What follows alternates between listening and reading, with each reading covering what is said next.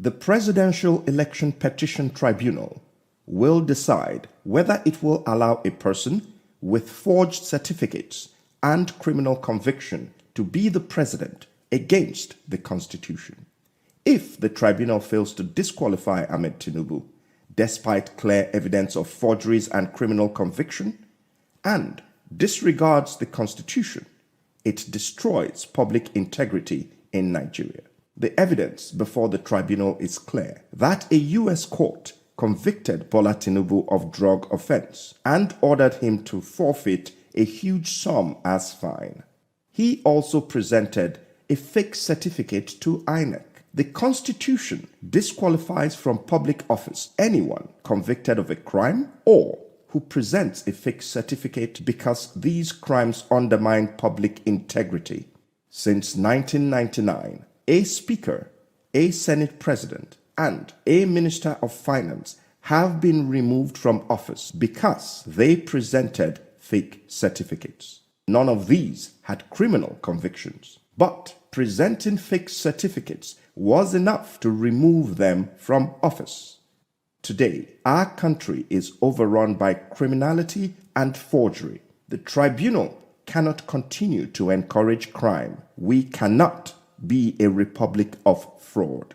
Otherwise, we lose credit and reputation and become a criminal state where even judges themselves will be victims.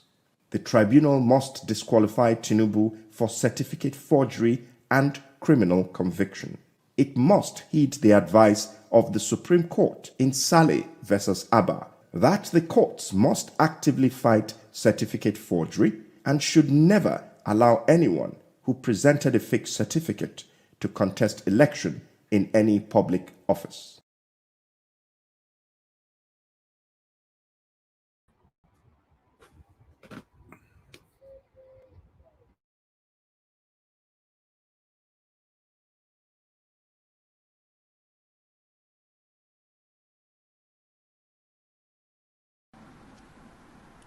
Many high-profile cases will definitely come to you, and they may likely come in company of some juicy, irresistible temptations, especially when they involve mouth-watering financial and business transactions.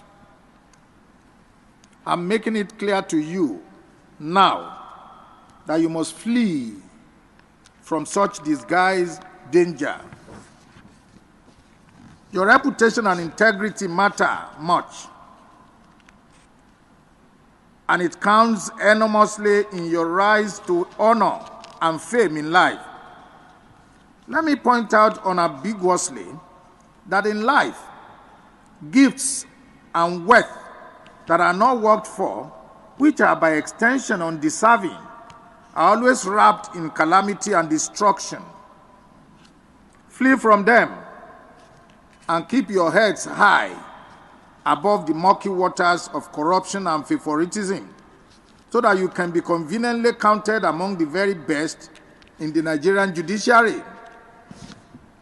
You must, against all odds, conduct your affairs within the ambit of the law and the oath that has just been administered on you.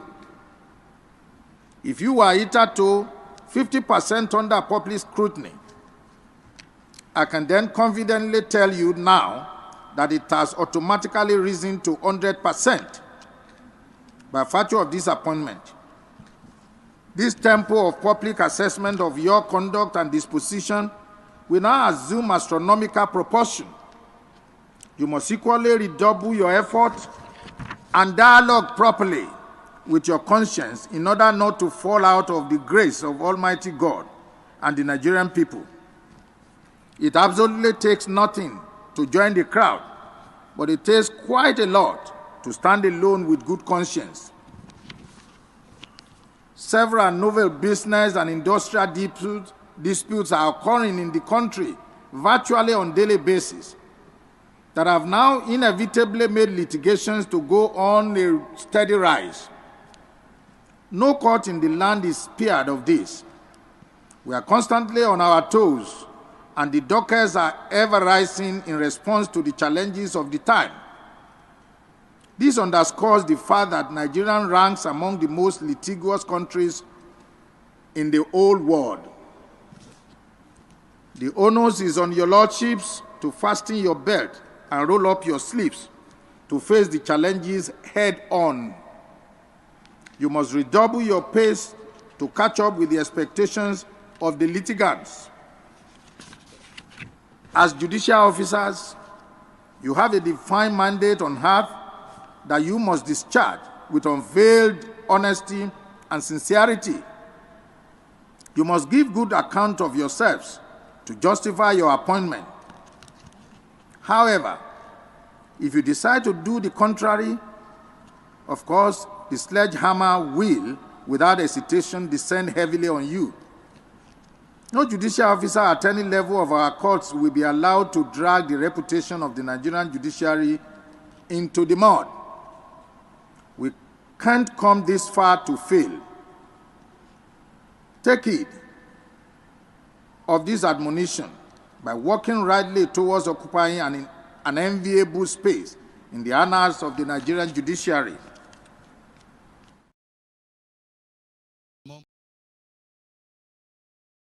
Láti sọ̀rọ̀, I no dey do competition with anybody. If I offend you, forgive me. Show me love, kó jẹ́ bísàbísà. Ká máa bára wa lò nínú ìfẹ́ kan, Akànbí. I no dey do competition with anybody. If I offend you, forgive me. Show me love, I go show you love, ká máa bára wa lò nínú ìfẹ́ kan. I know they do competition with anybody.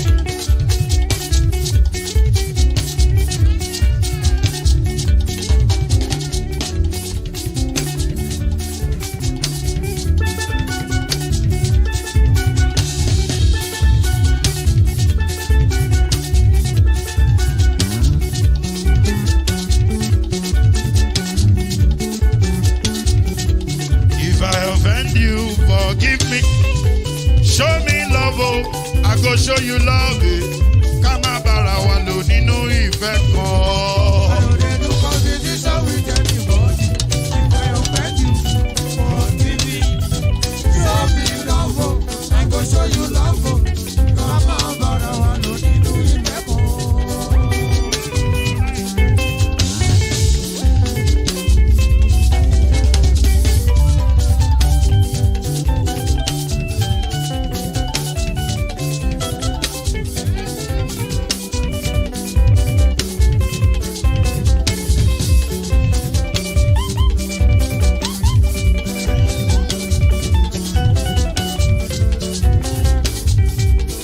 No, they do competition with anybody.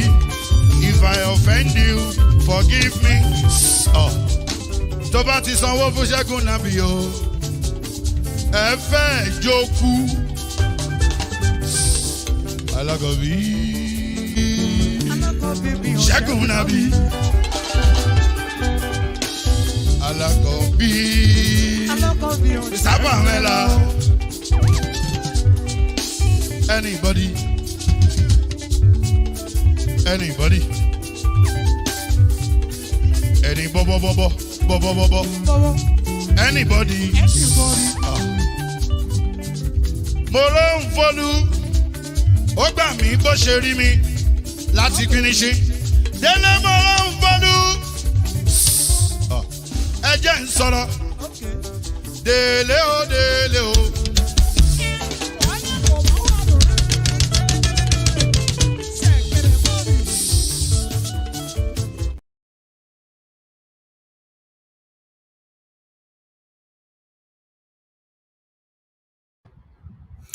All right, my people, good morning, good afternoon, good evening to every one of you right there. It's good to be back here again. How you guys doing today?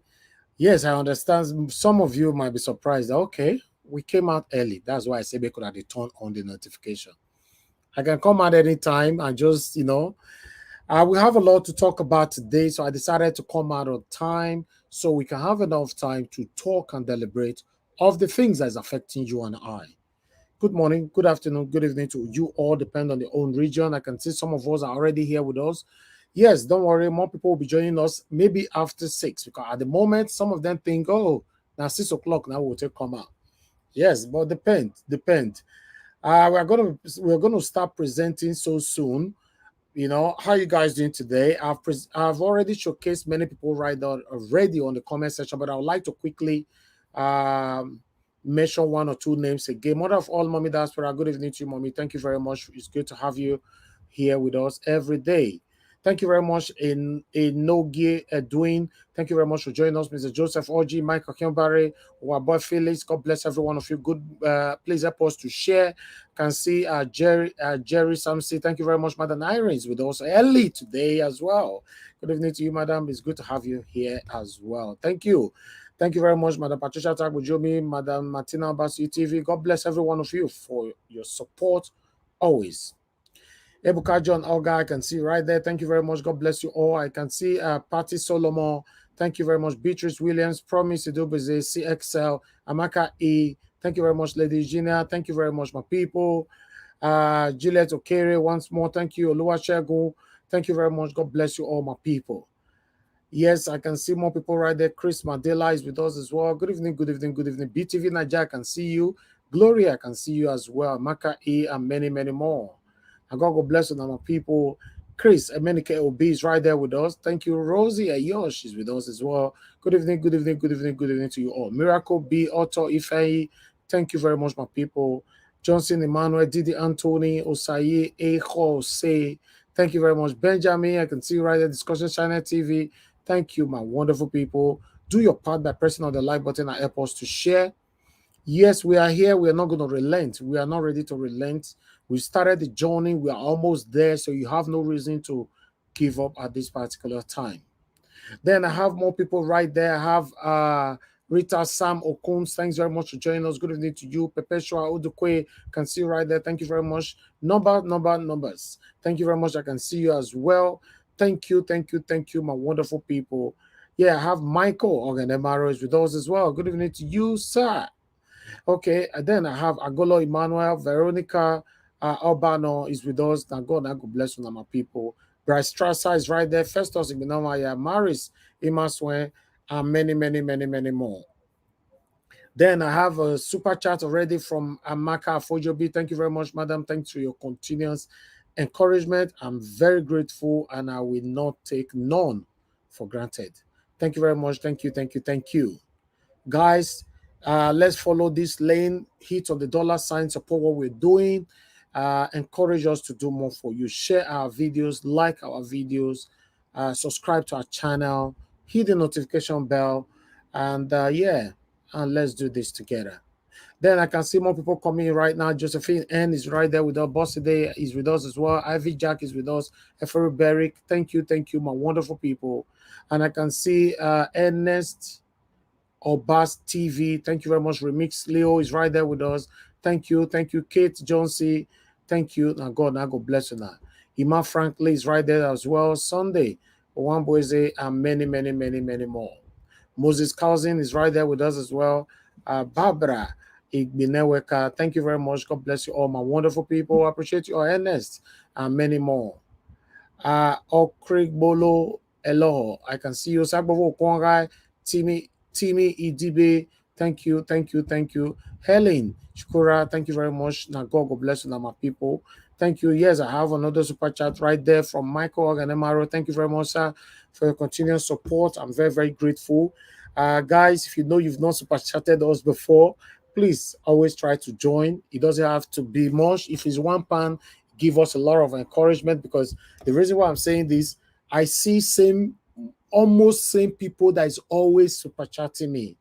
You know, in average, we normally have about 1,000 minimum watching us every day. Then I have a repetitive figures that super chat us every day, you know, in the midst of between 10 and 15 or 20 maximum people, you know. And you don't expect these same 15, 20 people to super chat in every blessed day, but they are repetitive figures. So if you can join them, that would be nice. You know, you don't have to, but join them, encourage us. Seeing the colors, Mr. Justin, LG, Mr. Joseph OG, thank you very much, sir, for the super chat. May God bless you. Say, Mr. Elvis, I greet you, my lovely brother, and God bless you. Amen, amen, amen, amen to that. Thank you very much.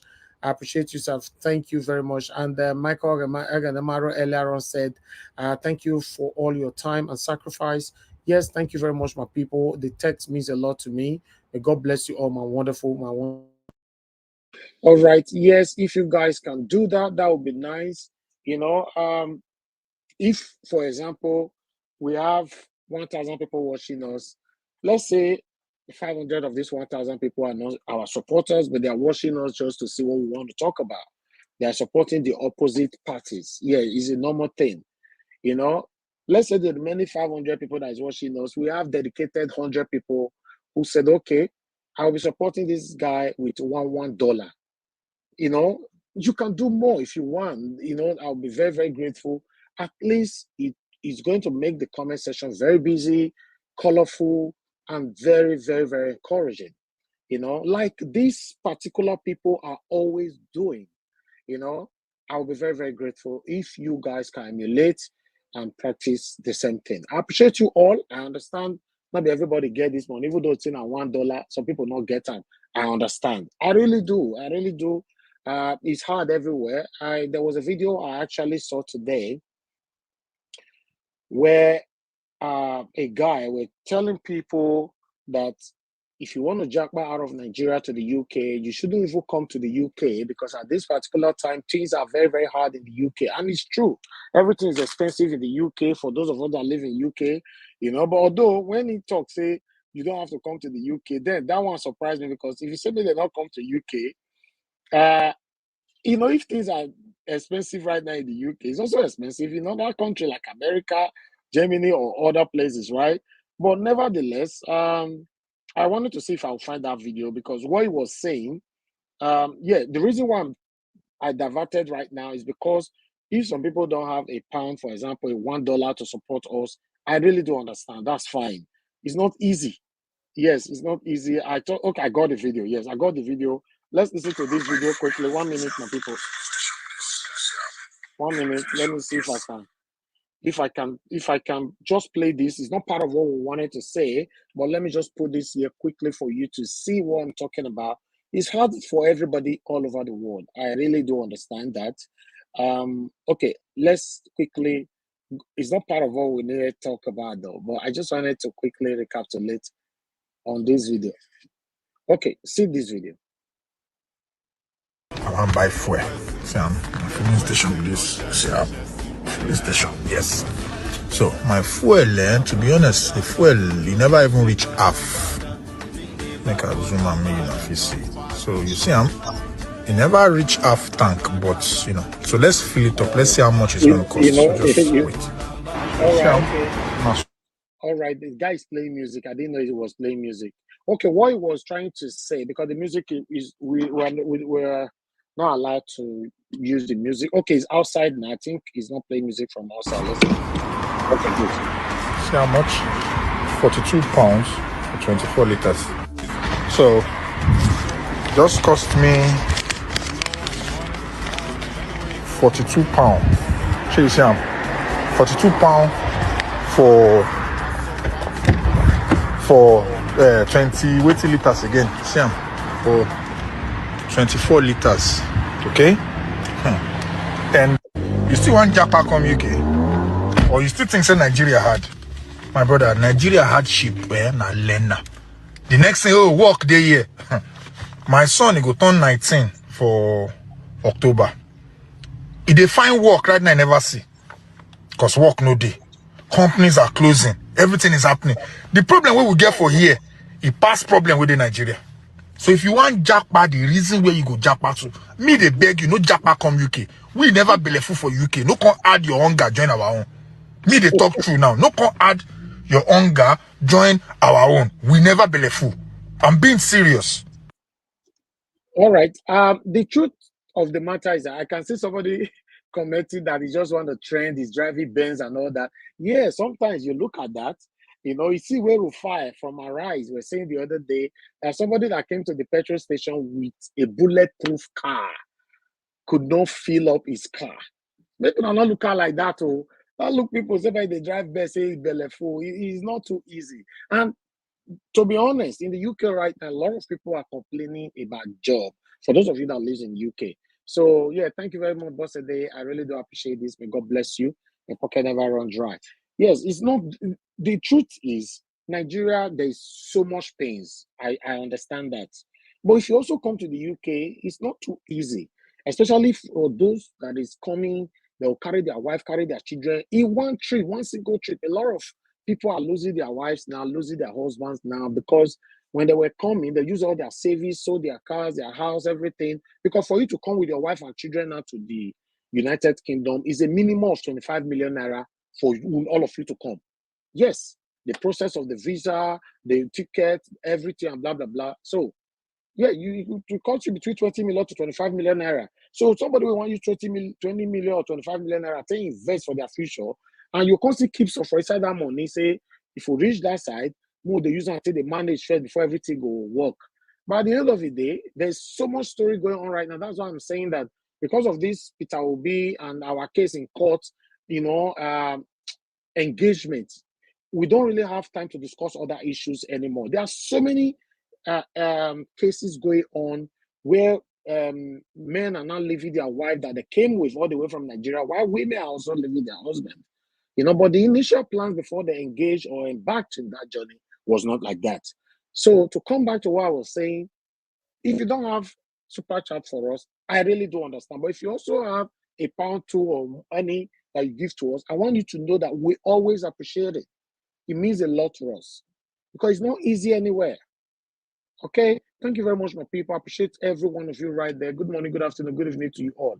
Thank you, thank you. So Mr. Johnson, man, he said what? He said 25 million naira, and the same person go say Nigeria had. Yes, so those people that is coming, that's what they are spending. Between 20 million to 25 million naira to come, you, your wife, your children at the same time. Of course, calculate it yourself. If you calculate it on yourself, you'll see husband and wife, their ticket now will often go stand for a minimum of 3 million or 4 million. I don't know. Right?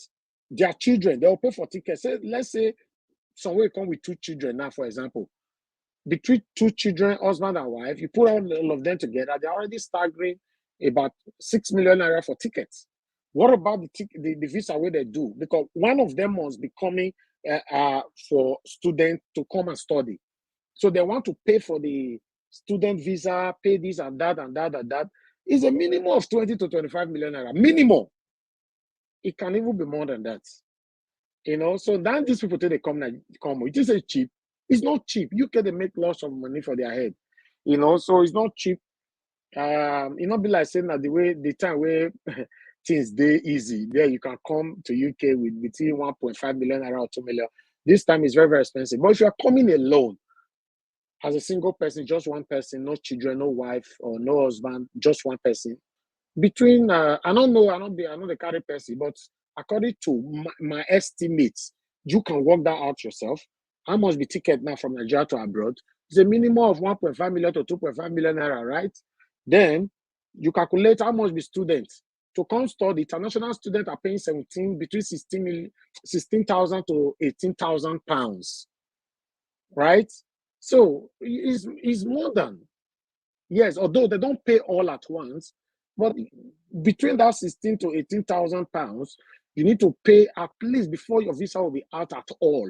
You need to pay at least a minimum of 8,000, for example. I not just know everything what they talk now. The figure is not right, but it's around. How much they're supposed to pay before they'll come is not right, but it's around. You can't tell me now, for example, your tuition fee is 16,000 pounds, for example. You'll pay 1,000 pounds, they'll give you a visa. It's not possible now. Or they'll give you an admission letter. It's not possible, right? So Mo could use normal every day to calculate it. So these people are spending between 20 million to 25 million naira minimum when they take they come UK, come study. So the problem now starts once they get here. get to the UK and all that, it becomes a problem. Because at the end of the day, they can to pay for rent is not easy as well. The husband need to go push. If now the husband can't study, go push his wife, may go study, may go do part-time work chapally. Some of them they look for paper where they want to work. If now the husband they go school, you are only allowed to do 20 hours. So everything is zigzag and confusing amongst them. So that's why you are seeing a lot of them are currently divorcing themselves. There's a lot.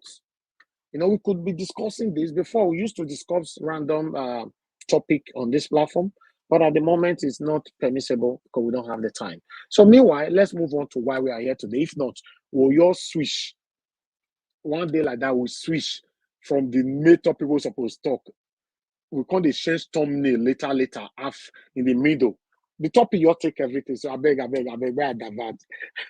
Thank you very much, my people. I can see more people coming in. Thank you. I appreciate every one of you. Right, as you all can see right there on the screen, the title goes, Pastor Tunde Bakare warning to Tinubu. In fact, Pastor Tunde Bakare, before I play this video, I just want to say thank you. To be honest, I want to say thank you because I've criticized so many pastors a lot. I was so grateful for Pastor Chris Oyakilome yesterday, but Pastor Tunde Bakare, Jesus, this man put his life out there. I don't say many of them don't see this video because they don't do enough for the past 24 hours, I guess. You know, this man put his life out there. He was actually spitting fire. Jesus. I just hope other religious leaders will emulate this. What about traditional leaders? We want to see you guys do something as well, please.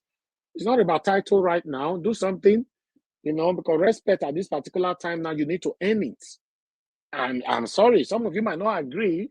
That time we're in a postmodernism where everybody's growing out of their normal growing position. So if you are sitting in one particular place and expecting everybody, you don't have choice, everybody must respect you. I'm sorry. This generation are growing out of that. Do something. Speak from where you are sitting on. Speak. We are suffering right now. The situation in Nigeria is affecting every one of us, and we expect you, our leader, traditional leaders, religious leaders, any kind of leader that you find yourself, speak. If not, go be as a ghetto. When I not say we not talk from here because Tunde Bakare shake table. It shake table. People, I think we should start with that. Let's start with that. Everybody like and share. Then I'll come back to you guys. May God bless every one of you right there. Press on the like button. Help us to share. Currently, we already have about 500 people watching us, but the likes is already 120. You know, I bet we can press on the like now. The like is not encouraging. What's happening? You know, we only have 120 likes. You know, I just say make I check. If I not check, I just that. So we carry 120 likes come up. I wait till they saw. Like say my mouth too sweet. Now they look my mouth. Now I remember to press like again. Maybe I know they talk. My ear they look. Mona for remember say like a day. Because I need. Then we're gonna press on this like. We currently have 132. Press on it. At least let's be staggering in the minimum of 250, you know, before we move on. A lot of people are joining us right now because they don't know so we started early, but it's not that much. We've been here now for 35 minutes, but that's fine. Obas, I can see you just coming in. Thank you very much. Best man, thank you. Madam Nena, thank you very much. God bless you all, my wonderful people. Rosalind, Obana, I can see you. And many, many more. Faith, Ogbaji, thank you very much. God bless you all. Peggy Modi, thank you very much, my people. Becky Eziet, thank you. Patty Solomon, and many people right there. I wish I can mention all the names, but I just want you guys to know I appreciate everybody equally. Now, God, now bless you now. All right, let's listen to Tunde Bakare here. I just pick, you know, as where I want me watch from, where I want me end. For me, the most important part of it, you know, I pick them. Let's be patient. To some of you who don't watch them before, maybe if you watch them again now, you'll be able to bullet point some parts because obviously some of you will be joining the panel later. Then you have what you need to talk about. I appreciate you all, my people. Now God bless you now. Let's start from here. Citizen who has for so long a time borne the brunt of the capricious policies of political actors and the greed of a colluding elite, from a wrongly implemented Naira redesign policy to an impulsive fuel subsidy removal announcement, and from a drowning of purchasing power in an attempt to float the Naira, to an unbearable increase in the cost of basic amenities. The past and recent months have been particularly excruciating for the Nigerian citizen, because whether he likes it or not, the honeymoon is over, and Nigerians are asking questions. Nigerians are not asking whether these alarming cases of corruption occurred during his administration or not. Nigerians are not exonerating him and blaming the past presidents who failed to do justice on these issues. Nigerians are not patiently waiting for President Tinubu to get his act together through trial and error. Nigerians are asking why the poor have to suffer for the criminal activities of these individuals and companies that are well known. Even as the government attempts an economic reform agenda, we must realize as a nation that no economy can thrive on criminal impunity. There can be no successful economic reforms without economic justice. Economic justice includes placing the cost of reforms on those who cause the problems in the first place, rather than on the people. Without economic justice, the attempts to sanitize the sector, including the Petroleum Industry Act, the abrupt subsidy removal, the exchange rate harmonization policy, and the announcement of palliatives will all amount to papering over the cracks of a broken down wall while the foundation is fast caving in. I have a question to ask all our agencies. Are they crime fighters or crime facilitators? Or how have these sordid transactions taken place over a decade under the watchful eyes of the Economic Financial Crimes Commission? How did these underhand dealings, which are a clear threat to our national security, continue for over a decade right under the nose of the State Security Service, or the Department of State Service as they are now called? Why have these alarming reports come from probes carried out by the legislature and civil society organization alone, and not from the security and law enforcement agencies? Why did the DSS work with vested interests just to discredit the probe of the House Committee in 2012, rather than investigate the individuals and organizations indicted and prosecute those found culpable as recommended by the committee? Recently, the actions of the DSS have raised concerns about professionalism and adherence to the rule of law. Instances such as the reported invasion of the premises of the EFCC and the handling of the case of the suspended governor of the Central Bank of Nigeria, CBN, Mr. Godwin Emefiele, has sparked discussions regarding the need for due process and equitable application of justice. Considering the reported claims by the DSS that his actions were in line with an order from above, the handling of the Emefiele case has sent a signal to the world that the current president's disposition to the war against corruption is primarily motivated by a clampdown on perceived political adversaries, while various other enemies of Nigeria remain untouched.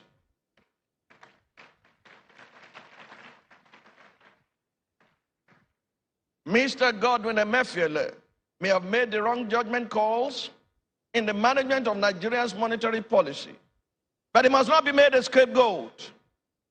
By the provisions of the Central Bank of Nigeria's CBN Act 2007, there's every possibility that the XY Central Bank governor did not act without presidential authorization. If Emefiele is found liable for any crime, By all means, he should be prosecuted. However, considering the dynamics of the pre-election environment and the then candidate Bola Tinubu's public allegation that the Naira redesign policy was targeted at him, the optic of the president targeting a Emefiele for prosecution after winning the election and being sworn in as president could be interpreted as a form of vendetta far beneath such a distinguished office. Yes. The same can be said of the detention of the suspended chairman of the EFCC, Mr. Abdurrashid Bawa. Mr. Bawa was not only linked to the Naira redesign policy, he had also disclosed that the anti-graft agency will arrest and prosecute some outgoing governors after the expiration of their immunity on May 29, 2023. Today, Bawa is being held in detention by the DSS, while Bello Matawale, a former governor that Bawa had been investigating, has been nominated by the president as a minister. Jesus.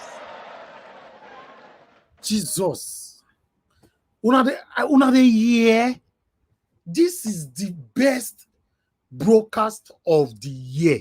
I'm telling you guys. The only broadcast will go be this broadcast. Now go be the one where they declare Mr. Peter Obi as the president of the Federal Republic of Nigeria. Because Bakare does spew fire. Although satanic APC have responded, after this video, I will show you their response. Let's move on. I'll take this part again. Today, Bawa is being held in detention by the DSS, while Bello Matawale, a former governor that Bawa had been investigating, has been nominated by the president as a minister. Once again, if Bawa is indicted in any criminal investigation, then the lawful thing to do is to prosecute him. To continue to hold him in detention in these circumstances raises significant concerns about the readiness of the Tinubu administration to fight corruption. This undemocratic disposition questions the pro-democracy antecedents of the president and indicates the consolidation of authoritarian tendencies. I'm reminded of the warning that I sounded to Nigerians in January 2023. My address titled Bridging the Gap Between Policies and Governance, I warned then that the policies of entitlement, the Emiloko type of politics, will breed an imperial presidency, one that will slide towards dictatorship and will be intolerant of dissent. It is rather preposterous that the DSS has reduced itself to a pack of Napoleon's dogs let loose on passive opponents of the president, when in this same country, a militant like Asari Dokubo is openly breeding an armed militia in open support for the president, doing so with impunity and without as much as a slap on the wrist from the security agencies. Our security agencies cannot look the other way in the face of the brazen violation of the Constitution by non-state actors who declare allegiance to the president while being ever poised to clamp down on the rise of the perceived opponents of the powers that be. Let me remind those who constitutionally hold a monopoly on the use of force that they do so on behalf of the Nigerian people and not as agents of those in power. This reminder is especially pertinent as Nigerians become increasingly agitated due to the hardships imposed on them by the government. As citizen-led movements spring up in Nigeria, the democratic conscience of those in power will be tested. Such office holders must remember the warning that we sounded in December 2011, a few weeks before the protests in Ojota, led those relying on their ill-equipped, underpaid, underfed police officers and political thugs remember the words of President J.F. Kennedy: a society that cannot help the many who are poor cannot save the few that are rich. The results of the last elections were a clear indication that Nigerians are fed up with what the APC has become. According to the results released by INEC, in the presidential elections, the APC had 15.4 million votes in 2015, 15.2 million votes in 2019. But by the 2023 elections, the AP support base had declined significantly to 8.8 million, with a loss of almost half of the traditional support base. If it were not for the divisions within the People's Democratic Party, PDP, and the emergence of the obedient movement of the Labour Party, LP, that split the traditional support base of the PDP, the APC would have convincingly lost the 2023 elections. Even now, the party's victory, as announced by the Independent National Electoral Commission, INEC, is being challenged in court. When I consider the vision and founding spirit that brought the APC, I cannot but conclude that the APC is losing the plot. The APC party, with clear motivations, was established as a progressive to establish true nationhood, eliminate corruption, oversee governance structure reforms, eradicate poverty, and facilitate economic growth. However, like its predecessor, the PDP, the APC has now become a platform for politicians who have neither conviction nor ideology and who hop from party to party seeking power at all costs. I remain confident that Nigeria will overcome the present challenges and that there will be a new Nigeria, a Nigeria that works for every Nigeria in my lifetime. Thank you for listening. God bless you, and God bless the Federal Republic of Nigeria. Lift your hands to heaven and let us begin to pray that this word will enter the right quarters. They will not replace excellence with mediocrity in our nation. Officials of the government will not have bad behaviors and be promoted on horses. In the name of Jesus, we need men who have capacity, who have character, who have competence. And if they will not yield, let the vision that we saw before come to pass. I see a young man with a kite. He was playing with the kite. He was going to high heavens. But he did not foresee the rain that would bring the kite down. The rain brought the kite down, and it was beaten and it was soaked. And then... Was he talking to Mr. Peter Obi here? Please listen. Maybe somebody else can digest this. A man standing on a hill was standing there laughing at him because he had an umbrella. He lifted the umbrella up and covered his body from the rain. And he said, we have the solution. He did not realize that a wild wind was coming that tore the umbrella into shreds. The umbrella was torn into shreds. He jumped down from the hill and ran into a hut. And the man with the kite also followed him. Inside the hut was a man with broom who was sweeping the water out. But they did not know that storm was coming that will uproot the foundation that was rickety and bring the entire house down on the man with the kite, the man with the umbrella, the man with the broom. They were swept up, and the fourth man showed up. The fourth man is not any known human being. The fourth man is the same fourth man in the fire. He's coming to lay a new foundation for a new Nigeria in the name of Jesus. Amen. He's taking away the old in order to establish the new. And when he steps into the terrain to begin to reign, you cannot stop him.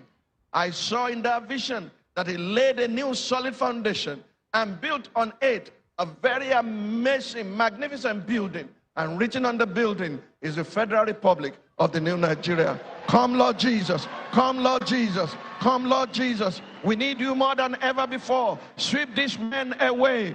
And those who cling to the old, let them vanish with the old. Establish the new in our land. Amen. In the mighty name of Jesus. Amen. We have declared what you have said to us. We have declared what we have seen. And we are asking, Father, Lord Jesus, come quickly. Amen. He that is unjust, let him be unjust still.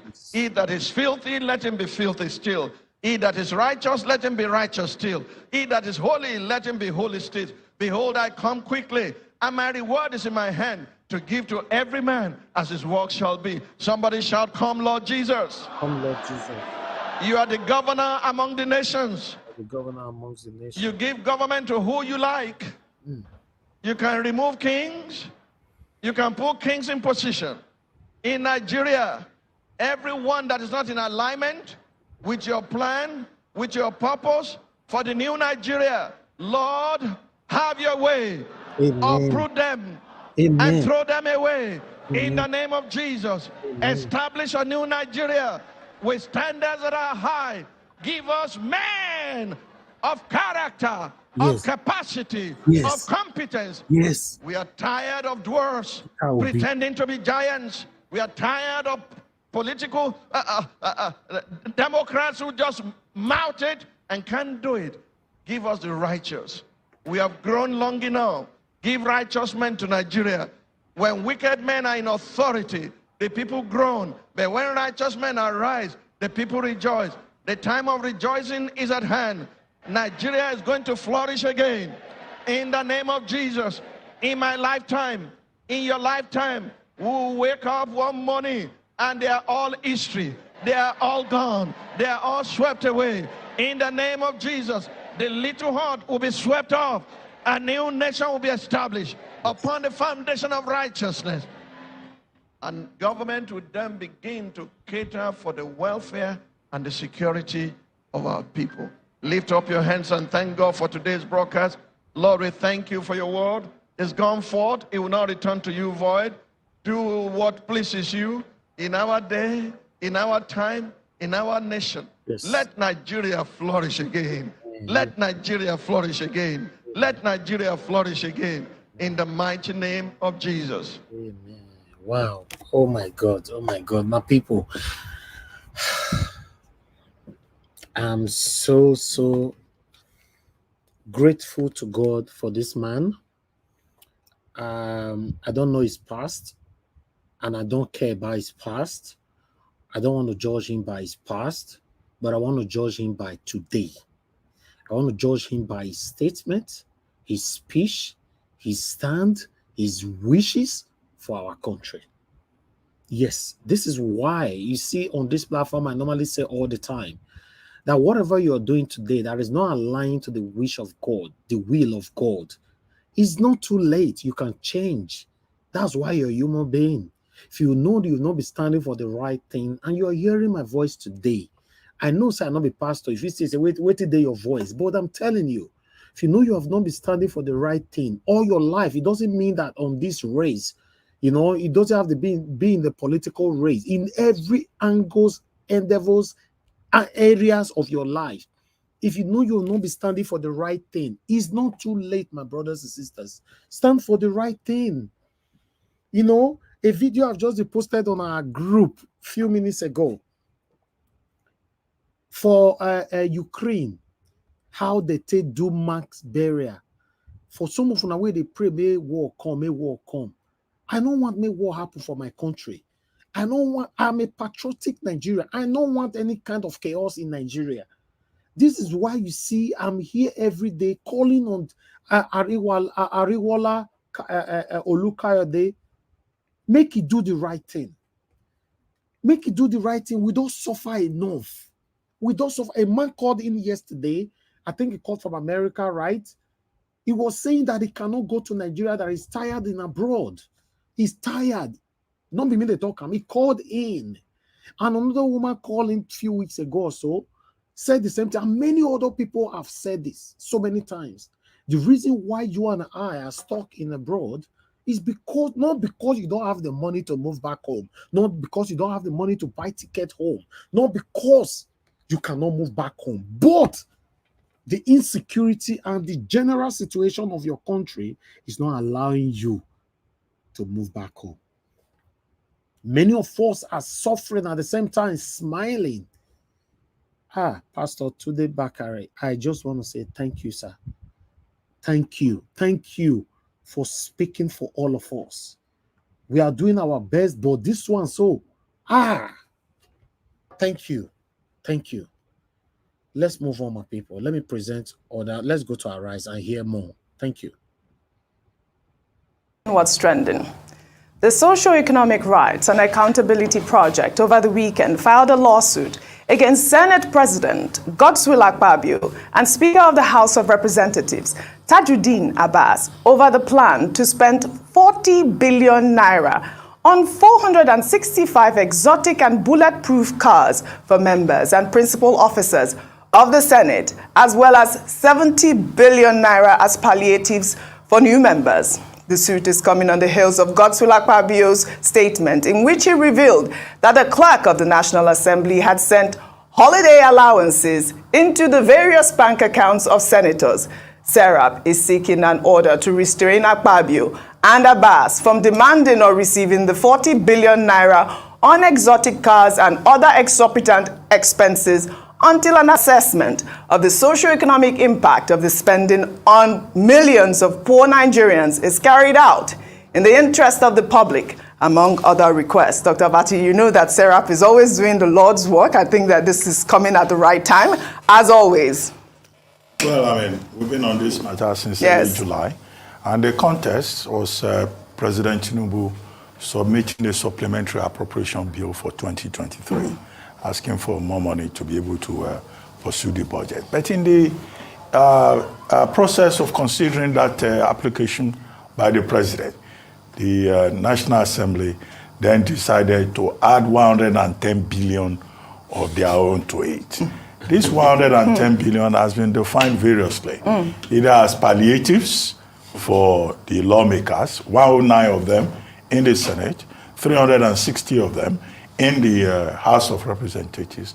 And you recall that Femi Falana SEN had issued a statement at the time saying that it was illegal, insensitive, and contemptuous at a time of grave crisis and poverty in the country for 109 plus 360 persons who are supposed to be representatives of the people, claiming that they alone want to take 130 billion for palliatives.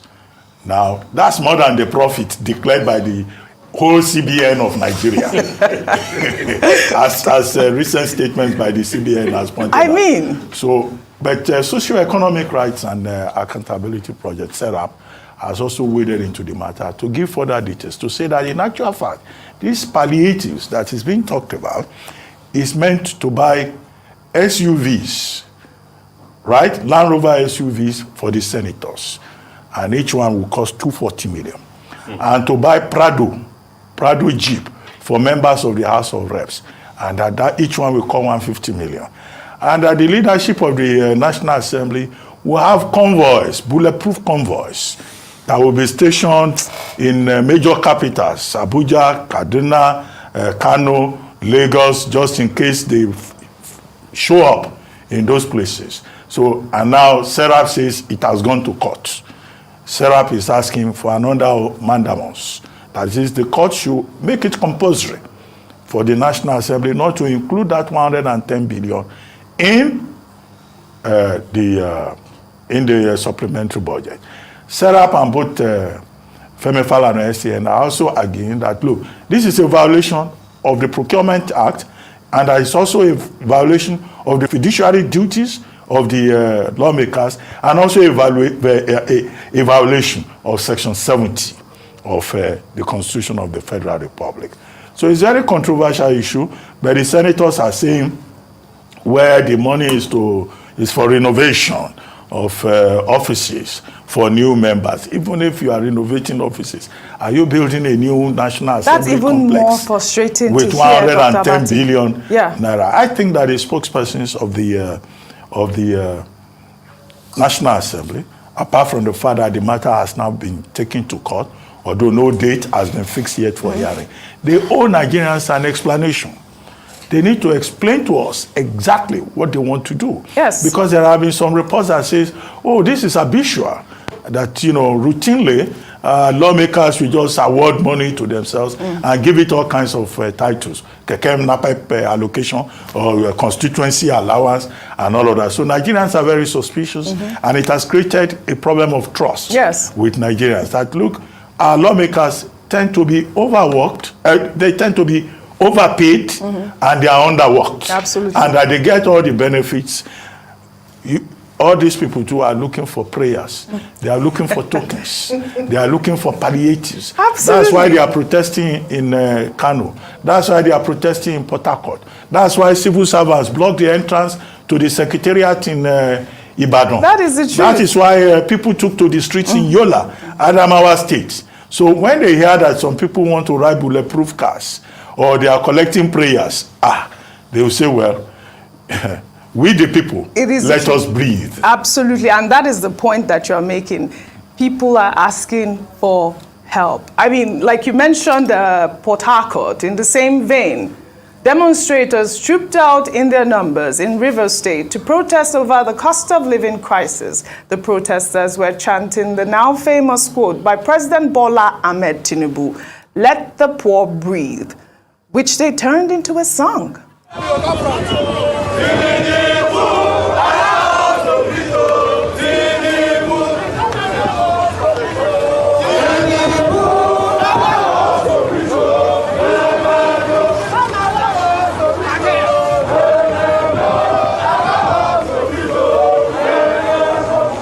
Allow us to breathe, oh Tinubu. Allow us to breathe, oh Tinubu. I mean, please. Let the poor breathe. Don't suffocate them. No. You see, we keep saying this. It is righteousness that exalts a nation. Sin is a reproach. Let's do things righteously. The people are suffering. And if the senators are righteous enough, they will not even ask for that money they're asking for. Yeah. You heard the senator, I think it was Alin Dume the other day that was speaking, and saying, it's just 2 million naira they collected in token. Just 2 million naira. These people don't even care about us. They are so insensitive. And they fail to realize the pain a lot of people are going through in Nigeria, the chaos and the avarice. As we're speaking this morning, all marketers are already talking about possibility of 720 naira per litre for petrol price. Oji, 580 already. People can't buy. Look at the streets. They are empty. People are crying. Companies are laying people off. They are saying, allow them to breathe. Yes. The chaos and the pain is so much in the land. President Tinubu is saying pregnancy pain. Pregnancy pain. See, President Tinubu, do you know that women too die out of labor pain? It gets to a point that a woman will push and then she loses her life. So when you make that expression and say, oh, pregnancy pain, remember there are women too that die as a result of the pain from labor. And they can't push any longer and they lose breath. There's something called maternal mortality. So is it when you keep people from the pregnancy pain, when will they be alive to enjoy the baby that is being born? And I mean, for women now, when the pain gets so much, what do? They pump in painkillers. Abi? Yes. This pain is too much. If there's nobody telling you, we are telling you, we are feeling the streets. People are dying from pain. 720 naira per litre now, they are saying cost of everything is on the increase. There are no jobs. People are doing all sorts. President Tinubu, allow us to breathe. Don't suffocate us. Yes. You have good intentions for this country. Let the people see the good intention. If you genuinely love the people, start by speaking against this National Assembly. All right. Ayo, earlier on my headline, I took the story of Pastor Tunde Bakare, that he mentioned the fact that, Tinubu's the detention of Godwin Emefiele was a personal vendetta. And, you cannot help but say that this is what's happening. He's been there for over, 60 days? 60 days. There's another story that was trending over the weekend on social media. The fact, you remember we took a Fashola story where he sued Jackson Ude, Reportera.ng as well. And I believe the DSS had moved in to try to arrest the owner of Reportera.ng. And they raised alarm that, they had to pick his brother. Let me read a tweet. Update. 80 hours since Chike Ibezim's illegal abduction by DSS, the MD of Reportera, Nnamdi Iruefi. Ibezim's younger brother, Chike Ibezim, is still illegally detained by the DSS following his petition by Fashola against the indicted trio, including Reportera. It has been 3 days since the 30-year-old entrepreneur, who is set to get married in 2 months, was picked up by the law enforcement agency. In case you people don't get what they happen for you, make a quick analyze this part. These satanic people, it's just like me talking right now. Maybe they'll say they don't see me. They'll go to my house or go carry my younger brother. This is what these guys are doing. Because as far as I'm concerned, you know, information reaching me, Reportera doesn't live in Nigeria. You see, because this situation now is against them, is against Fashola, and they are in power. They are intoxicated with the power and now using it to suffocate the common and the innocent Nigerians. Let's move on. Now, where we find ourselves with this. By the DSS following his petition by Fashola against the indicted trio, including Reportera. It has been 3 days since the 30-year-old entrepreneur, who is set to get married in 2 months, was picked up by the law enforcement agency after meeting the absence of Nnamdi Ibizem, who they had intended to pick up following the petition by the immediate past Minister of Works and Housing, Babatunde Fashola. What type of country are we living in? Don't forget to add the SAN to his name. Because SAN, that's Senior Advocate of Nigeria. He's a senior advocate Yes. of Nigeria, and so should know the law. I'm sure Dr. Bat is here, so I'll defer to him with regards to, I don't think you can take another man to pay for the, to pay the price or to go on an investigation on behalf of another. So I'm talking about Mike Ibezim's brother, why he was picked up by DSS. Another criticism for DSS is that we have seen DSS in the last few months take on matters that do not particularly fall under their remit, even including some civil cases. Look at the issue with Mr. Emefiele. That terrorism charge, we are still waiting for it. Yes. At the end of the day, the court has ruled that he should be taken into custodial service, but they came in and said they are coming. Are you allowed to arrest or to detain a man in view of a potential charge? Is this what we have turned to? I think we need to make a bit more, just raise up this alarm, because what I keep saying is, if we don't do it now, we think it's Mr. Emefiele today, Mike Ibezim tomorrow, Mike Ibezim's brother. It could be anyone tomorrow if we don't respect the rule of law. And President Tinubu, on his May 29 inaugural speech, said he was going to respect the rule of law. He was going to rule constitutionally. Can he keep to his word? That's it. Can he be a man of integrity? And I call on Mr. Babatunde Fashola, SAN. Under his direction, with his petition, DSS has acted in his stead. Yes. Can he speak up on this matter? He's a senior advocate of Nigeria. He can understand, he does understand what the law says about matters like this. Well said. Well, the matter is off the hands of Babatunde Fashola SAN. He petitioned the Department of State Service to say that, look, some people, Yoruba Sheikh, Frontera, and Jackson Ude, yes, that these persons had caused to be published statements saying that he was helping the Presidential Election Petition Tribunal to write judgment. Yes, that's the story. Now, that in itself, if it is true as alleged, is defamatory per se. And he says, look, this is something that can put him at risk, and that he wants the state, right, the police, the DSS, to investigate this and protect him. That's all he has done. Maybe it's on the basis of that the DSS has now gone to look for the publisher of Frontera. When they could not find him, they picked his brother. Yes. That is what is questionable. That's because what the law says, Section 7 of the Administration of Criminal Justice Act says you cannot be arrested in place of another. It's called arrest by proxy or arrest in lieu. Look at this. So you cannot be denied your right to personal liberty under Section 35 for an offense you have not committed.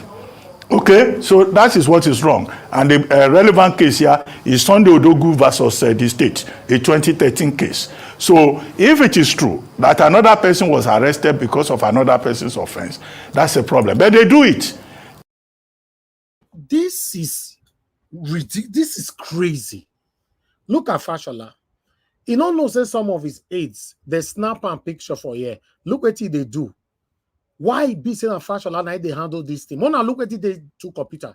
What did they do for it? He was putting, according to the statement on top of this thing, how he was putting result. Let me just bring the total, what they wrote there. Look what he was doing. According to them, what they wrote there, let me just bring it in so that everybody can see. May not be like say, now my math, now it come from. Let me put it on the screen. See him, he was doing this in his office.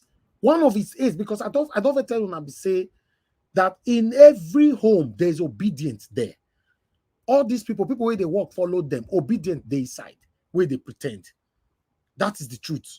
So look, the statement where they write put for the top. Say, behold, Fashola imputing an already ringed result for Tinubu and APC, all eyes on them all. They are distracting you with the ongoing unrest in the Niger Republic while manipulating the ongoing PEPT. All eyes on Judiciary. Stay awake. Evil men are working day and night.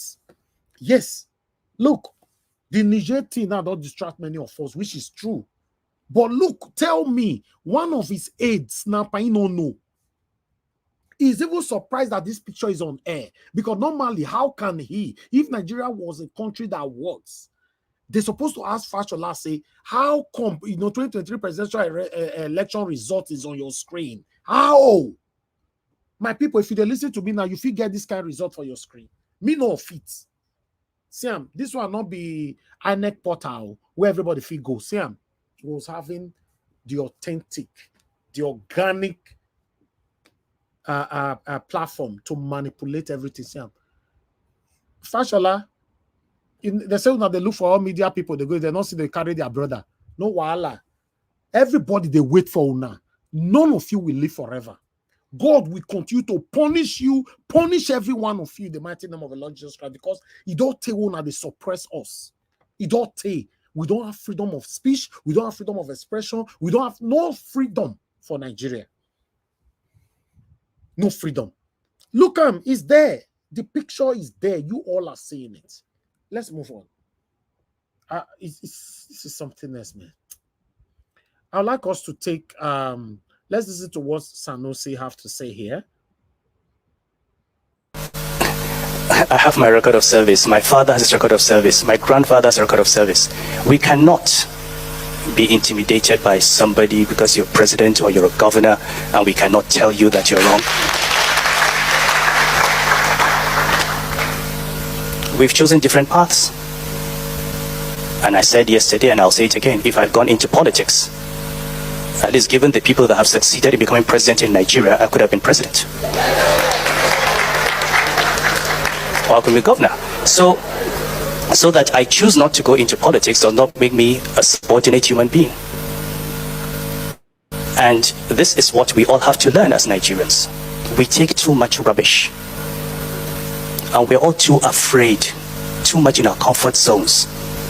And by the time these guys finish with us, our children will not have a nation. And this is the real challenge that we face. How do we stand up? How do we retrieve our nation? How do we go back to that vision that we had? How do we give our children the opportunities that we have had? And even better.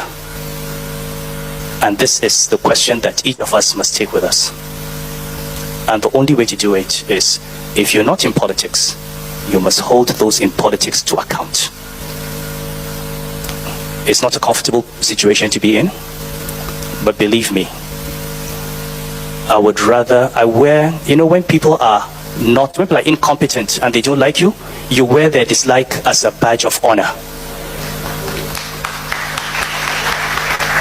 You can't be comfortable, you can't be normal in a dysfunctional environment.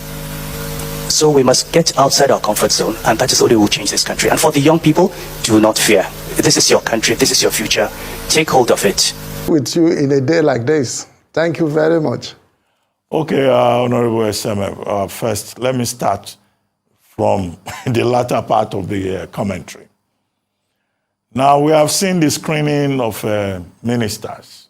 48 of them, 45 got approved. And in the course of that, the general impression of Nigerians is that, look, these senators, This National Assembly is operating as if they are running a circus, as if it's a wing of Baba Salah's comedic institution or an Alibaba extension. First, the Senate president came on one occasion. He said, "Oh, let the poor breathe." And many of us thought that the Senate president was mocking the suffering. You guys watch out. The guy will start laughing just now. Because it take like say everything is normal. Because nobody arrests these people. Una don't hear them before say they arrest the people with fair rule. Long-suffering, oppressed, disoriented people of Nigeria. And then the same Senate president came later and said, "Oh, we have put some tokens in your account." There was a lot of murmuring from the back. And then he said, "Oh, we have put prayers. We have communicated prayers to you."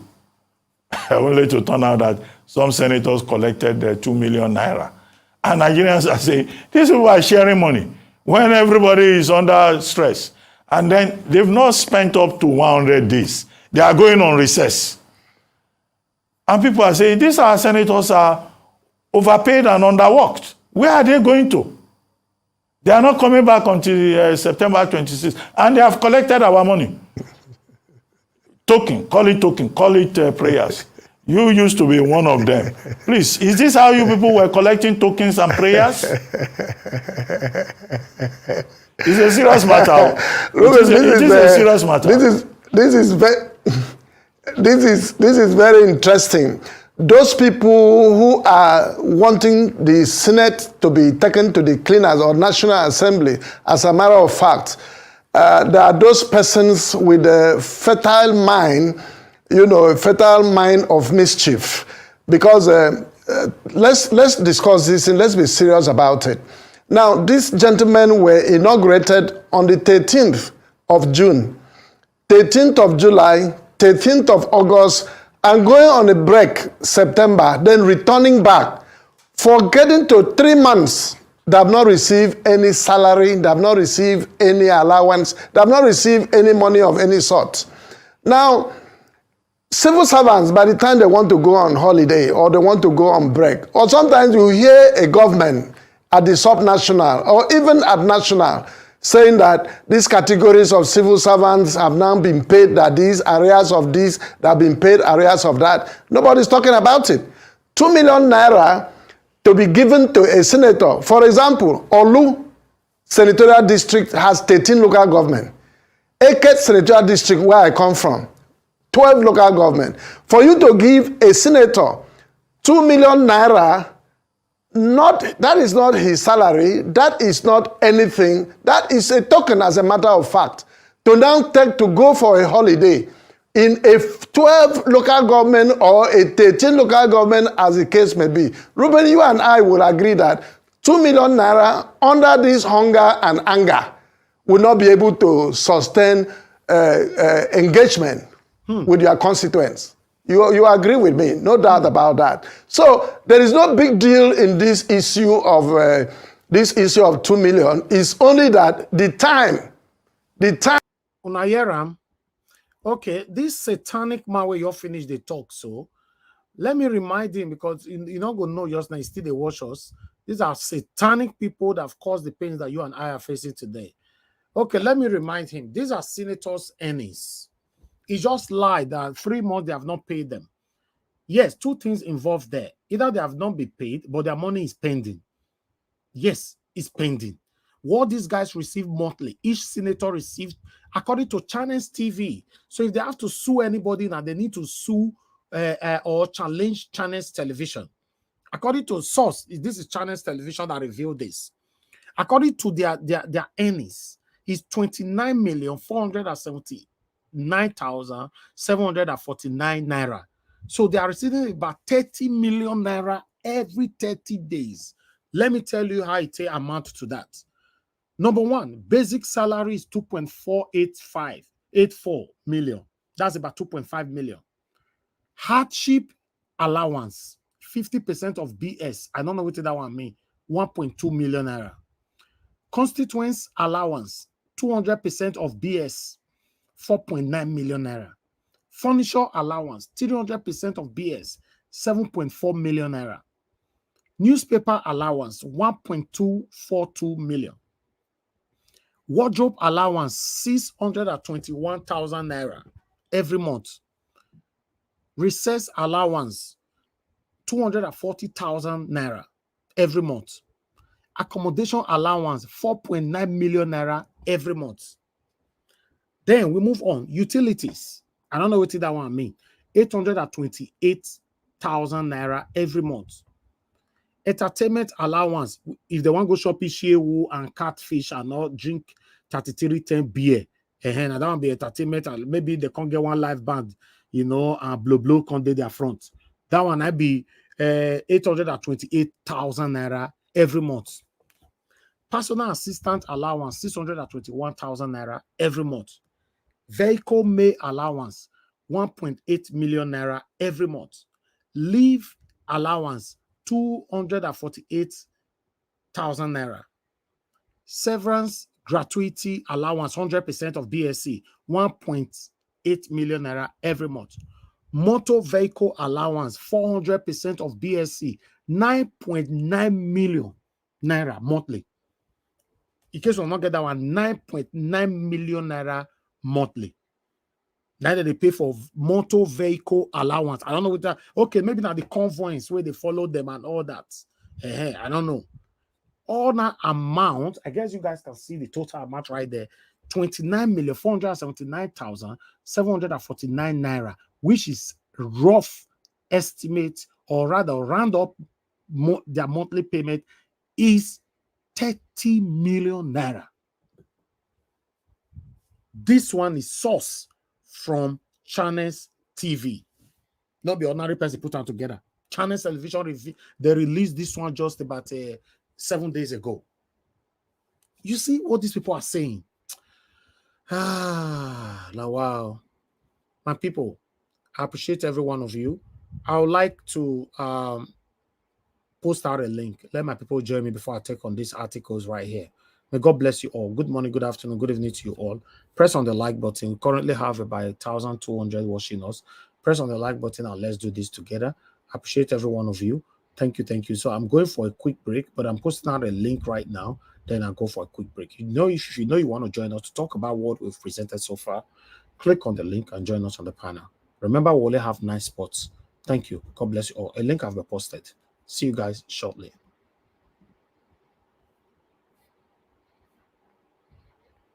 Momo láti sọ̀rọ̀, I no dey do competition with anybody.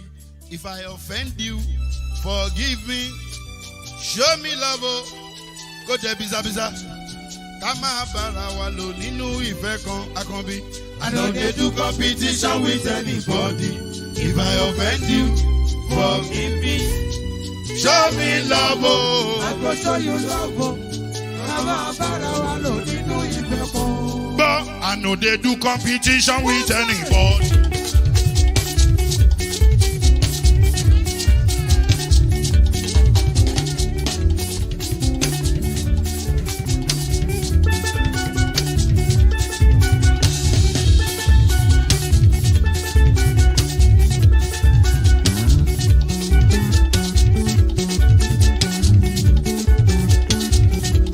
If I offend you, forgive me. Show me love, I go show you love. Ká má bára wa lò nínú ìfẹ́ kan. I no dey do competition with anybody. If I offend you, forgive me. Show me love, I go show you love. Ká má bára wa lò nínú ìfẹ́ kan.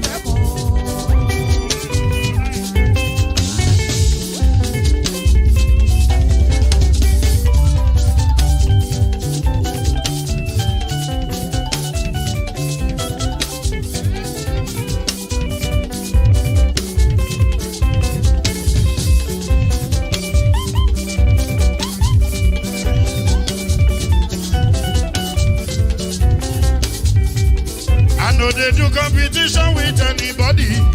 If I offend you, forgive me. Oh, tó bá ti sanwó fún Ṣẹ́gun Nàbí o, ẹ fẹ́ jókòó. Alagobi. Shakunabi. Alagobi. Sabamela. Anybody? Anybody? Any bobo. Anybody? Mo ló ń fọlú, ó gbà mí bó ṣe rí mi láti finishi. Délé mo ló ń fọlú, ẹ jẹ́ ń sọ̀rọ̀. Délé o, délé o.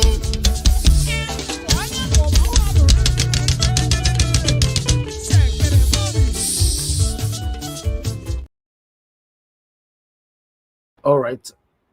Thank you very much, my people. I appreciate you all. Thank you for joining us. Good morning, good afternoon, good evening to every one of you. It's good to be back here again. Please press on the like button, help us to share. I can see we already have a couple of people right there already with us. So I'm going to start accepting people in right now before I'll take reactions from people and start taking on articles as well.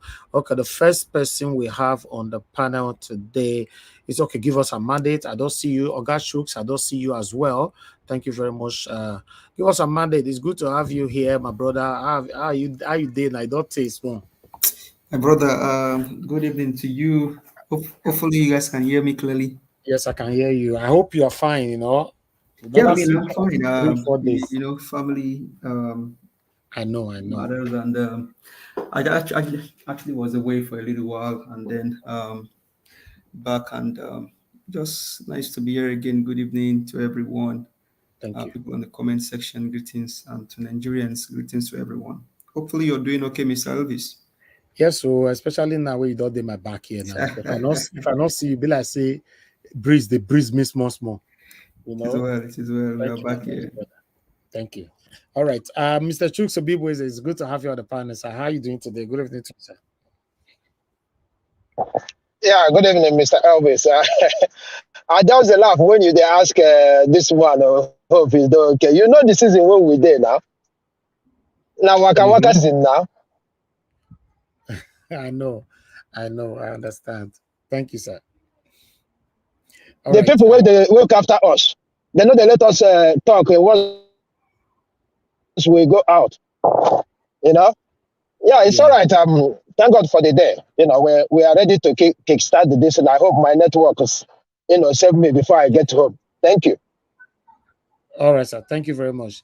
All right, Omo Yeskona, thank you very much. Good evening to you. It's good to have you on the panel. How are you doing today? What? I made it a second? Wow. You don't be second, you be third. Okay. Greetings, Mr. Elvis and everyone on the panel and comment section. Thank you very much for coming. So, man, there's a lot happening, though. I mean, yes, there's a lot happening anyway. Thank you. Thank you very much. God bless you. Thank you. All right. F. Emmanuel, it's good to have you on the panel today, sir. How are you doing today? Hey, Mr. Elvis. Good afternoon. Good evening. How are you today? Can you hear me? Hello? Yes, I can hear you. Thank you very much, sir. I'm good. Thank you. Okay. All right, I'll come back to you shortly. Thank you very much. All right, I'm a Bright. Thank you very much, madam. It's good evening to you. How are you doing today, man? It's good to have you on the panel. Thank you, Mr. Elvis. Thank you. My greetings to everybody. I'm doing fine. Thank you. Thank you very much, man. Thank you very much. It's good to have you on the panel. All right. I have Mr. Alex with us. Mr. Alex, my brother, how are you doing today? Good evening to you. Thank you, Mr. Elvis. I'm very, very, very, very happy to be back to you guys. Thank you for the good work you're doing. I want to say greetings from Amagba. Thank you. Thank you very much. Thank you. All right. We have One Man Went to Moon with us. One Man Went to Moon. How are you doing, my brother? Good evening to you. Thank you for having me, Elvis. I was hoping to speak on the Tunde Bakare clip that you played at the opening phase of your thing, but I suspect you may not be able to get to me before I have to leave because you have you have a long list of people. So maybe I might not be able to speak, but I was hopeful to speak on that. Yeah, but try to come in next time. Try to be number one, because a lot of people complained about it. That Mr. Najawash, if he speaks, I I would like to understand. speak I also. Thank understand. you. It's turn by turn, but What? I'm just saying I Hold might on, not If be he able to speaks, hang around for Najawash, long if he enough. Yeah. speaks, I would like to talk after he's done. Thank you. Can I give him the chance? The number one person, give us a mandate. Can I quickly give him time to speak on that, please? No. I would Let him also wait. like Let to him wait. speak Let him as wait for well. his If turn. he Wait speaks, for his Yeah, I turn. all of also us want want to to speak speak. first. We are all busy. All Yes, right. we are all busy. Let me not disrupt your session, Elvis. Let me leave you to what you're doing. Maybe in Okay, another session. one man. Yeah. The situation here is that some of them complained that I whenever you know. I speak, heard you them leave. when I left. Yeah. Yeah, you leave. Yeah, Yeah. because sometimes they want to respond to whatever you've contributed, but you are not there anymore to talk to. Sorry, can I just address that just for 2 seconds, and then Yes. it's not. Najawash, if he address that, I'm going to have something to say Just for give me him too. 2 seconds. Just 2 seconds. Okay, go ahead. I need 1 second. I need 1 second, Okay, Najawash. you go first. You go first, Alex. Go first. No, you go first. All right. It's not that I'm not able to take on conversation, or I don't want to take on conversation. It's just that when you come on, it's a busy time for me. So anytime I do feel like coming on, I just want to come on, share a thought. If somebody wants to say something, I respond to that, but I don't really have the time. What you need to do, one man, what you need to do, I'm going to give you these tips. Try to target to be number one, because I remember. No, I just come when I feel like it's not an essential, Then if we are fighting for a better Nigeria, we must be able to demonstrate the same what we want in Nigeria. Jumping others to give you priority, then it becomes a problem. No, don't do that, because I don't want to offend anybody. Mr. Najawash, when people who support the satanic APC want to talk, we who are on the side of the people, we want to say something too, even if it's 1 second. Absolutely, Mr. Alex. Yes. Mr. Elvis, can I ask a question, please? Okay, go ahead. Okay, this man speaking is a descendant of Yoruba. I'm a Yoruba man. He lives in... use your Yoruba. Don't go to the insults immediately, because you don't have to be insulting to communicate. Let me get my thoughts. Hold on, sir. Yeah, but don't go to the insults immediately. You don't have to insult to communicate. Just hold on. Hold on, sir. We're not yet to argue. Just hold on, sir. APC you live in UK. Hold on, sir. You live in UK. I live in the United States of America by God's grace. Can you jump on CNN or jump on other channels that doesn't belong to someone like me and you, and tell them you have something doing quickly? You can't do that. You cannot do that. What are you saying? I'm saying I'm willing. Sorry, maybe you didn't hear what I said. I said I'm willing to wait my turn. I have followed your trend severally. I said I am willing to wait my turn. So you're not yet to argue today. If you cannot wait for your turn, please, sir. Do you have problems with communication? I came in and I said I'm willing to wait my turn. Don't speak propaganda. That's not what I said, Elvis.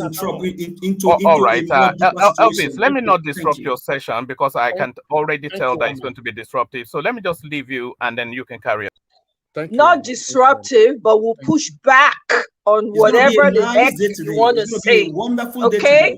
So you cheaply come in, you sneak in from the back door, from the window, and then you hop out, talking about insulting, talking about, I don't want to disrupt. You cannot disrupt this, Mr.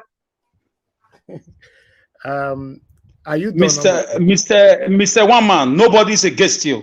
We are against the system that you seem to be supporting, because people are suffering, people are dying, people have issues because of the wicked policies that you guys are supporting. I honestly would have loved to hear what that man wanted to say. Honestly, so we are here. Maybe you didn't see this coming, but we are here. When one talking, Madam Nena, I not get anything. That man not get nothing to say. Now evil. Now they come. Madam Nena, I wanted to give him the time, but I cannot force the number one person that he must speak. Yeah, I understand. Exactly. Like I'm oppressing them, and I don't want to find myself. I get you. Yeah, I understand. Yeah, but whenever one man comes in and he be the first, he always have the opportunity to speak. Anyway, I have somebody. Mr. Elvis. Yes, sir. Hold on, Effie. Go ahead, Mr. Chu. Even I think somebody raised it. When he come here, he drop a statement and he go. Then everybody is calling, we keep discussing it. No, that is wrong as well. If he want to come to this panel to say something, he must be there so that if there is anything to argue about or to sort out, that is the right way to do it. Not if he come here, he drop statement, then people will use that as a distraction. No, for me, I'm not gonna. If he comes here and is not ready to be here, I don't think it's wise to give him the opportunity. Mr. Elvis, with due respect, can you just move on, sir? Move on. We shouldn't give. Okay, Madam Busy Brains, quickly. Somebody on For the me, phone. I think just like Mr. Chuk said, if he is to come and give his submission, he should be willing to stay. If he's not going to stay, for us to be able to give an argument, because at the end of the day, we are here to raise awareness, to put up arguments, and if his argument is superior, fair enough. But if he's not able to stay for us to argue our own part so that we can determine whose argument is superior, then he does not have a say or a right to come and throw his bullet or poison. Madam Busy, what I will add to that before we move on is that, to be honest, I don't think I have power to force him to stay. But if he was the first person that came in today, I will let him talk. Yes. No, I understand. But you know what he's doing? He's just going around like a cancer, hopping up and down. He will throw his own cancerous barbs with words, and then he will just leave, causing confusion because he's not staying there for us to be able to argue out. And at the end of the day, that superior argument is what wins the day, and it gives us closure. So he comes and stays his cancer, and he does not give us the room to also address it and give us closure. So he gets closure and we don't. Thank you. Mr. Elvis, that's a point from Bristol Brain. It's a big point, but if he has to say anything, he has to say to answer any question. That's why we ask him. Okay, thank you, everybody. Somebody's on the phone. Mr. F.A., thanks very much for calling in. You have 2 minutes. Thank you. Talk to us. Niger Watch, God bless you. Niger Watch, I want to, first and foremost, Locke run against this. One man went to move today. Locke went run against that. Thank God, my great panelists, they're on ground today. They're on the panel today. Number one, Niger Watch, and I want to tell you today, you with this one man went to move, although you be person with this same and they respect everybody. To start look about media, you will not be made cross. I want to tell you today. You know, say our people they use and they make people say, first way they dance, you know they talk say it's a bit dance. Now people when they look at, now they comment. You will not be made. I don't know the reason why you always they give this man this privilege. So they always they call it big problem. Okay, now but he never made problem today. Now, no, it's no problem. But if not be the way you are just analyze the issue now. You know waiting for play this evening. So this man, you not supposed to come here. If he come, fine. If he be first person, let him make his submission and wait for others. You cannot make your submission and run away. No. Okay. Because other people because you can just cause chaos, cause nonsense, they will run away. You will change to a big argument there. Thank you. Understand, bro? Thank you. So I don't want to tell you. Thank you, my brother. Your platform are elephant. Not they give out that privilege again. You will Thank you. For media. Thank I don't want to tell you this. Thank you very much. Thank you, Mr. F. Your body today hot. All right. Let me pick just one call, please. I don't want everybody to focus on this. Justin, thanks for calling in. Good evening to you, sir. Talk to us. Yeah, hello, Niger Watch. Good evening. I really want to thank you. I really want to say thank you. Thank you for everything, and God bless you very much. Thank you. And I want to say thank you to everybody in the panel anyway. Everybody's gathered. I think I'm in my own corner, just waiting for the program, and the program starts. Yeah. Now, I'm just gonna go straight to the point. One man, trust me, nobody have beefing against you. It's just that you're not standing for the right ideology.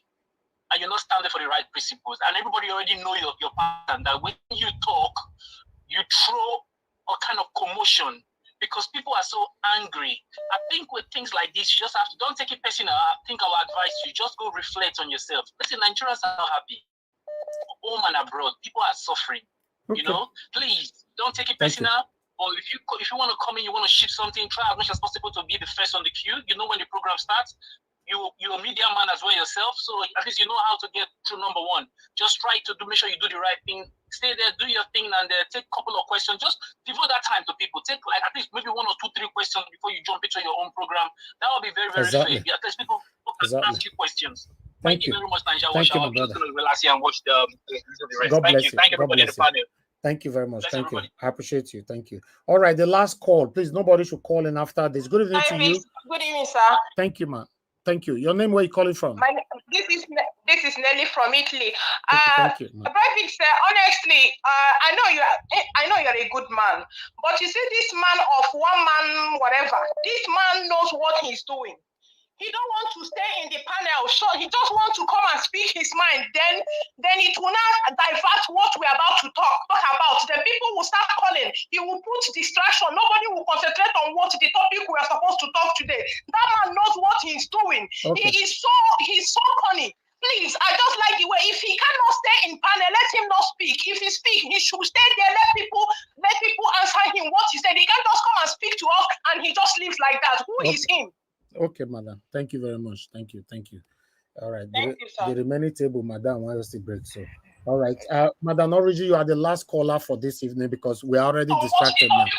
Hello. Thank you, Madam Origin. Good evening to you, ma'am. Please, you have only 2 minutes. Go straight to the point.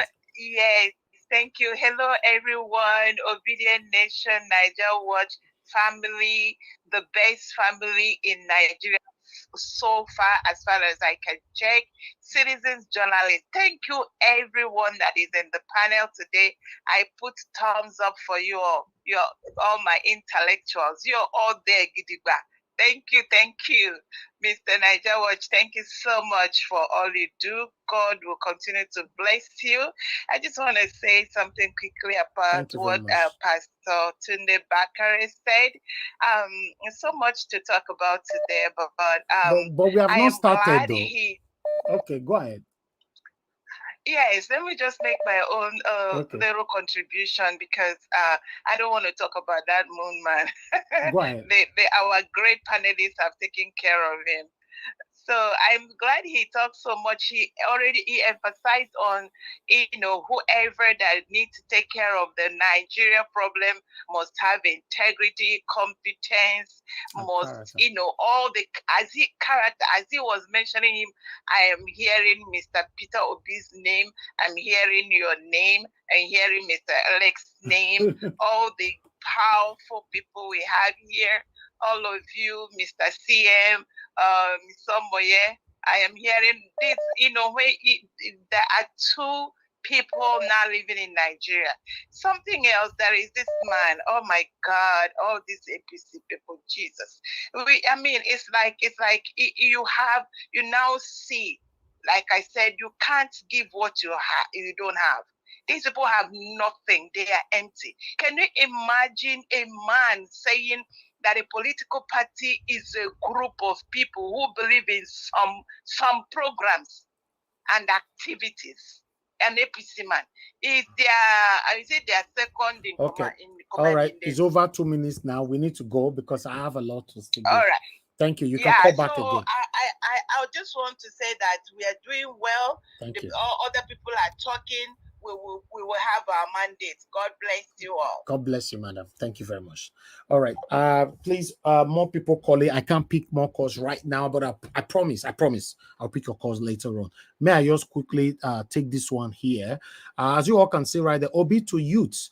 Our nation's situation shouldn't discourage you. A new Nigeria is coming. Yes, I like that. That's very, very encouraging. Mr. Peter Obi, presidential candidate of the Labour Party LP in the 2023 election, has called on Nigerian youth not to be discouraged by the current situation of the nation. Obi, via his Twitter trend on Saturday to mark World Youth Day, urged youth to remain steadfast, positive, and hopeful for the coming of a new Nigeria that will be anchored on youth development and productivity. The current political confusion and economic challenges in our nation should not discourage our youths, but instead motivate them to remain committed and resolute in the struggle for a new and a better Nigeria, Obi said. Went on, unless we remain committed to the struggle for a better nation, we will not be able to achieve the new Nigeria of our dreams. We must remain resilient and persevere against every hardship and obstacles on our journey to a new nation. The former governor of Anambra State further said many of the challenges facing the country can be tackled if leaders pay attention to youth development. He said, unquote, high level of insecurity and the social vices associated with youth like drug and other substance abuse will be whittled down if we build a better economy where the youth are productively engaged. According to a report, Nigeria tops in the ranking of countries with the highest rate of unemployment in the world, with a 33.3% unemployment rate. Then Mr. Peter Obi continued by saying, and further findings show that Nigeria's unemployment rate would further rise to 40.6%, showing that more than half of the population in the productive age are not working. As a result of the nation, we continue to stagger under the weight of many economic and social challenges. By providing a conducive economic environment and supporting the growth of small businesses in the country, the nation will rise above many of its challenges. I remain committed to building a new Nigeria anchored on youth development because their energy, skills, potentials, and critical ingredients needed to move our nation from consumption to production. I word with that, you know. So that is Mr. Peter Obi right there. So I would like to quickly take another one here. So SERAP, you know, what would they talk just now? Let me quickly put it right here. You see, I'm trying to run fast, my people. Bear with me to quickly do this for you because I know, say, we don't to delay for so many things, but don't worry, within the next 5 minutes, I'll be done with all of them. Okay, SERAP sues Akpabio Abbas over plan to spend 110 billion on bulletproof cars orders. Okay, the Social Economic Rights and Accountability Project, SERAP, has filed a lawsuit against the Senate President Godswill Akpabio and Speaker of the House of Representatives Tajuddin Abbas over the unlawful plan to spend 40 billion on 465 exotic and bulletproof cars for members and principals, officials, and 70 billion as palliative for the new members.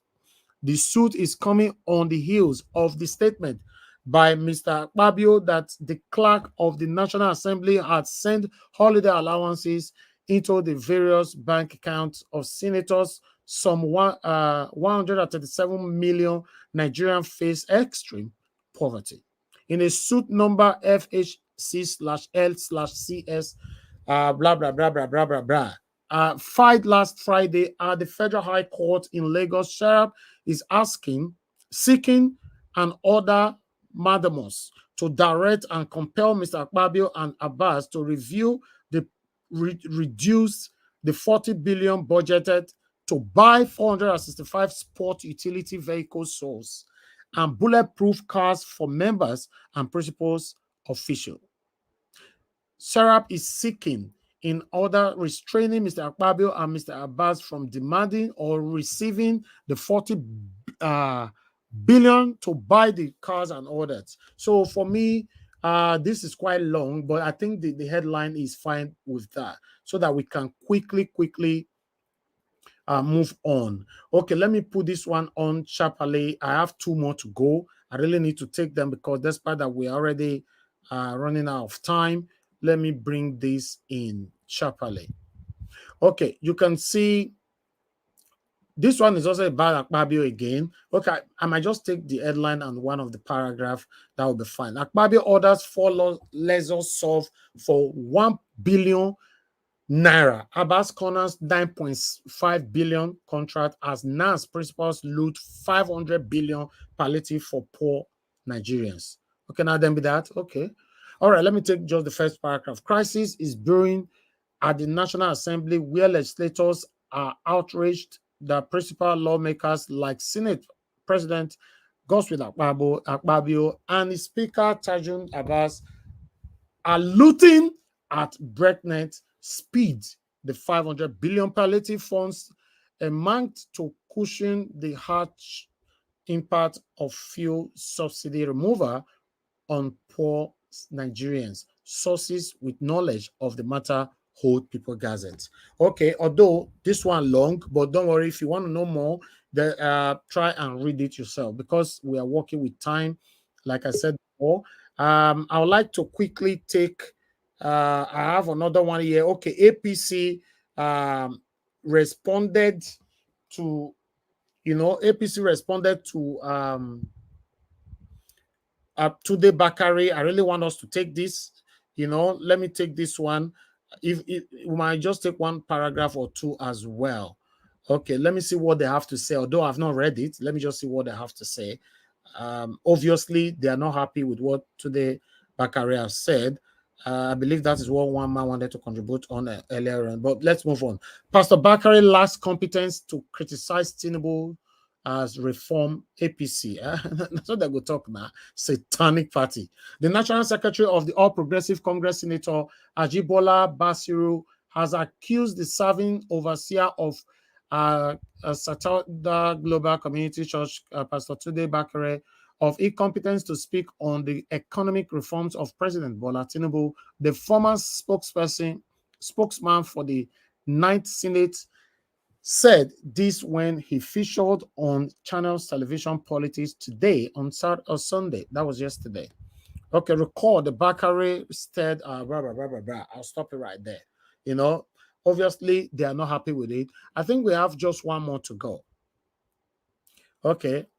All right, I'll leave it like this. Because APC is still calling for Tinubu, for Peter Obi to be disqualified. We have this one here. They are saying that Tribunal article Peter Obi petition against Tinubu is hopeless, so they should be disqualified. These guys, are they dreaming? Are they sleeping? Are they okay?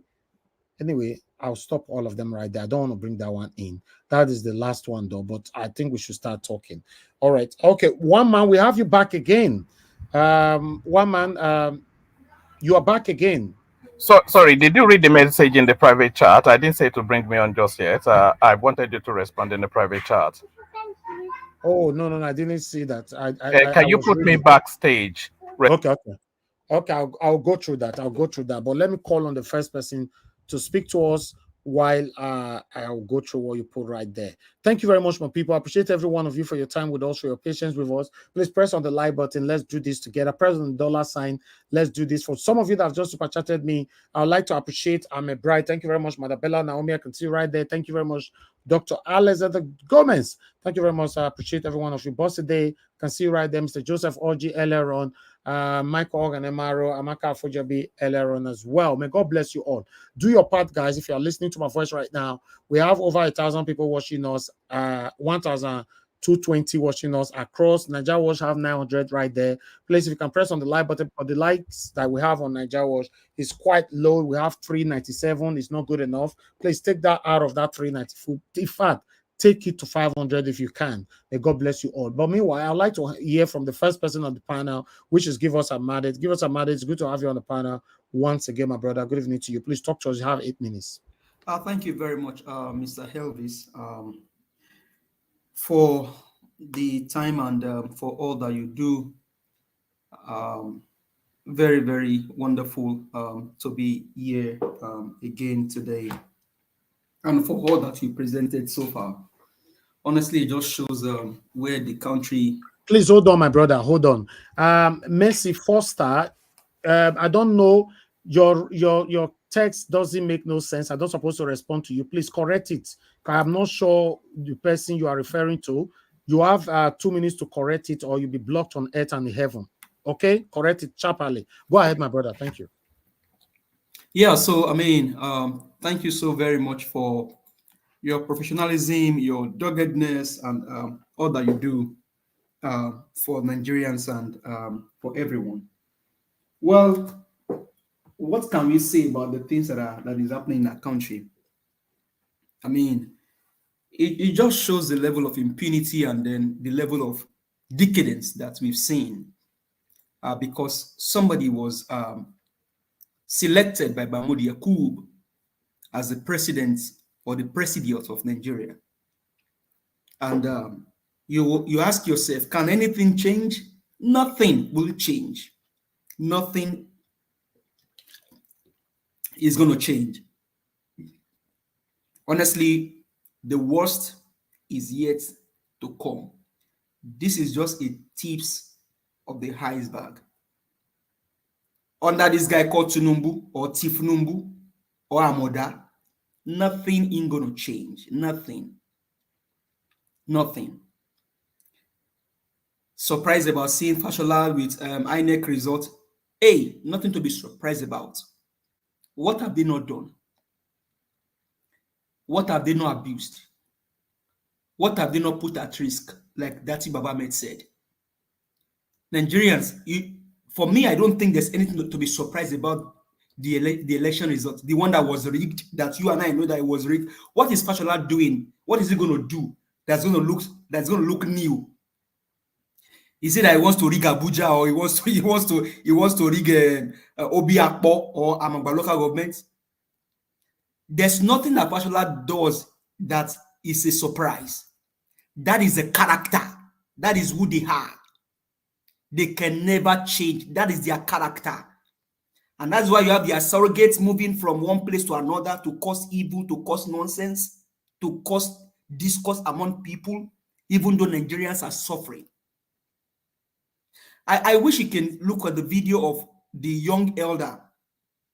He made a video, I think about 3 days ago, of what happened to somebody because of these Fulani herdsmen, Pai people.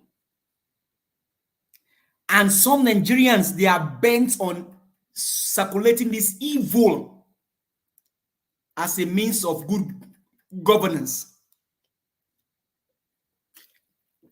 because they feel that they live in a better society. But the question is, if where you live, the people didn't work hard to build their society, will you have a place to live in? Will you have a place to live in? They built their own country. They did things right. Only Nigeria. Even the one that you have on screen now, well, I will leave him to his God to be his judge. Because how is it different from them? How is it different from them? Is it 1 Corinthians that says, what lies as darkness, what relationship has darkness with light? When you dine with the devil, you will always do evil. These guys are bent on not changing. The only painful thing for me, and I think Labour Party or maybe the obedience movement, is that people like Ireti Kingibe, that is in the House, senator that came on LP platform, they sent this. Akpabio told you guys, you were on that seat when Akpabio said, "Oh, we have sent you a token," and they raised an alarm and say, "Oga, camera machine wo yisa." Akpabio said, "No, sorry, I withdraw that statement. We send a prayer to your email." Ireti Kingibe has not told us if truly she got prayers or she got money. And you are a Labour Party senator, Ireti Kingibe, Nigerians are torchlighting you. Remember, you rolled on the wheel of Labour Party because of His Excellency, Mr. Peter Gregory Obi. But for him, I don't think he will be in that house. And you cannot come out and tell Nigerians what they are doing in that house. Now we have had about now maybe 400 billion or 40 billion for SUVs. The question is, what are they using bulletproof cars for? If they do good, if they are true like Peter Obi, would they be looking for SUV vehicles? If their ends are clean, would they be riding on SUV cars? Would they be looking for a bill to legislate to pass a bill that will buy them SUV cars? These guys They are satanic and demonic. They are bent on not changing. But Nigerians, now I get issue with. Now I get matter with. We don't see this guy. They don't show a lot of shaggy. Shana like this, now we go to look them, make them carry on. Shana like this, we go to make them they carry on with this evil that they are doing. With this impunity of the highest order. Nigerians are suffering. They are busy selling them token in their accounts. And that man is saying that what is 2 million naira? Oh, Oga, what is 2 million naira? Give an ordinary Nigerian 2 million, then you will know what 2 million naira can do. For you, 2 million will not mean anything because that is how you guys live on corruption with impunity. That is how you guys steal. So for you, 2 million is nothing. You said for the past 3 months they've not gotten paid. Hey, don't deceive Nigerians. That is a lie from the pit of hell. Senators will not get paid. They'll be the first to eat the streets or to shut down the house. And you are saying what is 2 million naira? No, give a common man. Go give that man that sell pepper in the market 2 million and see if 2 million is nothing. Impunity, wickedness in the highest level. So for me, Tunde Bakare is speaking, well, I don't think I want to give him a mileage because semparize, comparize. Semparize, comparize.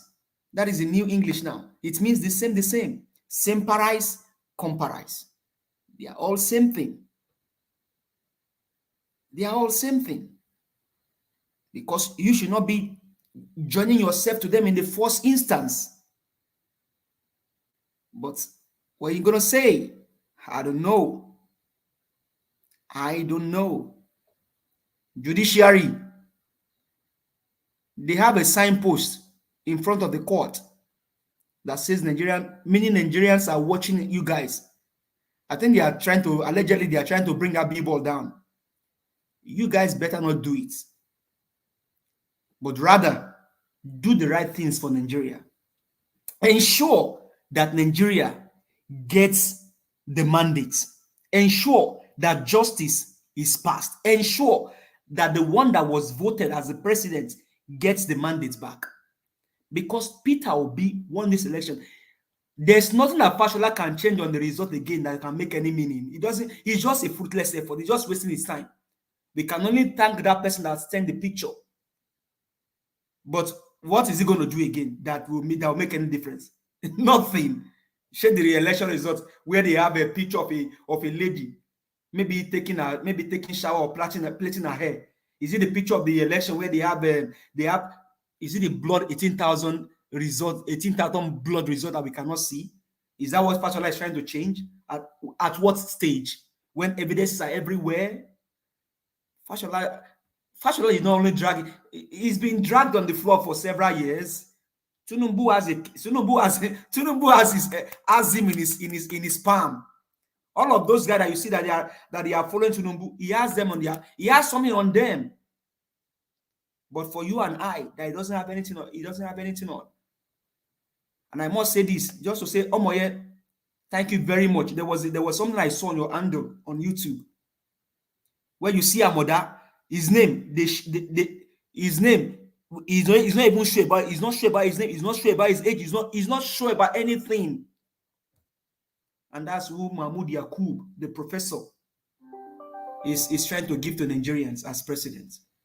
Nigerians, now we get issues with Shane and like this, we go fold our arms. They allow these guys, they ride on us, they carry go. When our youth, there's no job. Shane and like this, we go to day. And so, Mr. Elvis, thank you very much for all that you do. You have always shown professionalism. You have stand with Nigeria. You have constantly stand with Nigerians and still continue to stand.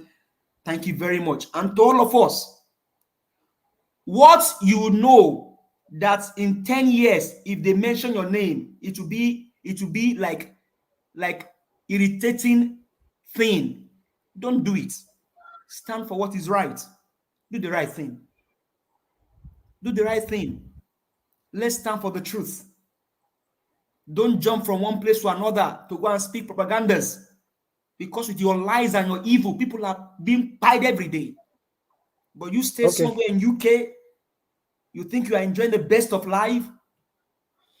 Karma, not sharp these days. And hopefully it doesn't come on you sharp. But the evil that you are standing for, that evil will soon catch up with you. Unless you retract your ways. We don't only catch up with them, we will also catch up with swallow them. Their children, their generation, because sometimes these satanic people can escape. They can escape these things, but their children cannot. Yeah, I mean, what more can we say about people, even people that live in diaspora, supporting this evil? You live in diaspora where there are no potholes, they have lights, they have good health system, they have everything. Why not pack your load and go back to Nigeria? But you can jump from pillar to post to go and speak propaganda and do evil against Nigerians. Except you are not a Nigerian. But the fact that you are a Nigerian and then you are doing this evil against Nigeria, I will leave you to that, to God and to karma. Thank you very much, Mr. Elvis. Thank you, my brother. God bless you. Thank you very much. Can you imagine that man saying that 2 million is nothing? And he also went by saying that, Ruben, between you and I, that in this hard time, 2 million is nothing. What about the people you guys are paying 30,000 naira per month? Yeah, because Mr. Elvis, what he's saying, what that guy is saying in very bit that because of their ways of living, from stealing, and they've raised a standard for themselves, and they cannot fall below that standard. You just have a great question. What about that person that earns 30,000 naira as monthly salary? So they have built a standard for themselves because they feel that the money is there. They can steal, they can loot, they can do anything. Can I interject? Give us our mandate, please. Of recent reflection, we had a brother that came on the platform yesterday who was very emotional. That a grown-up man with family was begging for 2,000 naira. 2,000 naira. And somebody saying, to what is 2 million? These people have lost touch with reality. I said there's somebody that did some job for me today in Nigeria. To be honest, I was expecting that job to be, normally, although I don't want to talk what he do for me, he don't want to finish now. I can't call one of my aides, say they don't do one. So that one can't call me, say, I said I don't do this job, boy. I can't say, okay, how much?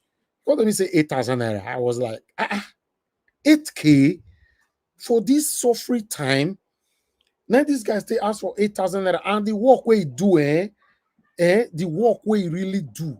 Normally for UK, that work is supposed to pay heavily for it. What I did, then I sent 8,000 naira, go give him. After that 8,000 naira, my own mind, they judge me. Say at this moment now, 8,000 naira not get where they take you, they go. I can't send another 15K. He can't still call back. He not get my direct number. I can't call my person. Can't tell him, say he received 15,000 naira again. Say I've been a mistake. No, neither one can't tell him, say not a mistake. Now or God dash you. Say me in your dash you. That is the situation we are right now. Mr. Elvis, that just shows that we still have good Nigerians. Yes, we still have good Nigerians. And that's why this mandate must be given back to Peter Obi. Yeah, yes. Because somebody else can get that 15,000 and just claim out. But for him to have called back. No, to be honest, I can't rule all Nigerians out. I remember 3 years ago, no, about four years ago, we had a tint car. I went to tint my car, after they don't do everything finished. I wanted to transfer money for this guy. The money I transferred to him, I don't know whether I don't put to so many of them before. You transfer money, you don't go. And you don't know say you don't go. You think say never go. So I transferred 3 times 75,000 naira to this guy 3 times. Me no know. I don't come out. I don't even know for the whole day. The next day, the guy can't tell me, say, he can't call me. Say, sir, I received 75K 3 times. I can't say, okay, I want constancy. And he said, I said my account, make it pay and put. And he said, get electrician where he does still happen like that before. He still tell me. So there are good people in Nigeria. Not everybody that is bad. Electrician does still call me, you know, why I still pay money for, like saying I thank you or something like that. I do more than 2 or 3 times. He still let me know, say, sir, I receive money. You will not transfer money. In most cases, you don't know how much come on for your money. You don't even care again. You don't move on. So there are good people in Nigeria, and the satanic politicians might cause division amongst all of us. Thank you very much, my people. Let's move on and hear from other people. I would like to call on the next person, which is Mr. Chuksobiboze. I don't know if you're available now. If not, it will be on my yes corner. Yeah, Mr. Elvis, I'm available. Good evening, sir. You know, you were driving before, so I was thinking maybe. Yeah. Yeah, God, don't do them. I don't reach out. Yeah, good evening, Mr. Elvis. Good evening, fellow panelists. Good evening, everyone watching us and those on the comment section. Yeah, we're back. Yeah, the unfortunate, condition of Nigeria is something, everybody is crying, about. And I would like to start with that, the video of that man you showed that said, 2 million is nothing. It's a system of government we operate, because I don't know why, with what the presentation you did after that, the channels, salary structure of the Senate, you will understand that that is where our problem comes in. Why are you giving people money to go and share for their constituents? Why? That is wrong. That is breeding corruption. That is breeding. Well, how do you account for it? For example, Mr. Elvis, you live in the UK, right? I'm not saying they don't subsidize for them, but how much is their salary? The highest ranking MP in the UK is, I think, 120 for the year. Okay? The whole year, 120,000. These are professionals who, if they leave that, they can earn more than ×4 of that. But because they want to serve their nation. And that is why, they allow them some expenses, especially when they go on something that has to do with government, something that has to do, let's say they come here now, they organize something to, for the community or something like that. Any expenses he do within that time, he bring the receipt. Nobody gives you the cash, say go and spend. You bring the receipt so that if there is anywhere you can be questioned, they question you. I remember one of them who claimed, what is it called? Who claimed money for watching film. And guess what? It's the wrong film he was watching. And they found out. Because they asked him, he said, yeah, when we went there, this is what I did. So, because he was on official duty, so then they saw that he was watching the wrong movie. So he brought his name down. He dealt with him. I think he resigned as well. Because you can't come and tell the people to pay for you watching movies that is not appropriate. You can't ask the people to do that. That is where the rules work. That is where everything works as it's supposed to be. That is how they are encouraging Nigerians to go on all this kind of a thing. That is why this man got the guts to come and say that 2 million is nothing, because by the time he meets 2 or 3 of his constituents, that money is gone. And that's why he's bold, laughing, saying it. I don't blame him.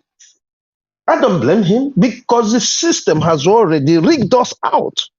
The system has rigged us out to make it clear that if you go here, do this, do that, and nobody will say anything. And that is exactly what it is. That is exactly what it is. And that is what Nigerians need to start talking about. We cannot continue to allow them to mess us. I will quickly go on Tunde Bakare's, powerful, I don't know what to call it. Is this speech? Yeah, he has said it all. I don't want to know who, like Mr. Elvis said. I know him that much, but I don't want to remember his past. Because even if he starts saying the truth now and stand upon the truth now, anyway, since after the election, he has been, consistent. He has been consistent, because he always, I think once every month he does that. He always come out with this kind of statement, but this one was explosive, completely explosive. Can I interject you, sir? Yeah.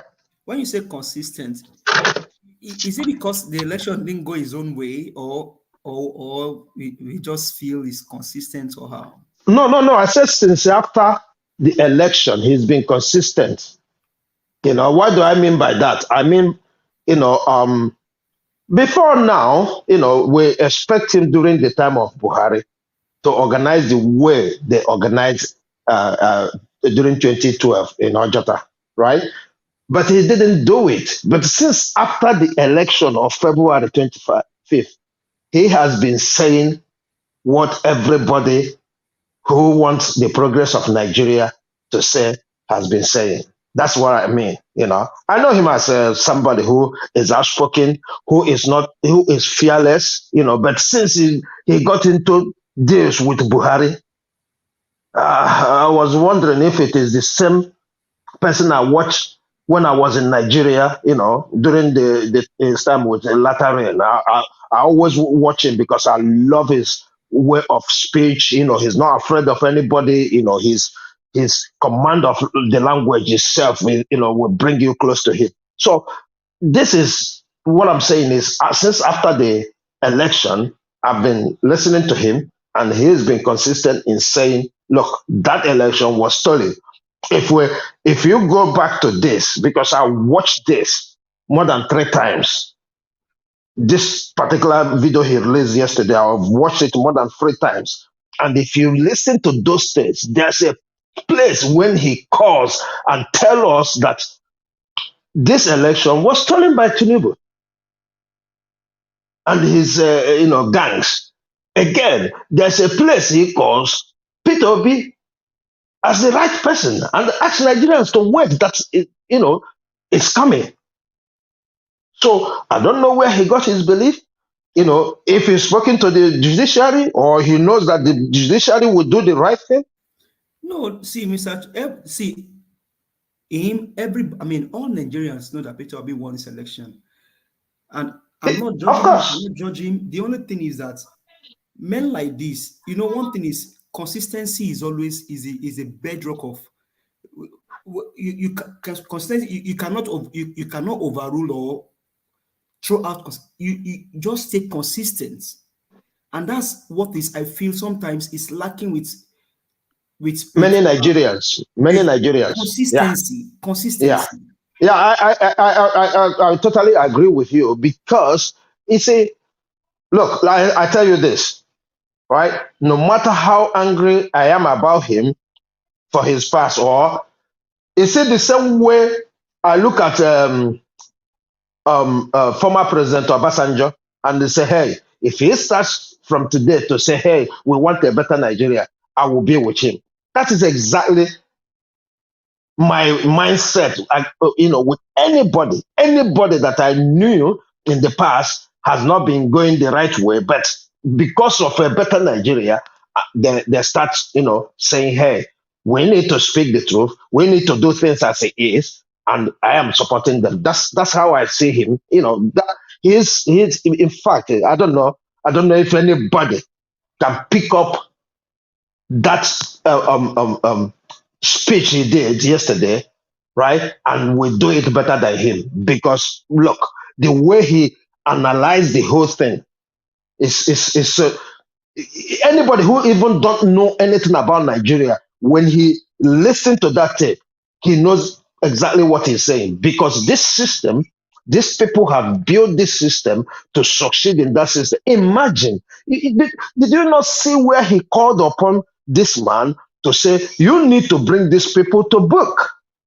And after he said, I know because of your condition, because of your past, we are not hoping that you can do that. But it will be good for your name, for anything you're doing, for you to do that. Because you see, everybody knows plain it is witch hunting that he's doing to Emefiele because of what happened during the election. So for him to come up and say it as it is, I give him kudos. I completely salute him. You know, yeah. Quickly to go to the man they arrested. You see, Mr. Abati. Mr. Abati, fear God. Fear God. You are saying that the police are doing it, and you call yourself a professor. You call yourself a doctor. You call yourself a lawyer, and you think it's all right that the police will go and arrest a man that did nothing. And you stood on a national TV to say that. It's a shame. It's a shame. Thank you, Mr. Elvis. Thank you, Mr. Chukso. God bless you, sir. Thanks for your submission. All right, let's hear from Amoye. But before that, I'd like to appreciate every one of you right there with us. Thank you, Olu of Forum. Thanks very much for becoming a member on our platform. We want to say thank you. Welcome. May God bless you. I really do appreciate you. Thank you very much, my people. Press on the like and share. Amoye is gonna please talk to us. Good evening to you once again. Good evening, Mr. Elvis. Thank you very much for this opportunity, and everyone on the panel. Give us our mandate. Welcome. Great to hear from you again. It's been a minute. And Mr. Chukso Bibueze, thank you very much. For everyone, honestly, for your consistency, I want to say thank you to everyone. And I want to start by also thanking Nigerians for protesting you, and your voices were heard, and you crippled ECOWAS and prevented them from setting you up against your brothers and sisters in Niger. So I'm very, very proud of us. This is what it means when the citizens stand together and decide that no more to this evil, satanic, occultic, demonic bag people ruling us. Change is inevitable. I hope that you can revel in that joy of that victory that you have. So I want to say thank you for that. And I also want to quickly touch on the man that came in and wanted to speak. I don't have a problem with anybody airing their opinions or speaking whatever they want to speak. But the time we are in right now, we do not have the time for anyone to come and insult our intelligence. Prior to the election, when we were prepping, people were coming on the platforms, going on different platforms, and we're talking about how intelligent, how smart the bagman in the office, in the exalted office of the president in Nigeria, how intelligent he is, how he's a strategist, how he knows how to choose talent. Where the talent now? Where the talent? Slow by slow, you don't almost want cause kasala between us and our brothers and sisters for Niger. Slow by, is that your strategist? On top of that one, he surrounds himself with Ali Baba and the 40 thieves. In his case, 70-something thieves. When they steal us, broad daylight, how you want to take on defend the indefensible? How? He don't get us. This man for talk when we for not shut down the show. I'm sorry, not in a negative way. We for not give them breathing space, Mr. Elvis. Because I'm mad. Every day I wake up, I'm upset. I'm angry. My heart is breaking. How many times person heart want break? You know, will get anything remaining now. Look at how our people are suffering in Nigeria. Every day, like say they be mosquitoes. Nobody they do anything. You get government, they not even they listen to the cry of the people. Now outside that, now they listen to, now outside that they tell them what to do, the direction to go. Now outside that, now they control our resources, now they control who to run for, who not to run for office. It never reach time when all of us go just kukuma enter street. No will not say, okay, na street we there. I'm sorry, I will not allow anyone insult as long as I'm on this platform. Oh, you might have to ban me if it comes to that, because I refuse. The guy who so-called fake Emeka that was coming before the election, what did he do? Where is he now? Is he enjoying? He's in Canada sitting down. People are suffering every day. I'm waiting patiently for that man to show up again on this platform. Honestly, unless I'm not here. Because it's very it's annoying. So I feel like crying. I'm so annoyed sometimes. I don't know what to do with myself. How can we just watch the slow deterioration of our country? Do we know what it means when the land is taken from you? Do we even understand what's going on in the world right now? A man on TikTok from Jamaica, the guy don't send threat to all Nigerians. He said, if anything, if Nigerians go against, if they fight each other, if they choose to go fight with Niger, they go come after, they go they target Nigerians. That's what the man said. I had to respond to his video on TikTok. This is what these people are taking. In case people think that everybody is going to be safe, it is a ripple effect, my people. This demonic and satanic people, they can run away. They have citizenship of the world.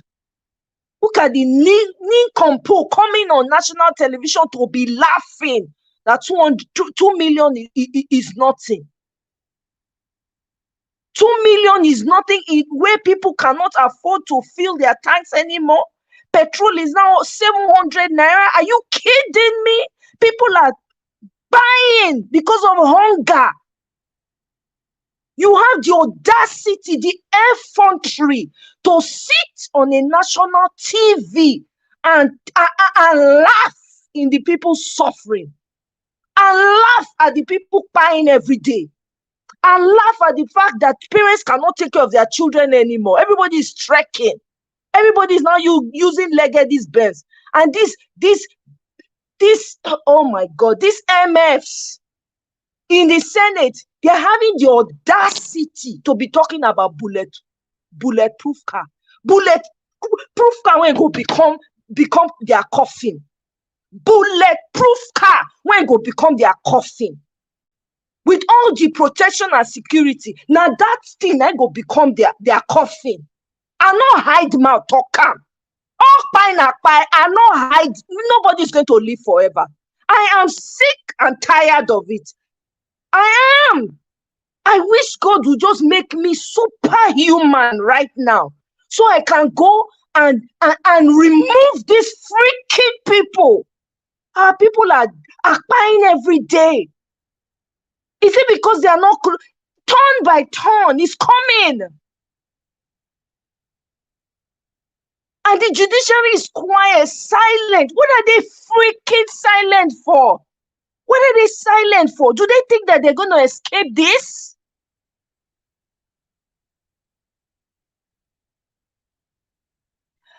Pastor Bakare, whatever his name is, it's good that they're speaking the truth now. It's good that he's found his voice suddenly. Well, maybe he's been doing it for a while. I don't care, because I don't send all these people. Because now the same Nigeria they did, this thing deteriorated in front of them. What were they doing all that time? Where are they don't look now, they find their voices again. What of Adeboye? Where is he? They talk, say, if my hand have ever been in evil. Say the prayer correctly, sir. Say it. If your hand has ever been, is it not in your presence? Are you not supposed to be a watchman over your people since you claim to be a GO? God has come for the church, in case you don't know. Judgment is here for the church. None of you will escape it. None. You claim to know God. Which freaking God? You are threatening people that if they don't come, they don't come to the ground of or that Ibadan expressway that you do. That the God of that place. Which God are you freaking talking about? Judgment is here for all ye evil doers and mockers of the real God. I don't know what God you serve. Only God knows what you will get your hands into just to silence the people so they cannot speak the truth. You people have made you have made people docile. Look at a country that is supposed to be your own has so deteriorated, and you people you don't care. Paul Adefarasi, did you not say Saul will come? Are you aware that your soul is squeezing the life out of people? Paul, are you aware? I am sick and tired of this. As if they don't mean I'm ready to enter the fight. I'm tired. If you people are not tired of hearing like say there be mosquito, how many go remain? I yield for now. Thank you very much, Yes, Corner. It's pathetic. It's very sad. You know, I was just listening to you for you to just pour everything out. You know, it's sad. It's very, very sad. These people must declare Mr. Peter Obi as the president of the Federal Republic of Nigeria for us to at least have hope that we can have a better. There's no way on earth we can have a better Nigeria under Tinubu. Look at his cabinet.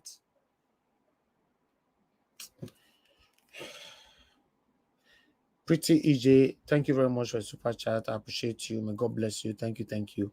God bless you all. Guys, please press on the dollar sign. Support what we are doing here. Help us to share. Press on that like button. Currently, we have 450. Can we take it to 500, please? Press on it and let's take it to 500. Press on the like button, man, people. It's still on 450. You know, I'm going to call on the next person right now. If you know you can hear my voice, press on the like button. It's very, very important we do that. Let me call on the next person to speak to us. I think the next person is Mr. Alex. Mr. Evans, has ever called me or it's not my turn yet? No, I've not called you. Okay. I just want to be sure. Thank you. No. I think after Mr. Alex, I'll come to you. Yes, Mr. Evans, thank you for the good work you're doing. Thank you. I thank my fellow panelists, my fellow freedom fighters, people of conscience. Mr. Alex, sorry, I hope you're okay. Your voice sounds so low. Yes, of course. It has to be low because the country is low, my brother. But Jesus said, "Lo, I am with you." So thank you for your concern. I was in town today. I drove nearly all day because I had a lot to do. And I saw a lot that beats my imagination. I saw how human beings reduce their fellow citizens, how wickedness is thriving in the heart of man. Those on the comment section, I salute you, worldwide viewers, those who are viewing us worldwide, I salute. Even those that watch this video again, I salute you. I thank you so much. I thank God for the privilege and for the knowledge He has given people like us to shun wickedness, for the political conscience God gave us. You know, when people come here to argue that it is very difficult, Nigeria is a complex society, Nigeria is very difficult, it's a bugaboo that should be poo-pooed by every cosmopolitan Homo sapiens. Unless you are Homo erectus, you belong to the dark ages, where there was no law, where anarchy thrived. People did it. In 1977, Singapore, they sent a delegation to the then Nigerian head of state, Olusegun Obasanjo, during the first tax celebration. They were begging for loan. Malaysia also sent a team of agriculturalists to the federal government to learn how to use palm kernel. And they did. Guess what? These two countries transformed themselves from the third world country. In fact, American academia were even asserting and postulating where they were hypothesizing how to create a fourth world country, where countries like Eritrea, Malaysia, and other, due to the poverty in the 70s and 80s and 60s, in China and Malaysia and the rest of them, they were in abject and chronic poverty. But people said no. People said no. Guess what? People, human beings sat down. They were politicians. They were rich businessmen too. They were human beings with red blood in their veins. The leader of Singapore cried. He wept because he saw the poverty. He saw the hopelessness. He cried and wept when Singapore broke away and became a country of its own. He saw it was like an isolation economically. But people came together. Rwanda is doing the same thing. Go and check their GDP. Go and check their growth rates. People had conscience in South Africa during the repressive apartheid regime. A man with his friends formed a political movement that later transmogrificated into a political party, ANC, to challenge the wickedness and the status quo, the political status quo ante-bellum of the apartheid government. And they did successfully, depriving themselves of their youthfulness. They were in jail for 27 years. These are human beings like us. Guess what? They were black like us. Blacks like us. These are Africans. They call them Africans. Or the Zulu people. What is wrong with us? What is our problem?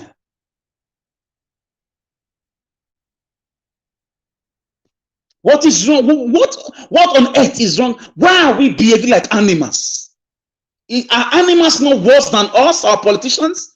Because they are from us, our leaders are from us.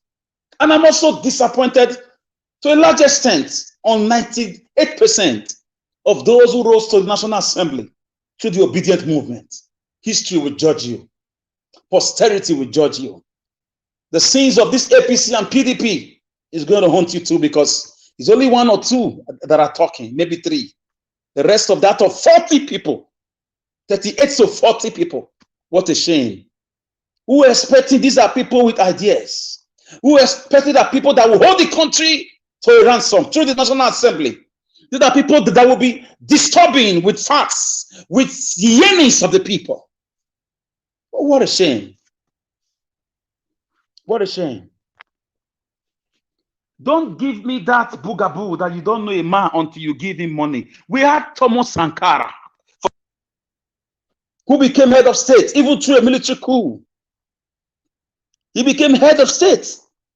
In less than 3-4 years, America and Europe got jealous of his development in Burkina Faso. They got jealous of his agricultural accomplishments, which is still being celebrated. They got jealous of his security architecture, which they got jealous of his youth empowerment. They got jealous of the way he involved women. Half of his cabinet were women and half were men. The first leader in Africa to do that. Go and fast check me. They got jealous of the way he transformed, his country. He changed the name of his country from Upper Volta. Upper Volta is close to the sun. A dirty and a wicked colonial nomenclature. A colonial name to Burkina Faso, a land of honest men. That is how to be a human being. That is how to be a son of the land, not this sort of political jackass. Guess what? Guess what, guys? Sankara's legacy till today is still standing. Skyscrapers sprung up in his country. The GDP rose up.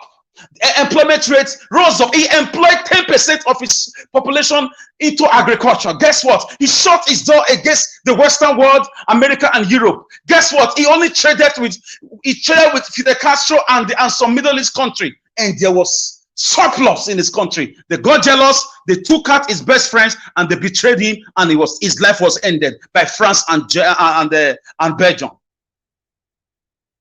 Be careful of these Western world people. That's a human being. Mandela was a human being.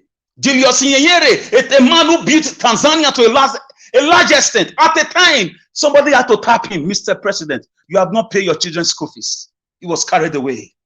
He was always at the farm, always at the project site, always at the marketplaces, always at the school, always everywhere to see projects, engaging young people. He's a human being. Kwame Nkrumah of Ghana was in America originally to study. His father was a little bit okay, but originally to study. When he saw Marcus Garvey and the Black Star Lines, that's where the name Black Star came from. He left back to Ghana, which was under the clutches of the British colonialism. He defeated them legally. He went to jail. He formed his party. He won. He gave Ghana independence, if you don't know. And he also said in African Union meeting, him and his friend Patrick Emery Lumumba, that our freedom is useless if our neighbors are still in bondage. Talking about Nigeria and other African countries. Guess what happened? They also orchestrated the way he died in the Western world. There are a lot of issues surrounding the way he passed on. Is it Patrick Emery Lumumba? Why are our leaders animals? Bakare, for me, I will not call him a manipulator walkabout. I will not be so impressed with what he's saying. Where was Bakare when people were being profiled in Lagos, where he lives? Is it telling me his own internet was not working when the news was flying everywhere? That a particular ethnic city was being profiled. Shops were burnt down. Lives were taken. A lady was almost blinded. People's lives were taken. Where was Bakare? It is convenient to talk when your name is not on the ministerial list that you were expecting. It is convenient to talk when you know it's game over for you, that you will not be part of this government.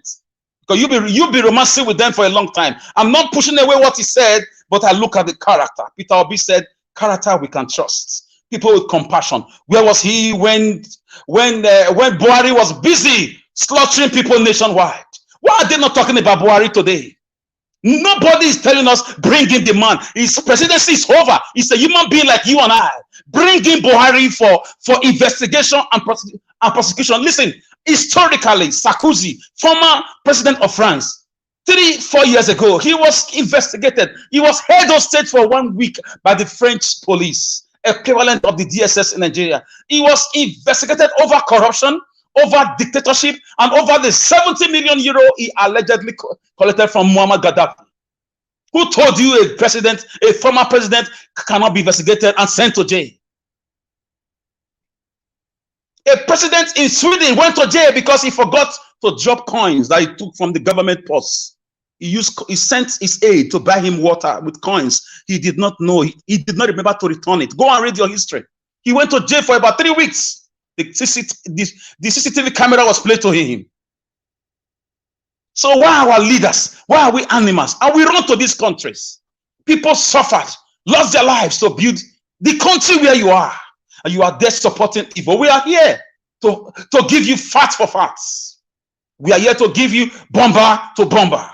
We are not going to fight you verbally, but we are going to let you know that light always triumphs over darkness. A country, you said you produce a president. You say you made him a president. Under you, people were taking lives. Millions of lives were lost. Amnesty International said 1.1 million lives were lost on that boy. That's the ones they could even record, because we don't have database. So people spend money on social media to spread lies, including my Edo state government here. They are spending billions to vloggers to deceive people. They are spending billions, and they've succeeded in squashing the mainstream media. Now they pump money into media, and some of them who collected money are everywhere. Everywhere there's traffic, they go there. If you want to catch criminals, sometimes create traffic, they will come. So I'm not surprised. People who collect money, they are always where there is traffic. Nigeria's platform has a lot of traffic. I'm not surprised if people come here to carry out the bidding of their satanic masters. The blood of the people, the red oil of the people that have been taken on a daily basis. We also ask you, if God is punishing politicians one way, he will punish you 10 ways, because you are an accomplice. You may think you are smart. You may think you can speak English. You may think you can turn white to black. You may think you can confuse people. You may think it's over, but let me tell you, Justice delayed is not denied. If the human court can't give you justice, God will bring justice on you. Where was Tunde Bakare when Deborah's life was taken? Show me one video that Tunde Bakare made as a pastor, one of the leading men of God in Nigeria. Show me one, and I will render my sincere apologia, extempore and impromptu. So these are exigency, emergency, adventitious, rhetorics, because your name is not on the ministerial list. If his name was there, he will not say anything. Watch the names who are there. Bunch of criminals who would have also be fighting for their selfish interests, who would have been deceiving us with all sorts of videos if their names were not there. But I've got news for you. Peter Obi is coming. A new Nigeria is possible. Consumption to production is possible. A Nigeria where people are going to receive healing is possible. See, today, nobody, no political figure mentioned Deborah's name and her family. See, tomorrow, no minister, no governor, no serving or past senator, no popular cleric, nobody, no political errand boys. Because to them, money is everything. Their stomach infrastructure is important. But the Bible says, food for belly, belly for food. God will destroy both of them one day. When our founding fathers were being amalgamated, when they were fighting for independence, the likes of Herbert Macaulay, the likes of Sam Mandobello, the likes of Obafemi Awolowo, Anthony Enaro, they did not envisage a Nigeria where leaders would be so, nonchalant towards the feelings of the people. They didn't envisage a Nigeria where you can no longer travel by road from Benin to Kano. They didn't envisage a Nigeria where there is no electricity in 2023, and we are not talking about it. In Nigeria where leaders behave like, as if they are born to take people's lives. Nothing lasts forever. This thing is going to explode on everybody. It will explode on all of us. It will explode on all of us. You cannot hide. Even if you're in diaspora, it will meet your family members back home. Trust me. Continue spreading lies. Jump from platform to platform. Continue doing their bidding. Continue quoting theories. Continue, using babagogical fusions. Dissuading, persuading. Continue the scam, the fraud. Continue. It's coming. It's going to come. If nobody is patriotic enough to do it in the military, if Obi did not get his mandate, it will explode naturally. It is a natural law of life. What goes down must come down. And the law of electrostatism, unlike terms, attracts. And guys, the funny thing is this. It's happening already. It's happening. What do you think Niger problem came from? We are not calling for war, but you cannot stop nature. If Mother Nature want to fight, you can fight. You can. And we was Tunde Bakare when Lekki toll gate happened. I didn't hear his voice. It disappeared into political oblivion, or should I say religious oblivion. So I'm not one of those who can be easily deceived or cajoled by men who just speak because their name is not on ministerial lists, because that is the forcetory goal of his comments, because they were waiting. Why didn't he speak when the mandate was stolen immediately? Nigerian leaders are like monkeys. They are just acting like monkeys. When when you have like 5 monkeys and you give a banana to 3, you will see the reaction of the rest of them. They'll be jumping like as if you put chemicals on them. So you should just leave them. All of them that are talking now, I don't take them seriously. Guys, remember before the British came, we were a people. If this Nigeria will continue like this, if this Nigeria will not have a U-turn and have a rethink, if this Nigeria will not declare emergency on nation building, if this Nigeria will not declare, will not declare emergency on education and infrastructure, if this Nigeria will not declare emergency on the cost of governance, if this Nigeria will not declare emergency on transparency, I say kiss this country goodbye. It's not worth it. Ojukwu said it. He told Awolowo, he said, sir, the Malams are coming in. These guys don't believe in progress. The Malams are in Asarok. This Kaba, they are there. Ojukwu said it. He said that Ojukwu was the first graduate to grace the Nigerian military uniform. Go and fact check me. His father was the richest man, arguably, if not on the continent as at then. Go and fact check me. He was the first graduate of history in the Nigerian political cinematography. Go and fact check me. The guy told them, he called all leaders of thought. Listen, some of you who have been deceived by Nigerian history, the history of our politicians that they want us to know, the real history, go and listen to Mike Ozekeme. Go and read some of his books. Odukuk made inquiries. He called everybody, including Wallace Soyinka, who was a 21 years old young man then. He said, let us agree. This is our land. We cannot go to Britain and create a country. We will not allow amalgamation to stand. We can live as neighbors. He cited examples with Sweden, Denmark, and Norway. They were all once one country, but they are living as good neighbors. They divided the country into three. They sent somebody to go to Lagos, which was then the capital territory, to declare a new country. Oduduwa Republic, Northern Nigeria, and the Biafra Republic. But they were saboteurs. What Ojukwu warned them, that these guys don't believe in progress, they like darkness, they like backwardness, they like manipulations, they like lies, they like hypocrisy, because they will tell you book is a sin, Boko Haram, but they take their children to London, to the best schools, Harvard, to Michigan, and so on and so forth. But they create imageries and tell them Western culture is a crime. For me, Nigerians are aware now. Like Madam Rita, we always say, God intentionally made social media for Nigerians, because now it's now or never. Burkina Faso have done their own. Mali have done their own. Niger have done their own. Where do you think is the next? It's Nigeria, because politicians they've had the opportunities to change the course, of history, to develop the country. It doesn't take 100 years if you are a good person. If you really want to help, they just go there to make money instead of making history. Today we read about great people, great leaders. How many of our leaders have you heard books, quotations by past leaders from their mouth? They don't care. They just go there and say, if you believe, say hi. If you don't believe, say nay. The nay have it. Big stomach people, I'm not against people with big stomach, but with the way they are behaving, it's just so certain that we are expecting the cleaner. The cleaner is being prepared.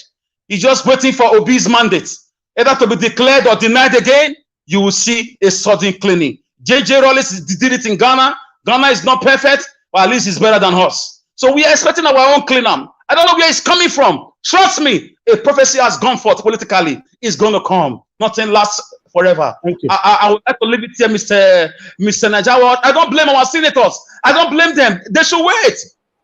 They should wait to explode on them very soon. I will only pity Nigerians who have good hearts, who are obedient, who desire a good country, who love justice, who love humanity, Nigerians who want to build, because they are going to be affected, because most of their family members in government houses are going to be taken out. Nigeria Watch, thank you for the good work. I'm still here. Thank you.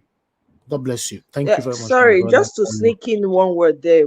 After Mr. Alex, I'm sorry, Mr. Niger Watch, please bear with me. Okay, go just ahead. Quickly.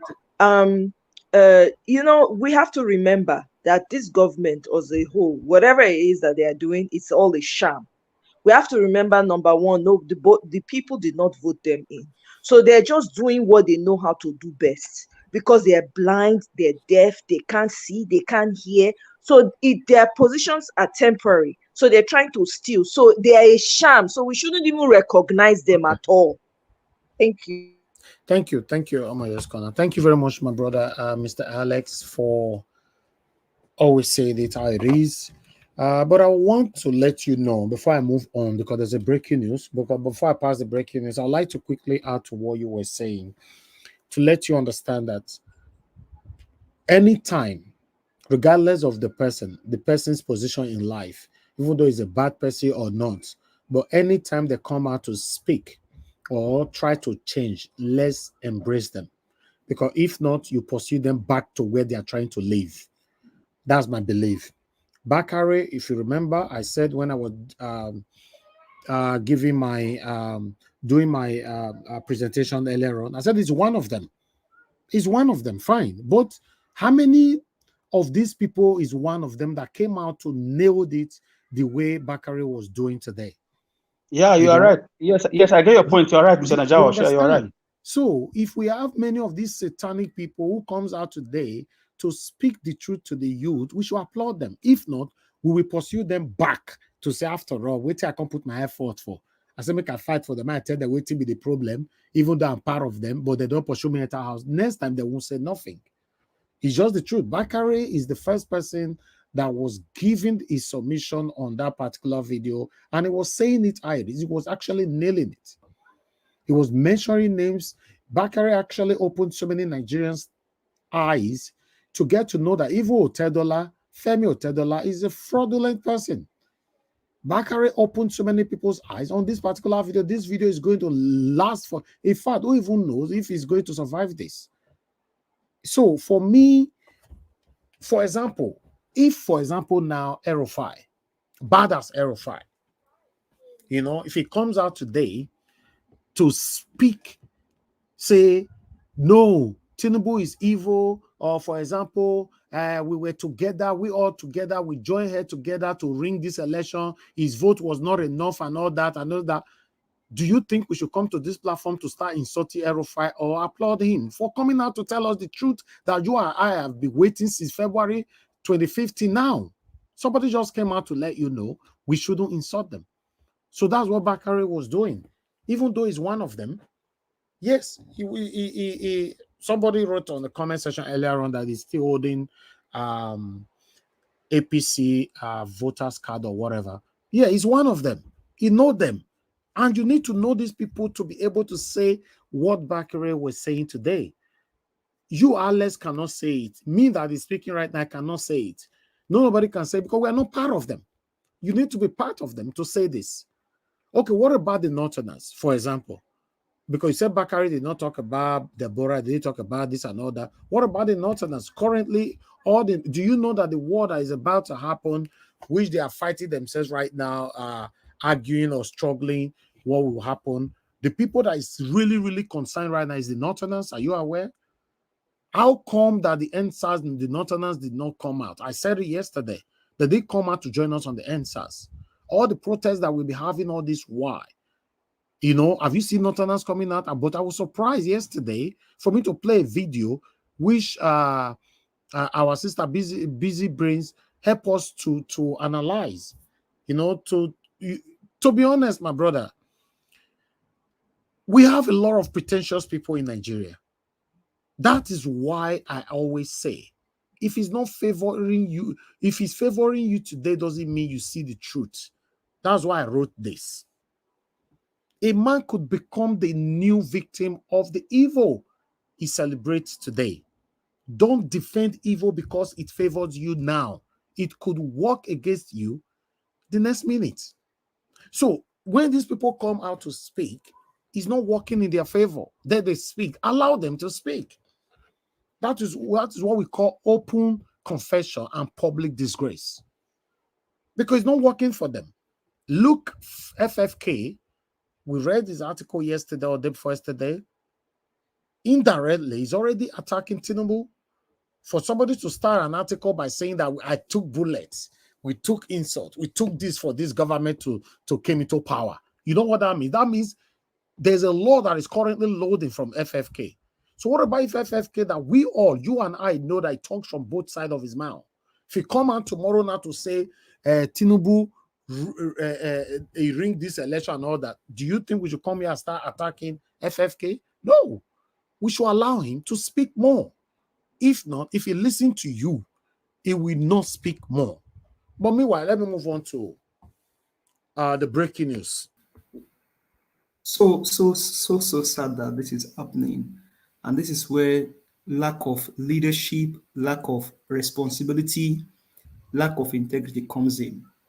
Now, my heart sincerely goes out to the family of those soldiers that are involved, because if they have their free will, they would have said, we are not going, but they don't have their free will. So Can I interject, please?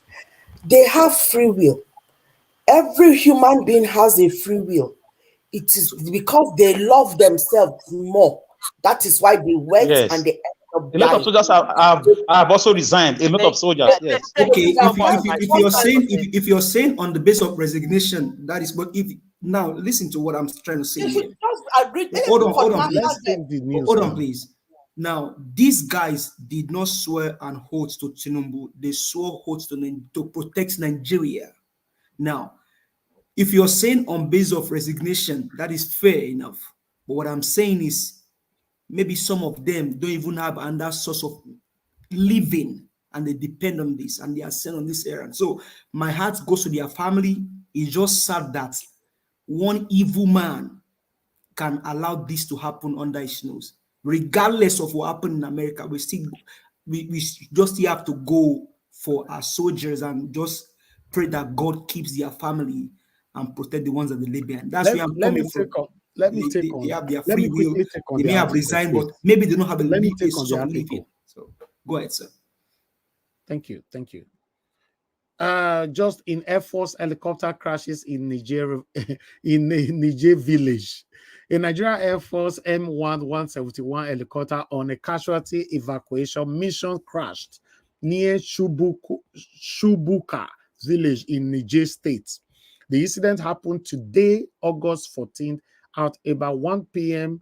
The aircraft departed Zungeru Primary School en route Kaduna, but was later discovered to have crashed near Shuguba village in Shiroro local government area of Niger State. Efforts are currently ongoing to rescue the crew and passengers on the board the helicopter, while preliminary investigations have commenced to determine the probable causes of the crash. Now, people are already responding saying, hey, we never start fight. I mean, I love it. So they laugh. Like people die. So it's where they laugh like this. Go be us again. Like I don't laugh people will die. I they laugh my country, Nigeria. Now, so they want to go fight Niger. Why they not go see now? Guess what? God don't they see they don't want hear word. God don't they deal with them. People when they say they go stay for standby, they go on the standby. The army where they say they go stay for standby. Oh my God, Tinubu, don't do this to us. Don't do this to. You see, let me say something. If you be army man and you listen to me now, which I know says most of now they watch me. If you be policeman, you they watch me right now, which I know most of you they watch me. I want to tell you. I understand. Say, una not feel tell una boss say this is wrong or right, but I believe you have a freedom of expression or a freedom of speech.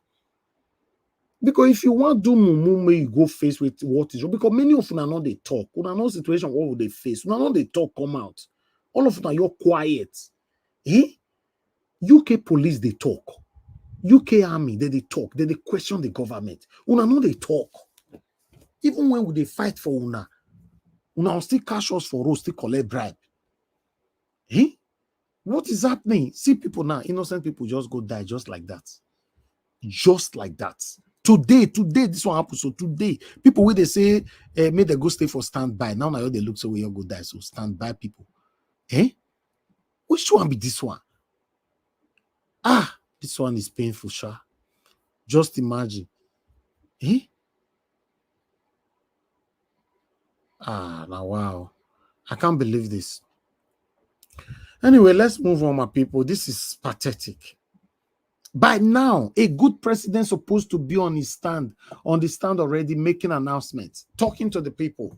Fellow Nigerians, I want to let you guys know, let everybody know what just happened and all that, blah, blah, blah. But because these satanic people don't care about us, I bet you Tinubu will never address this. Imagine a media house coming out before the president to announce the death of soldiers. This is evil. Yes, now we fed he no care. He no care. Now impostor. So he doesn't know. An impostor will never know what to do. An impostor will not know. This is painful, sir. I mean, if you send your Peking and Heran to go do something, that Peking has now you go even first shout. This guy he care about it from one place to another to support this evil man. The man no care, even if na Peking, but he no care. The man he don't see. he don't swear. He na the belly of the devil. Now this man dey. So he doesn't feel nothing, no empathy, soulless people, wow. no spirit. All you are seeing is a carcass of a human being standing. Dead man walking. I've never heard of a place where human beings will just be punishing their fellow citizens. All they think about is money, money, money, marrying 100 wives, having children, having houses, animalistic tendencies. Look at the wasted lives of these men on uniform, our fellow citizens. So sad. They never even reach there. Eh? They never even reach there. We never start anything, they don't fall. Wait till come make them fall now. Eh? How not they fall? Nigeria was not make me laugh. You are trying to be. No diesel, no diesel. Now made them fall. The diesel empty for air. The part of the helicopter not in Nigeria. APC don't shut off all the companies. Many companies are leaving. The major problem with God, no diesel. Why no diesel? The major problem with Tinubu is pride and arrogance. Because okay, how do they want to pay? This helicopter that they put Russia on the air now, maybe it was not even signed. Who knows the state of that helicopter? The pride of this, the arrogance in this way. Just he believes that he's a man who can just get whatever you want. I say it, I get it. I want to do it, I do. There's always people at let me quickly take what people are saying here in the comments. The platform. Now half tank they buy half tank. Exactly how you tell them. They say how would I go use 10 liter, go buy, take go war 10 liter. This one I say war never start. Oh, okay, just imagine if war comes start to call. See country where they want go fight for war. That's what people are saying here. Not maybe they talk about. Jesus. No, those guys they've shut down their airspace now, so there's no signal coming from anywhere, no radar reading. They shut down their airspace. And these guys send these guys to only God knows what Russia is doing with their airspace in the game, because they are working with Russia. Already. So how are you going to fly there? He wants to play with Russia. He want to play with Russia. I feel sorry for anybody that will accept to make this move. I feel so sorry for them, honestly. If America is even careful dealing with Russia, America is using proxy, going through Ukraine, going through Sudan, going through Niger. You want to face Russia directly in Niger. I pity you. Una never hear say they say US want go put base for Lesotho. Lesotho say Prime Minister say Nehi Baba. You ain't bringing no base here. Guess what? They plot to remove the man. What is Nei Baba? What is that? Oh, that Indian language. Nei. That Indian language. That means it's not happening. Hi. Why did Lesotho reject that now? Don't they like money? Don't their leaders like money? The man say, not under my watch, not near my people, not near my land. So that they want to spend on South Africa. Now in Lesotho say, guy, not be here on to do that rubbish. Are there no APC politicians in Lesotho who can collect money?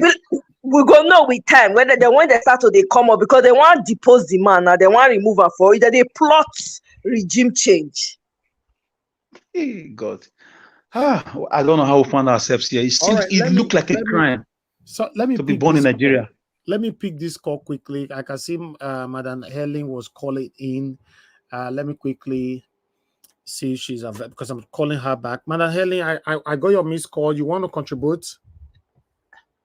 Yes, Mr. Elvis. Thank you very much. Good evening to you. Thanks for the support, the financial support. God bless you, madam. Thank you, sir. Good evening. Good evening, all the panelists. Good evening. Mr. Elvis, whether we like it or not, whether we want to accept it or not, the hand of the God Almighty is bent on disgracing these people, stripping them naked, and shaming them till when they get to their destiny, they will ask what happened to us. One by one, is stripping, as in, they are not going to have peace. Their punishment has not started. I listened to the pastor, to the Bakare, and I was just screaming. these people, are they okay?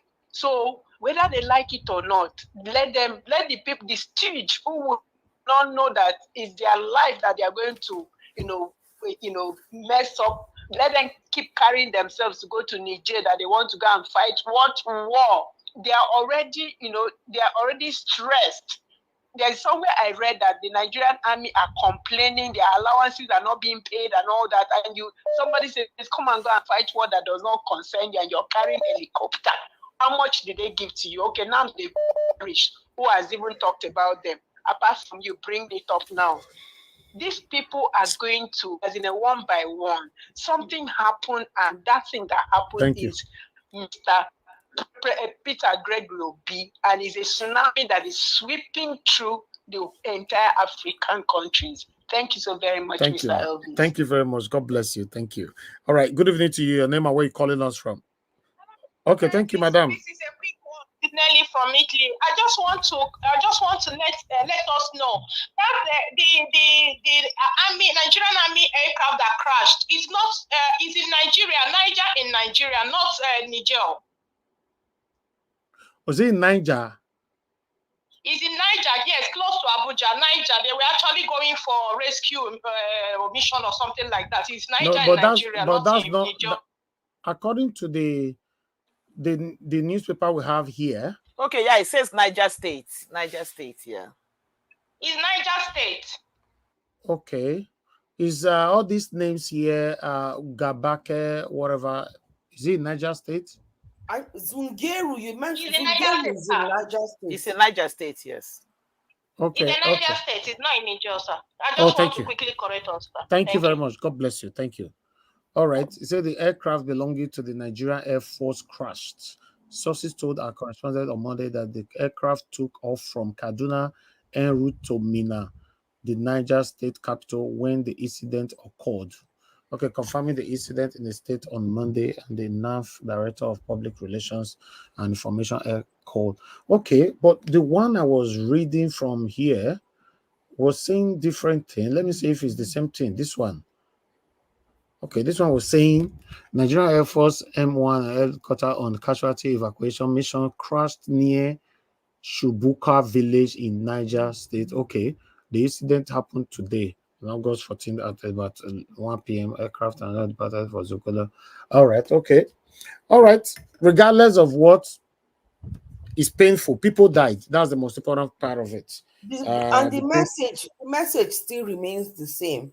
Yeah, that it is a futile effort to start taking our military to go and engage in any form of military attack.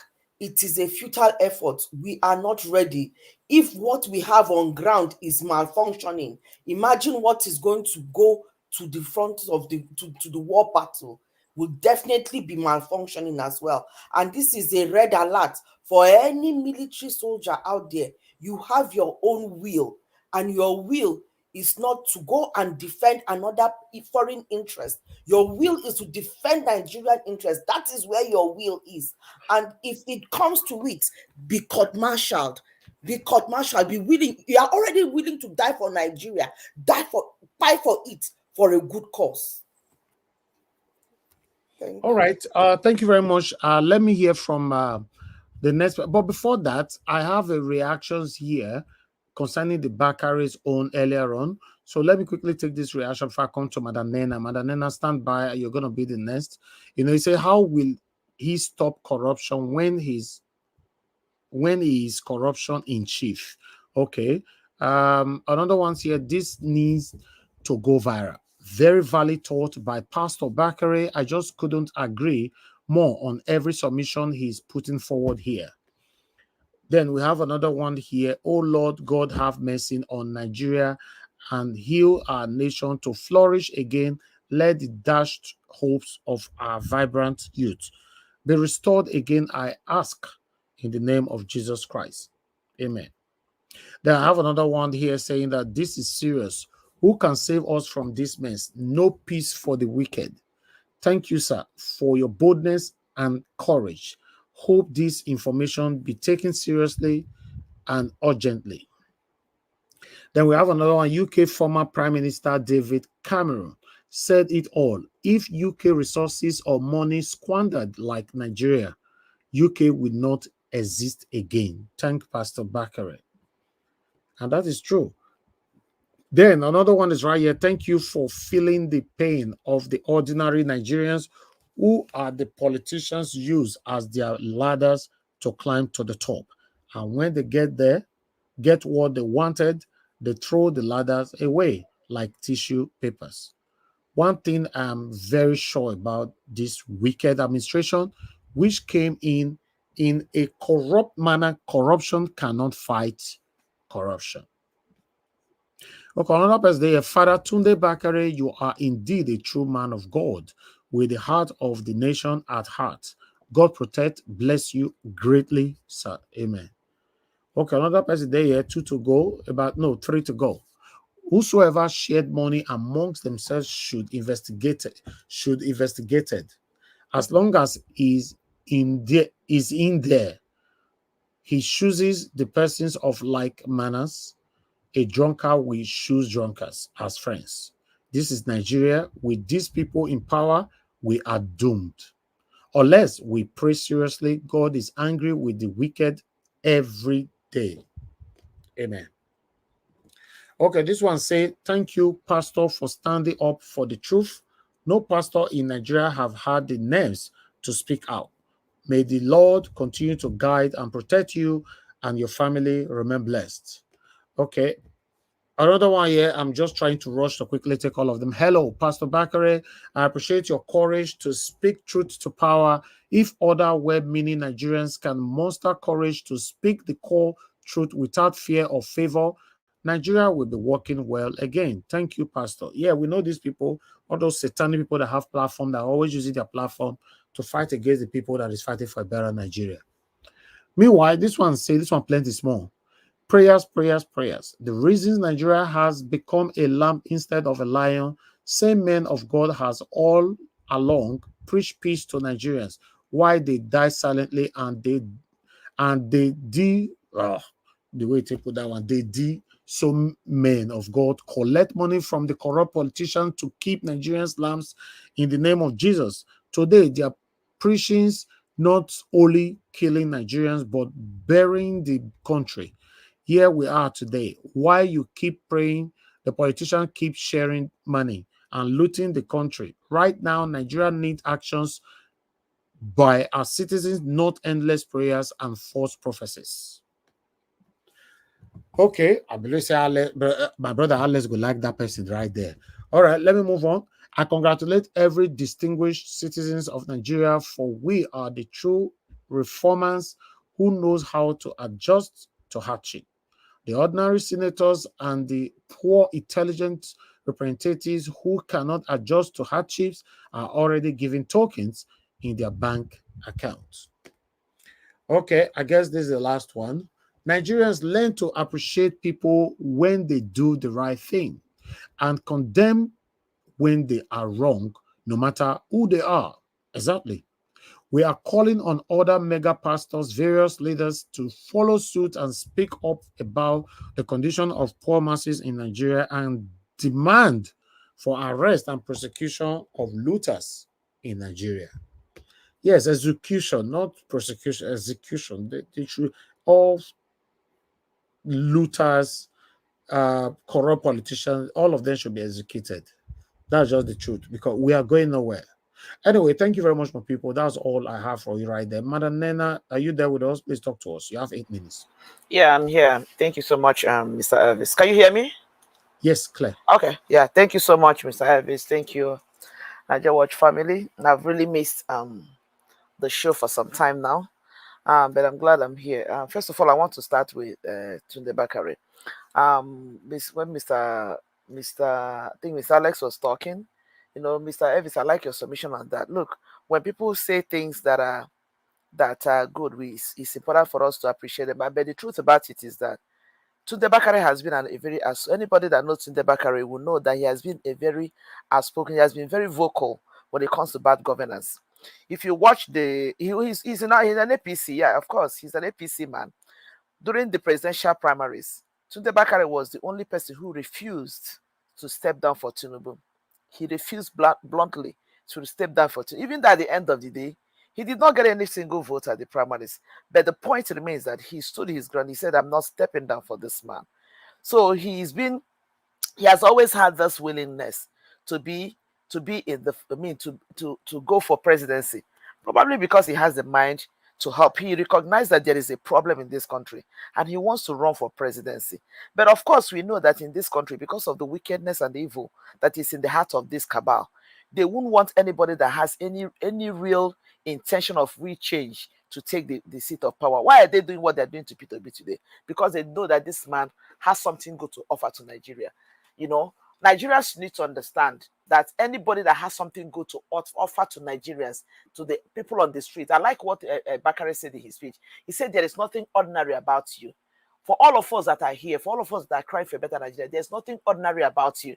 There is nothing common, because the word they use for us is that the ordinary man on the street, the common man on the streets. They said, no, there is nothing ordinary about you. There is nothing common about you. Mr. Elvis and everybody else that was on this line, because of the mindset that that we have for a better Nigeria, when majority of us here are given opportunity to be in one parastatal or the other, we are going to make a difference. Why? Because we have the desire to make a difference. We have the mindset of helping the poor masses, not going there to enrich ourselves. So there is nothing ordinary about anybody, any true meaning Nigerian who has been championing the cause for this new Nigeria, for this new Nigeria, and for this possibility that Nigeria will change again. There is nothing ordinary about you. If you have the intellect and the intention to make things right, there is nothing ordinary about you. That is just the truth about it. So for people who are trying to crucify Tunde Bakare, look, when I was watching that thing from Tunde Bakare last night, honestly, I had goosebumps all over me. I was watching it. My husband was like, I was listening to my husband. I said, my husband was like, which conference? I said, it's not a conference, it's church service. For most people that know somebody, like when he was talking, it reminded me of the likes of John Hagee. For people that know about John Hagee, sometimes this is about how his ministration in his church service goes, because he's one of those people that are also vocal, even though he's a Trump man. But the point I'm trying to make is that Tunde Bakare hit the nail at the head. He said it the way it is. He said what a lot of people are afraid to say. Tunde Bakare said it, and I will applaud him anytime, any day. What Tunde Bakare said is something that will be indelible in the heart of every woman in Nigeria. Every sensible person will listen to it and will be able to know that at least there is one or two that have not corrupted themselves. Because we are saying, what are the other mega pastors? Do you know why most of them will not talk? I say most of them, I'm not saying all of them. Most of them will not talk because most of them have eaten. Most of them have eaten from the king's plate. If anybody that reads the Bible understand what I mean, they have eaten they have dined on the king's plate, and they cannot afford to speak wrong about the kings. Supposedly, many of them have soiled their hands. That is the truth about it. For anybody that is expecting somebody like Adeboye to come and condemn this government, you are wasting your time. He will not. Somebody like Adeboye cannot come out and speak anything bad about what is going on in Nigeria. He cannot say it. I know a lot of people who are members of this thing, people who are lovers of Adeboye, they'll be here, they'll attack me for like Bakare said, bring it on. I am a member of Redeemed Christian Church of God. I say it every day, even in my church. He cannot, so you know why? Because he's one of those people that dies and whine with this cabal. He dies and whine with them. So I don't expect people like him to come out and say anything. And majority of them, maybe one or two, will have the boldness to speak like Tunde Bakare spoke, but he's one of those people that will not speak. That is that about Tunde Bakare. I applaud him. I clap for this guy. I listen to him. I've always known Tunde Bakare to be like this. Anyways, I've always known him to be like this, even though he's an APC man. But being an APC doesn't mean that that he doesn't have anything good intention about him. Probably that's why he's a card-carrying member, because he thought there would be an opportunity for him one day to get it. After all, let's not forget that P2B was a PDP man. That was he part of the criminality that's going on in Nigeria? Of course, of course not. You know, so that still tells you something. That there are still people who have the intention to make a real change. That's why they joined politics. But unfortunately, they are dealing with criminals. They are dealing with thieves who will not allow them to come up and make the real change that this country sincerely and earnestly yearns for. It is unfortunate. I applaud Bakare once again. Then I come to that man, that Akpabio man or whatever that Abat interviewed. I listened to that man.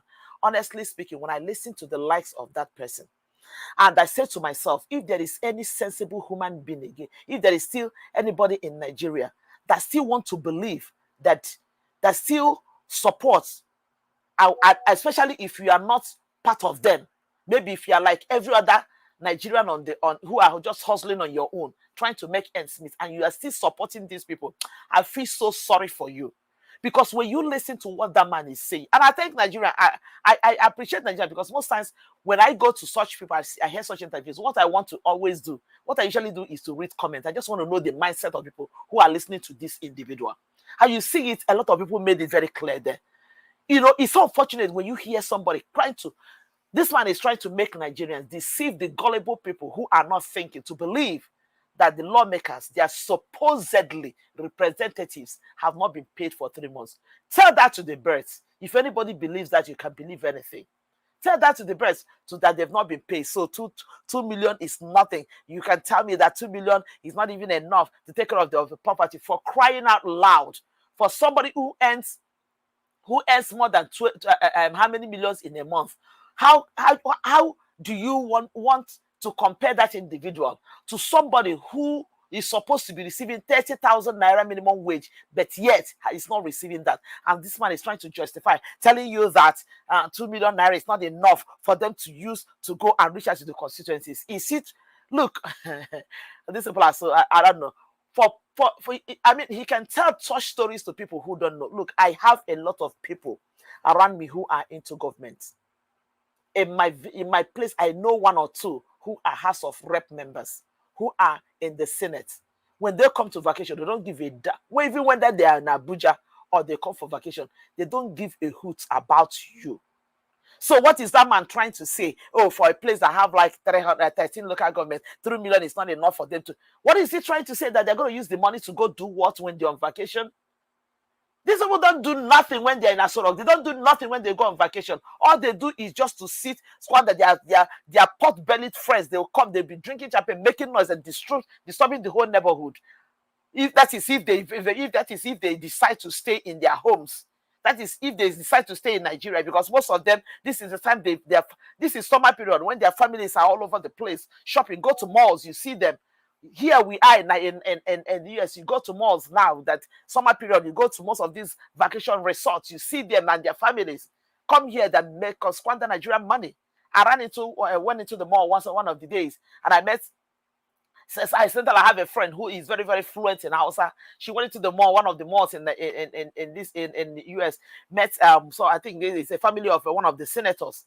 So unfortunately, one person with them was, I don't know how she was able to, understand that these people this person is a senator with his family. Oh my God, my friend lost it. She lost it. She used Hausa, was cursing this man out. If you see the speed where this will take wrong come up from mall, my friend was trying to make it like she was making a scene. She was cursing the man. Unfortunately, because of the whole thing, we couldn't get the name of that senator. She was using Hausa language. She was cursing this man out. She was ranting, like she was screaming. She was yelling. She was saying it to everybody. These are the things that steal Nigerian money. This man ran away. The person with the one woman was like, "It's okay now. I can't." That is before I realized what was happening, I wanted to put my camera. They ran and entered the car that brought him, and they disappeared from that mall. That is what they do. That's where they get this money. Most of them, they even that 2 million is not even nothing to give to their side chicks. And somebody is telling to tell us that it's not even enough for them to use to reach their constituency. Which constituency? Which constituency are they reaching out? That man that is saying that thing, he was in the House of Rep. Let him tell us what he used during his own time to do in his constituency. They tell to people the gullible people who are ready to listen to the nonsense they talk about. And that brings me to that woman, Ireti Kingibe. That woman, we are watching you because you came on air and you told the people that you did not receive any prayer. You did not receive anything. Ireti Kingibe, it has been proven that you people were giving 2 million for your recess. You people should not forget how you got there, where you are. If you truly got that 2 million, come and explain to the obedience what you're using that money for. This is one of the reasons for a lot of people who do not even know why. I don't know if many of us even knew the reason why P2B decided to choose Dati Baba Ahmed as his running mate. Dati Baba Ahmed was in the house. He is one person that refuses to collect all these monies that they share. He is one person that always stood this. He's one person that's always condemning all these things. That was what made Dati Baba Ahmed popular. That was why P2B. I don't know if how many of us that knew the real reason why P2B chose Dati Baba Ahmed, that really know the story of Dati Baba Ahmed. He is one person when they began to share this money. He does not only reject it, but he speaks against it. But unfortunately, he was one man, a lonely voice in the wilderness. Nobody heard his voice. But then, P2B, being the man of integrity he was watching this man. When it was time for him to pick a running mate, he decided to go for this man that has a clean record. Ireti Kingibe, we are watching you. You collected the 2 million. You came on air, you told us you did not see prayer, you did not see money. You are a liar. I am standing here now to tell you that you lie because every house member collected that 2 million. Ireti Kingibe, Lord, come and tell the obedience what you use the money to do. Come and explain to the obedience what you people are doing. Because if you go there and do, if you can't win them, join them. Don't forget, there's another time coming because the wave that took you in there is ready to take you out of that place. Be warned. You people need to be warned because there is something that the obedience and even the LP, everyone that got there through the whistle, through the wave of the obedient movement, there is something that you people need to understand. There is something you people need to understand that these people that put you in there, they are as fast as they put you in there, they are ready to take you out. 4 years is just around the corner and you'll be out before you know it. And you know that if you're out there, both PDP and APC have already rejected you. So you people have better watch it. You better make a good mark on the sand of time so that when time comes, these people who struggled, who came on the street, who put in everything to come out in their numbers without fear of intimidation and everything to make you come to that place so that they will stand and say, yes, we actually put this person here. And this person stood for the principles, for the ideologies of Peter Gregory, so that we have the mind to continue to work with you, Ireti Kingibe, and the rest of you that are there. You people should know that the eyes of Nigerians are on you. That is just what I have to say. And for the people that are, for Tinubu and his cohorts who are working, fighting every day to go to Niger war. Anyway, I don't know what to tell them. I do not want war because I know it's going to affect a lot of people. A lot of Nigerians are in Niger, irrespective of their tribe or whatever. A lot of Nigerians are there.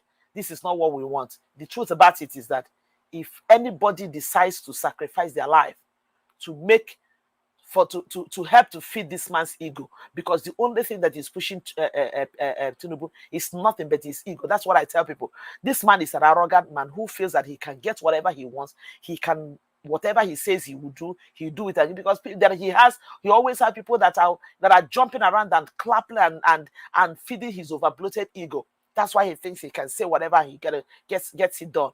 If you will decide to go on this suicide mission to Niger, I feel sorry for you.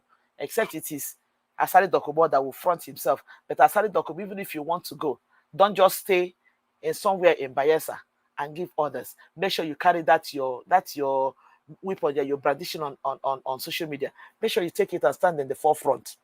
Stand it and stand. I know what is puffing him because of all the juju that he's taken out. By the time you enter, you go see say Oyibo rifle. This thing, they penetrate, they destroy juju, they destroy voodoo. That is one thing I have to tell you.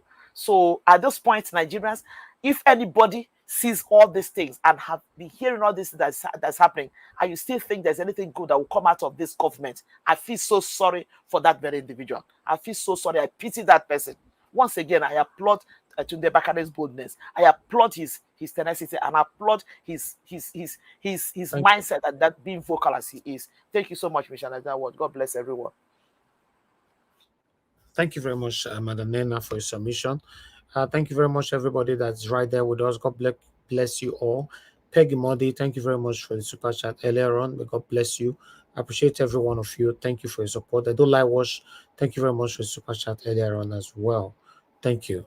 All right, let me move on to Madam Busy Brains. On a busy brace, please, you have 8 minutes, so put all together in 8 minutes. God bless you. Talk to us. I'll try. Thank you so much, Mr. Niger Watch. Good evening, everybody, the panelists, all those that have put in their submission. God bless you. I observe all protocols. Good evening. Thank you for once more for, as Augusia will say, this round table discussion. Nigeria, okay. Let me start at the back of what Madam Nena said. You know, I totally agree. You know, Ireti Kingibe came on because Obedience put her there.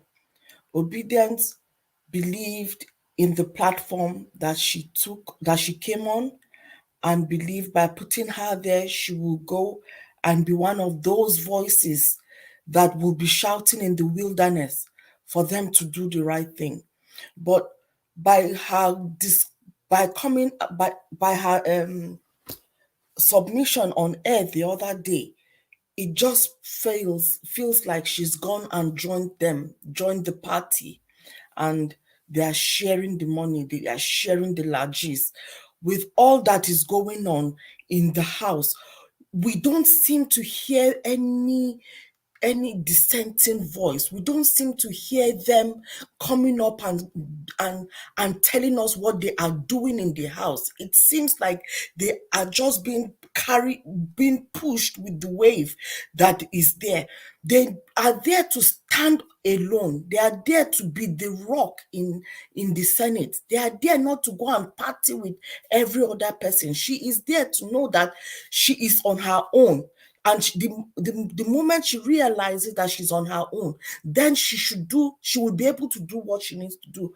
But if she's there thinking that she needs to play politics, she's not there to play politics. She's there to give Nigeria succor. She's there to make sure that she makes the government accountable. I don't hear her coming out and shouting against the war. I don't hear her coming out and shouting against what we did not vote for. I'm not hearing her voice. I don't know how many Labour Party members are in the Senate or in the House of Reps. I can't really remember. But we are so deaf because they are so silent that we've become so deaf with their silence. We are not feeling them. There is no impact of them. Why are they there? They are there to keep the government in check, to keep them on their toes, but they've gone and joined the party. And then one useless one is coming out and telling us that what is 2 million is nothing. The insensitivity of that statement just tells you how far apart these so-called elites are out of touch from the ordinary Nigerians. It means they do not even appreciate the challenges and the difficulties that Nigerians are going through. So tell me, what hope do the common man have? What hope does anybody have if these people will see 2 million as nothing? Meanwhile, they are happy to give 8,000 naira to Nigerians.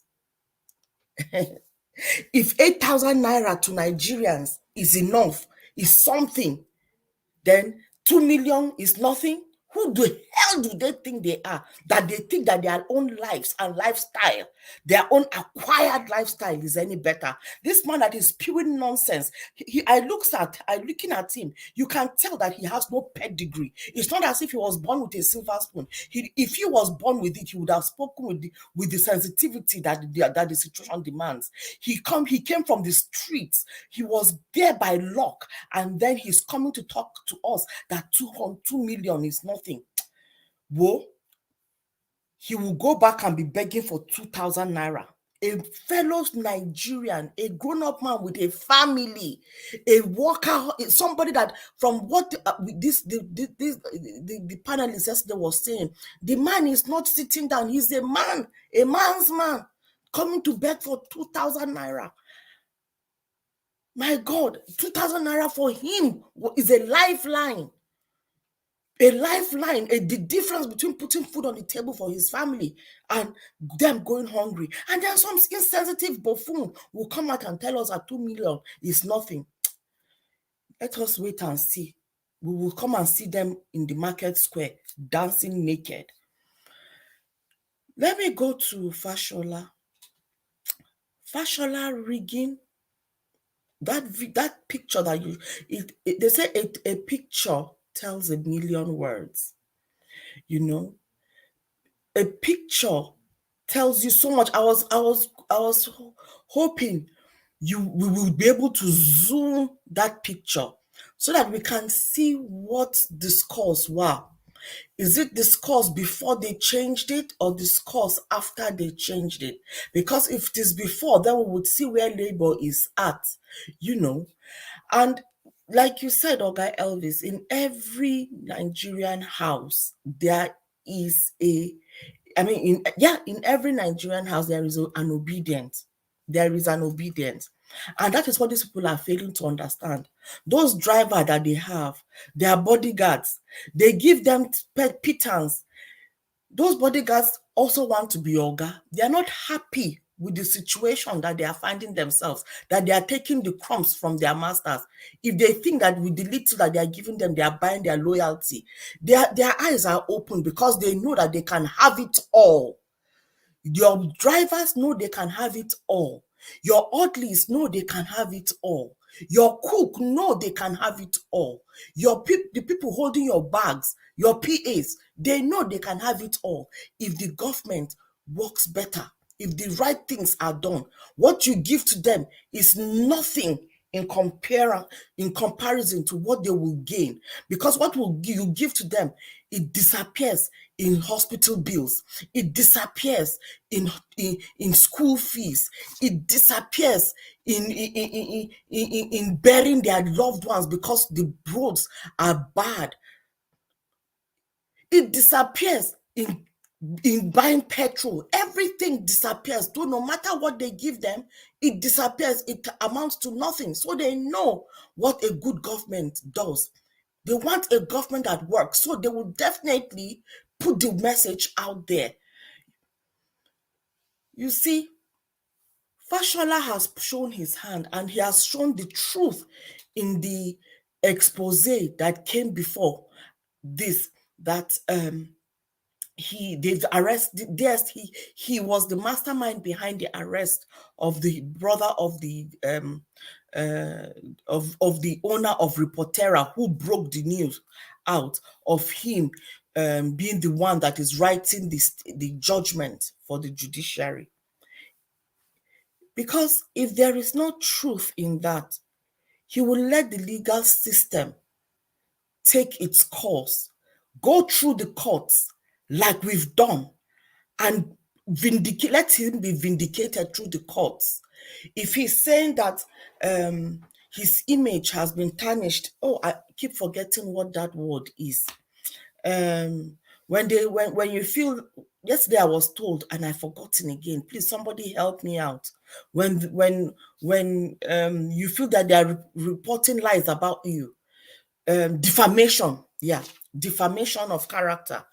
If he feels that he is being defamed, he should go through the courts, the normal channel, not using the toothless bulldogs of that DSS is to intimidate and harass people. And by so doing, they are trying to intimidate other Nigerians from coming out and exposing them.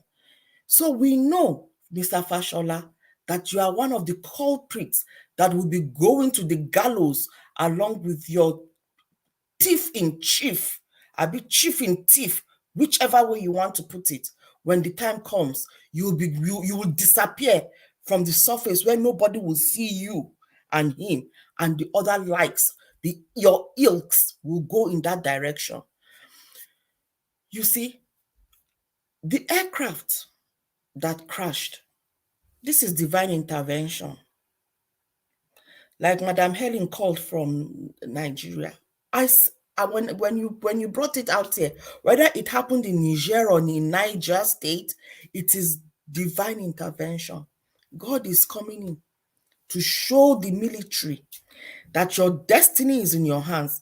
We want to remind them that whether they are still going to the war front to go and buy they will, because they are going with lesser power. They are going with lesser technology. They are going with lesser manpower, knowledge, everything, skill.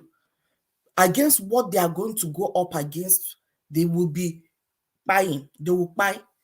What has happened now has shown that the facilities or the equipment that is used, that they will use to go to the war front, will be finishing them. We'll be buying them. Those AK that they will be holding to go and be shooting, it will be coming back to them because they would have not been maintaining them as they should. That is the culture. Your generals, the so-called military elites, are chopping the money that is supposed to keep all these machineries in good working order. But you will carry it, and it is you are using your own hands to buy yourselves. Now you are going on a job that is thankless. There is no glory in what you are going to go and do. You are not doing it for man and country. You are doing it for some thieves and their Western buffoon elites that are sending you on a mission of no return. Remember, you will not return. The family that you are leaving behind, though, you will leave them in the same situation that we all good meaning Nigerians are fighting for. So you better remove that cap. If it means remove the uniform and join this fight and be a citizen army, be the army of the citizen. I saw reports about the Nigerians. Every Nigerian now has taken up to be independent soldier. On their own, they are going into bushes to go and check and see wherever they can if there is any foreign invasion around them. They are doing that. So imagine a citizen, the citizen of a nation, turning to be the protectors of their own country. So that is what we should be doing for ourselves as citizens of our own country. We should be our own soldiers. We should keep watch. We should keep guard. And they, instead of going for a job that has no glory, they should stay and do one that has glory. They have their own will. We all have our own will. It is our will that is keeping us coming here back to back. Oga Elvis, your will has kept you for God knows how many donkey years now. We are going into the second year of this job that you've been doing. It is your will that has kept you. They should be able to say no and agree. Court-martial, they should court-martial them if that is what will happen. Let them be court-martial. Let them be willing, because at the end of the day, like Sister Umoye said, all buy na buy. It's just that some people will go before one. So if they carry you to go and court-martial you, bear it. Because the one that you are going to go is going to be a thankless one with no glory. So stay and fight the one that will bring you more glory, because Nigeria, Africa is going to be emancipated. We are going to get there. Pastor Bakare said some hard-hitting facts to the government. He was speaking truth to power, which I really appreciate. And like you said, Oga Elvis, that when somebody is speaking the truth, we acknowledge and applaud. And I will do that. I will acknowledge and applaud, because the more voices that are lent, as much voices that is being lent to this cause, it will never be in vain. It is only going to add more credence and more strength and more power to the movement. However, with a lot of these pastors that have been in Nigeria, we have more pastors in every street. We have a lot of churches. And so how come Nigeria is where it is right now? Why are we where we are right now? It's because pastors were not doing their due diligence. They were busy chasing tithes. They were busy chasing their own private jets. They were busy chasing their own Rolex. They were busy chasing their own expensive lifestyle against what against the proper gospel of Christ. That is why we are where we are, because the church is supposed to push back. The church is supposed to be the bed of morality. But right now, Nigeria has become so decadent, so corrupt, so moral. There is the level of immorality is mind-boggling. And the church is one that perpetrates that has supported in ensuring that decadence, that immorality, that corruption has not been buried, instead of them burying it. Thank you, Oga Elvis. Thank you. Can I continue? Thank you, Madam Busy. Is my 8 minutes off? 8 minutes they talk for you. Oh. You have crossed more than that long time ago. Oh, okay. Thank you very much for your wonderful submission, Madam Elizabeth. I'll come back to you for the second submission before we round up. But I just want everybody on the panel to speak. Madam Ahmed, thank you very much for your patience. I would like you to talk to us. Good evening to you, Madam. But before that, let me appreciate Obi Ashoko. Thank you very much for the super chat. God bless you. I appreciate you very much. May your pocket never run dry. Thank you very much, sir. Thank you. Whoever is behind the name. All right, Madam Ahmed, please talk to us. Good evening, my brother Elvis. Thank you. God bless you. Thank you again for taking me in. And my greetings to all my brothers and sisters there, my fellow panelists. I greet every one of you. My brother Alex Reta Moye, I don't even busy brain. I don't hear on our way. So from my own to start with, I greet everybody. Good evening. To start with my own is that this is Tunde Bakare. Pastor Tunde Bakare, I have been seeing him while he was addressing his Congress, telling them that heavy storm is coming to fall on Nigeria. And the way he has been advising this our Tinubu, I always call him Tinubu, so Tinubu, that he doesn't listen. We used to say it in our adage that a fly that doesn't hear word will follow people that buy into the grave. That is Tinubu own. That man have said it, Tinubu. And whatever he said today, he's standing for the truth. He's a man of truth. And with that, I really appreciate, and it was a wonderful speech he has made, and what he has said it all. So I thank him. But this money, what I had today. Was it not yesterday they said we have 40% in our foreign reserve? And when they also talk about Tinubu, and they said they have spent up to 50% within 2 months.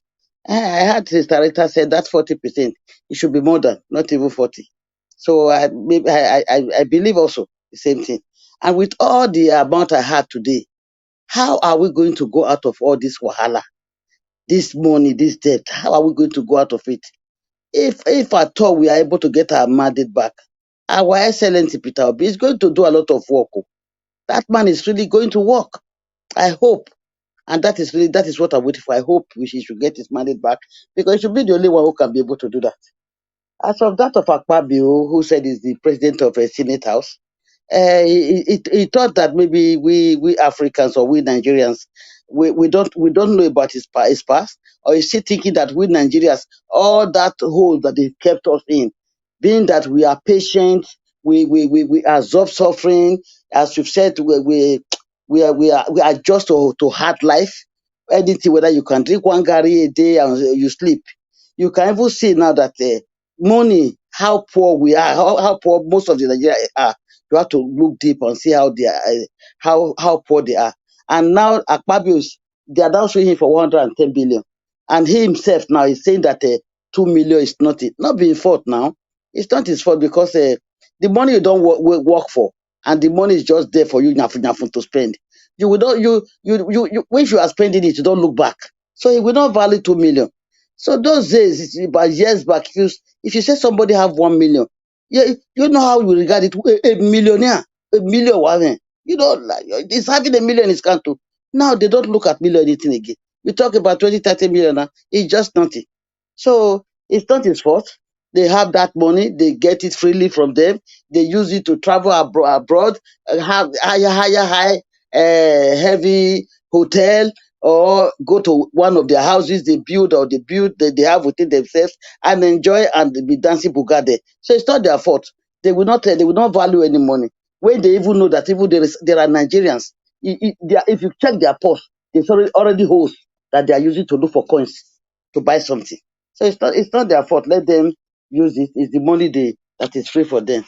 But all these pastors too, they also contributed to all this our poverty. What I mean by religion or the tribalistics, where we have a we said I'm Yoruba, I'm Igbo, tribalistic. It really telling on us because when I came across when I was just scrolling my something, I came across this Prekete show. You know, when they showed a family, husband and wife, with 3 children, the 11 years old boy whom the parents they said they are Christian, they are going for evangelists. Then because maybe has no work, or maybe the money is just 30,000. That Akpabio say 2 million is not enough. Maybe I don't know the kind of work is working. The highest salary in Nigeria is not 30,000 naira. Maybe he has no money to feed those children, and they are going to for evangelists, and they have to lock their children. There are 3 children. The oldest one was 11 years in, and what they were doing, they said they should fast. They should fast and pray. While the boy was going for school, doing his exam, he said, Daddy, I don't have money to buy something. Give me food. The father said he should be praying and fasting. You know, that is where they have pushed us to. There are many cases like that. People that don't really have money, there are many of them like that. So Adeboye, it's not his fault now. If it is not that he has to be, as one of our sisters said now, that Adeboye was insulting some people on the had it like that. Anyway, if it is his duty as GO to be pouring insult on his fellow human being, if that's the work of God is doing, okay, it's not their fault because one of the pastors said that all members should have they will have money in their lot, and I wonder those those members of their church, if you are not afraid, then certain money will just come into your account without you working for it. Then you will be happy to eat that money. And so there's no way they have been fooling Nigerians. So they are bored with their religion. So they think they're like that. And I'm happy. Now we have stayed too long because we are able to bear pains and we manage our life and and we don't talk. And these thieves, all these politicians believe they can continue like that. Now I would have said we started too late, but it is better. It is better now than late forever. We have started now. We are waking up. I know when Nigeria wake up, they will continue and they will really keep it and make it find things that they want to do. And I hope it works for us. What my sister said just now, sister, is this sister Busy Brain, that it is a divine intervention that God is doing now about that military something. Really, there's a heavy spirit moving with Peter Obi. If they don't take care, really, they don't know what is going to happen. I will give a warning to our military. Those are military people. Whatever Tinubu is going to tell you to go and work, you have the will, you have the free will to say, no, I'm not going there. You don't know that all those they are weapons. Tell me where we have been to war last. Not to talk of the helicopter, war plane. How long have they served it? If you go there, it is for you. If you don't know what is going on now, so think of your family, think of your wife, and think of your children. Sister Moye was saying that it was Moye who said that my sister Moye, welcome. You were saying that they said Tinubu has a strategy. He's talented. He's calculative. Let me explain to you the little. I think everybody will also maybe accept it, me or everybody with their different opinion. I will also say that if I have to describe the Tinubu strategy, yes, his strategy is a way to connect criminals, connect many part of Western world leaders, making dangerous deals with them. That one I be Tinubu strategy. His talent is on how to buy up people, selling our government properties in Lagos, transporting in a perfect way drugs to Europe. That was the talent that Tinubu have. Then the calculating, he can calculate to grab more power. He can, and not to build Nigeria or not productive, but to loot and cause war, creating ways to Western world to enslave us, to enslave Nigerians or Africans, putting us into abject poverty, causing pains and sufferings for Nigerians. That is how I know Tinubu.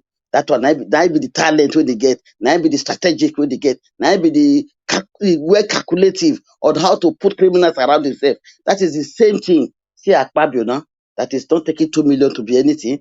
He doesn't know the pains of other people. He doesn't know what we are going through. So it is not their fault. They have free money to use. They will not know the pains of our people. They will not know how to be productive, to do something tangible that will increase our naira, our currency to compete with Western world.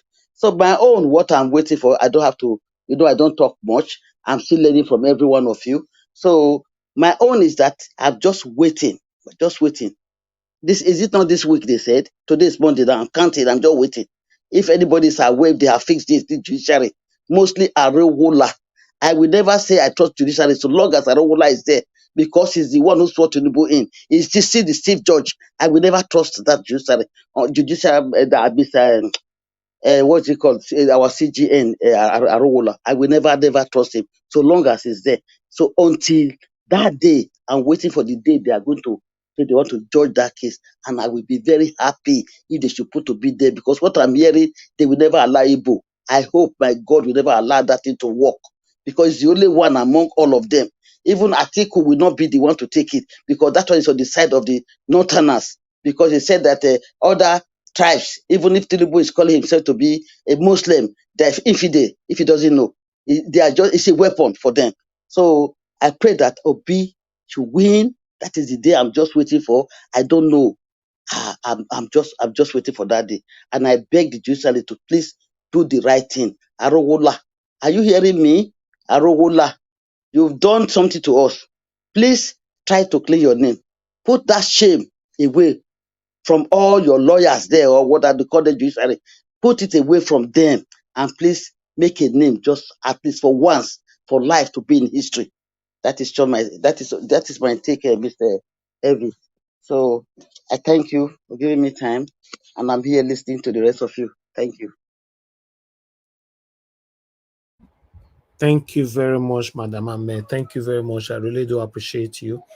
Thank you for your wonderful submission. All right, I would like to move on to, before I move on to the next person, I'd like to quickly appreciate those of you that just super chatted me right now. I want to be Ferdinand. Good evening to you, sir. Thanks very much for the super chat. May God bless you. I appreciate every one of you that super chatted me, and some of you sent money to my Nigeria account as well. I would like to, although I have one particular person that doesn't like me to mention the name, so I'll just keep that. Thank you very much, Joel. I won't mention your surname. Thank you very much. You sent me 20,000 naira. May God bless you. And I received 5,000 naira from somebody, but your name is not on it. Thank you very much. I received another 5,000 naira from Mr. Dwayne Michael. Thank you very much. And Michael, Mr. Charles Zedome, thank you very much. You sent me another 10,000 naira again today because you sent me 10,000 naira yesterday, Mr. Charles Zedome. You sent me another one today again. I want to say I'm very, very grateful. Thank you very much for every one of you that is supporting me. Thank you, thank you, thank you. May God bless you all. Yes, the person that doesn't like me mentioning the name, you send me 50,000 naira, but I won't mention your name because you don't like me mentioning your name. Thank you very much. I want to say I've already acknowledged every one of you privately, but I just wanted to say this here as well. For some of you that your name did not appear, or whenever I receive, although I've said it before, whoever that sends us money on our Nigeria account, sometimes it takes me more than 24 hours to know that money is sent to that account because I don't really pay attention or get notification, except I receive a message, then I'll just check straight away. If not, but I will check within 24 hours. But thank you very much, Mr. Charles. The one you sent to me, I believe this was this morning, not this evening, because according to the according to the receipt that I have here, I think it was around 11 in the morning, I guess. Let me see. Yes, I don't know, but thank you, everybody. I appreciate you all. I'm not taking anybody for granted. Thank you for your continued support, for your encouragement. May God bless every one of you. Your pocket never run dry. In Jesus' name, amen. All right. I would like to hear from the next person before we finally round up. I believe everybody on the panel have spoken. Yes, there's only one person left before we have a second segment. F. Emmanuel, it's good to have you on the panel, sir. Good evening to you. I'd like you to talk to us in 8 minutes, sir. May you still get your 8 minutes. Hey, thank you so much, sir. I've been battling with my phone. In fact, I was charging it. I don't know whether the charger was charging it well. I don't even know. You were just discharging the charging. So if I knew it was 1 bar, if I knew it just went off. But you are good. Thank you so much. But you have enough bar now, right? Yeah, I think it's coming up. It's getting to 10 bar now. Yeah, it's coming up now. Okay. Quickly talk to us. Thank you, sir. All right. Thank you so much, Mr. Elvis, for another opportunity. Thank everyone in the panel. Thank all the people that have submitted earlier. Wonderful submission. Madam Minena, wonderful submission. My sister Omoye, wonderful submission. My brother Give Us a Mandate, wonderful submission. Everyone, wonderful submission. First of all, I still want to dwell on all the things that they've all said earlier. Let me start with Tunde Bakare. Tunde Bakare, right from the days of when I was still in university, I know him as the kind of I don't want to use the negative word, a controversial, a controversial man of God, but not really on the negative side anyway. So so I commend him for even coming out to speak. It's a good thing that he came out. He has covered for all the other men of God. Anyway, Pastor Chris actually came out too, also spoke too, somehow, but he is more, vocal, and detailed, because he has also been with the political terrain, so he knows their workings and all that. All right, that said, sincerely looking at the whole thing happening in Nigeria, for me, Nigeria cannot move forward if it's not built on righteousness. Like we keep quoting that scripture, righteousness exalts a nation. Sin is a reproach to any people. If you look at that word critically, it didn't say Christian, it didn't say Muslim, it didn't say pagan, it didn't specify, it said any people. So that means it didn't even say whether you didn't even talk about whether you're born again or not. You just talk about righteousness exalts a nation. It's not even an individualistic thing. It's a nation that have God's fear in the dealings, in their dealings rather. So if an individual that is doing something that is right, let's assume Mr. Peter Obi now, let's use him as an example. The impact might not be felt that much than when a nation as a whole comply in doing what is right. So you can see that we really have a lot of work to do, because anything that is unrighteous is sin. It's iniquity on its own. Every unrighteousness is sin. So for our nation to grow, all this corruption, imagine the what's it called, prayers that have been sent through email, 2 million. Meanwhile, palliative is 8,000. Can you compare 8,000 and 2 million? Let's assume that 2 million is now shared to every Nigerian as a whole. Wouldn't it make a little bit positive impact? If these 2 million that is being shared within House of Rep, if within the Senate rather, if that 2 million is given to everybody in Nigeria, at least it will go a long way. In as much as we know that it won't solve the problem, but at least to go a long way. Imagine a government that just started within 2 months, 3 months, they're already going on vacation. What about the people that voted them in? What about the hungry Nigerians? Yesterday I was checking Sendwave on my phone, on my one of the app I have. 924 naira 20 kobo, sorry, to $1. That's almost 1,000. So, and people are there sharing 2 million. That to me, I don't even think that is 2 million. It to be more than that. To be more than that. So if let's compare the two, 2 million and 8,000, which one does even make more sense? Nigeria has the ability, has the wherewithal to share 2 million to every household in that country, and nothing will happen. But they keep pressing the neck of the poor and not allowing the poor to breathe. So I don't just know, what these are lawmakers. They are not really representing the poor masses. They are just representing their pocket.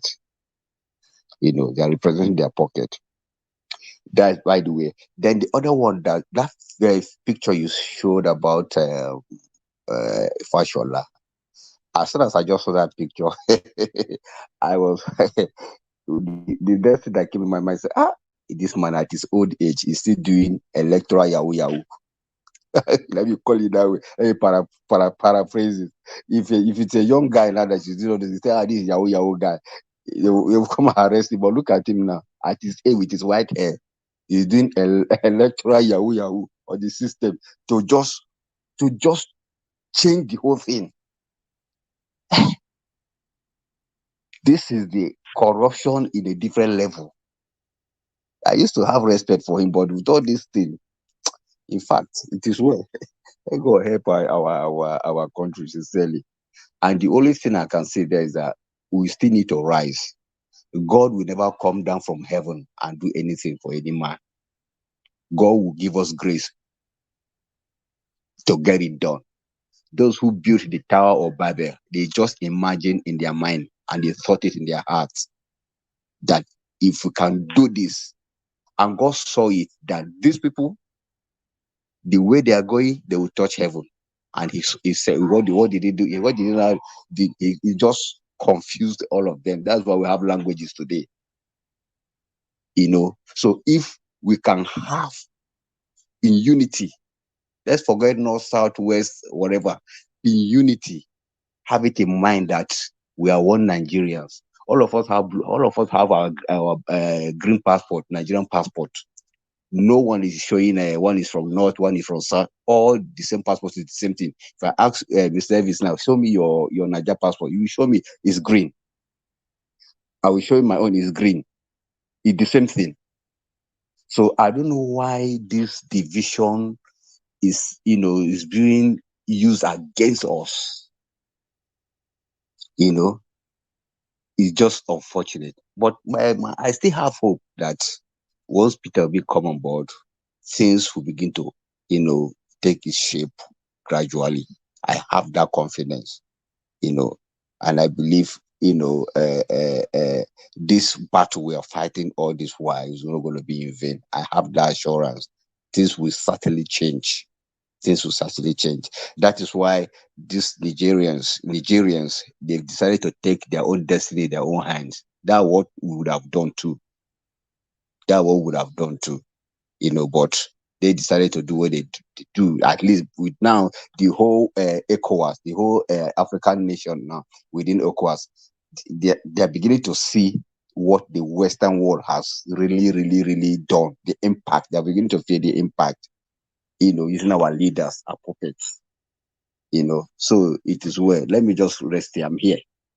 Thank you so much, sir. Thank you very much, Mr. F. Emmanuel. God bless you, sir, for your wonderful submission. God bless you. All right. At this moment now, everybody on the panel have given their submission. So I would like us to give a final submission now. But before that, I would like to quickly, to play this 2 minutes, 3 minutes video here.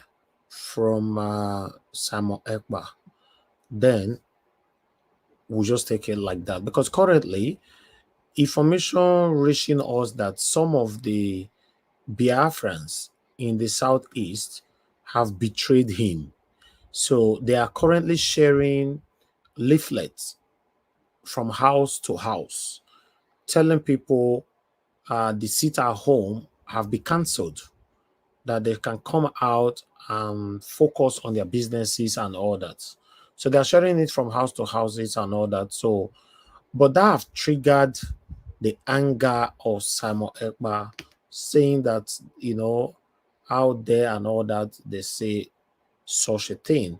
But before I'll play this particular video, I would like to quickly come back here to a proper understanding. I don't know if okay, it's still here. Let me go to AIT first. Good morning to you. This is Kakaki Social, a new week. Welcome. I'm Rena. Okay, let me see if I can forward it to where I needed to go sharply. And it was on the screen before, but I took it out. Let me see if I can take it to where. One moment, guys. Bear with us. Is it here? Okay, my fella is still there. If I can't find, I'll just put the other video. Okay, yes, I think this is it. Okay, let's come here. I'll just play this. Because what do you not expect them to use as collateral? And to our final story for the day, the proscribed indigenous people of Biafra, IPOB, on Saturday began the distribution of flyers and posters across the southeast to notify residents of the cancellation of the sit-at-home exercise in the region. That's IPOB spokesperson Ima Powerful is the one talking now, and he said that in a statement that he titled Monday Weekly Sit-at-Home, an ugly phase of a bygone history that must never be repeated, as echoed by Mazi Nnamdi Kanu. Part of the statement will be that any person or persons talking about a non-existent sit-at-home in the southeast is an enemy of the people and shall be dealt with accordingly. The exercise also aims to inform the people that sit-at-home is not only dead, but will never again be invoked or deployed as a tool of civil disobedience in the group's quest for self-determination. That is Ima Powerful talking right there. Over to some reactions now. Mr. Jack Ikem says, "Low. Took them 2 years to realize the futility of that stupid exercise. When it started, they claimed Southeast controls the zoo economy. If we sit at home, the economy of the zoo will crumble. This is what happens when illiterates and power mongers are left in charge." For Chimobi, it says those distributing the flyers were irrelevant in indigenous people of Biafra. And finally, Imei Etim thinks that Kano will soon get his freedom. Let's see where all of this is making efforts towards. Let's see what all of these efforts are towards, whether it's actually to save the day or because they want their leader freed. But that's everything on Kakaki Social this morning. Our WhatsApp number is 08. With us. Yes, I'm here. Thank you very much. Please talk on this. 5 minutes. Thank you. Well, thank you very much for all that we've done so far. Well, honestly, I don't know what the sit-at-home is planning to achieve. Because if you're asking people to sit at home, is that how they're going to make their living or make money to feed their families, or would that solve the old problem? Because he sits somewhere in Finland and asking the people to sit at home.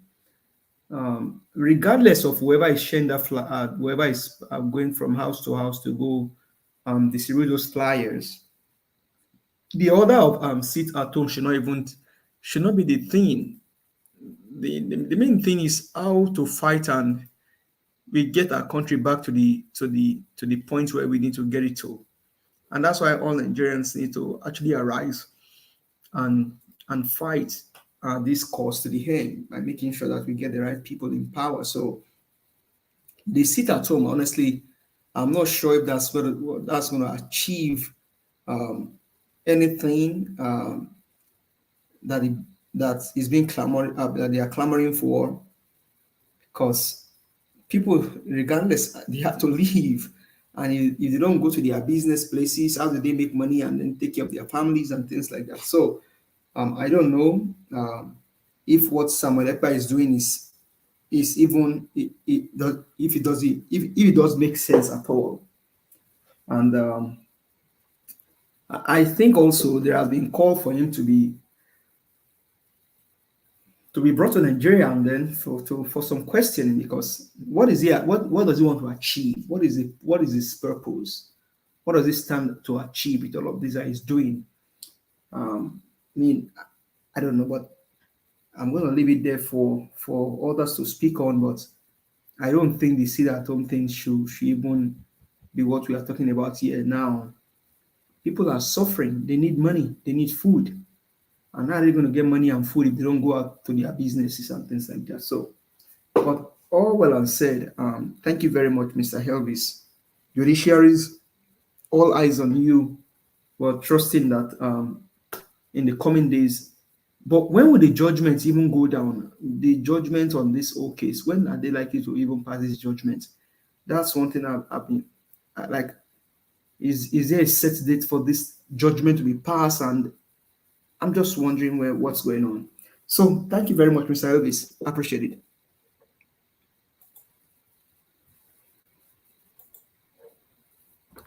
All right.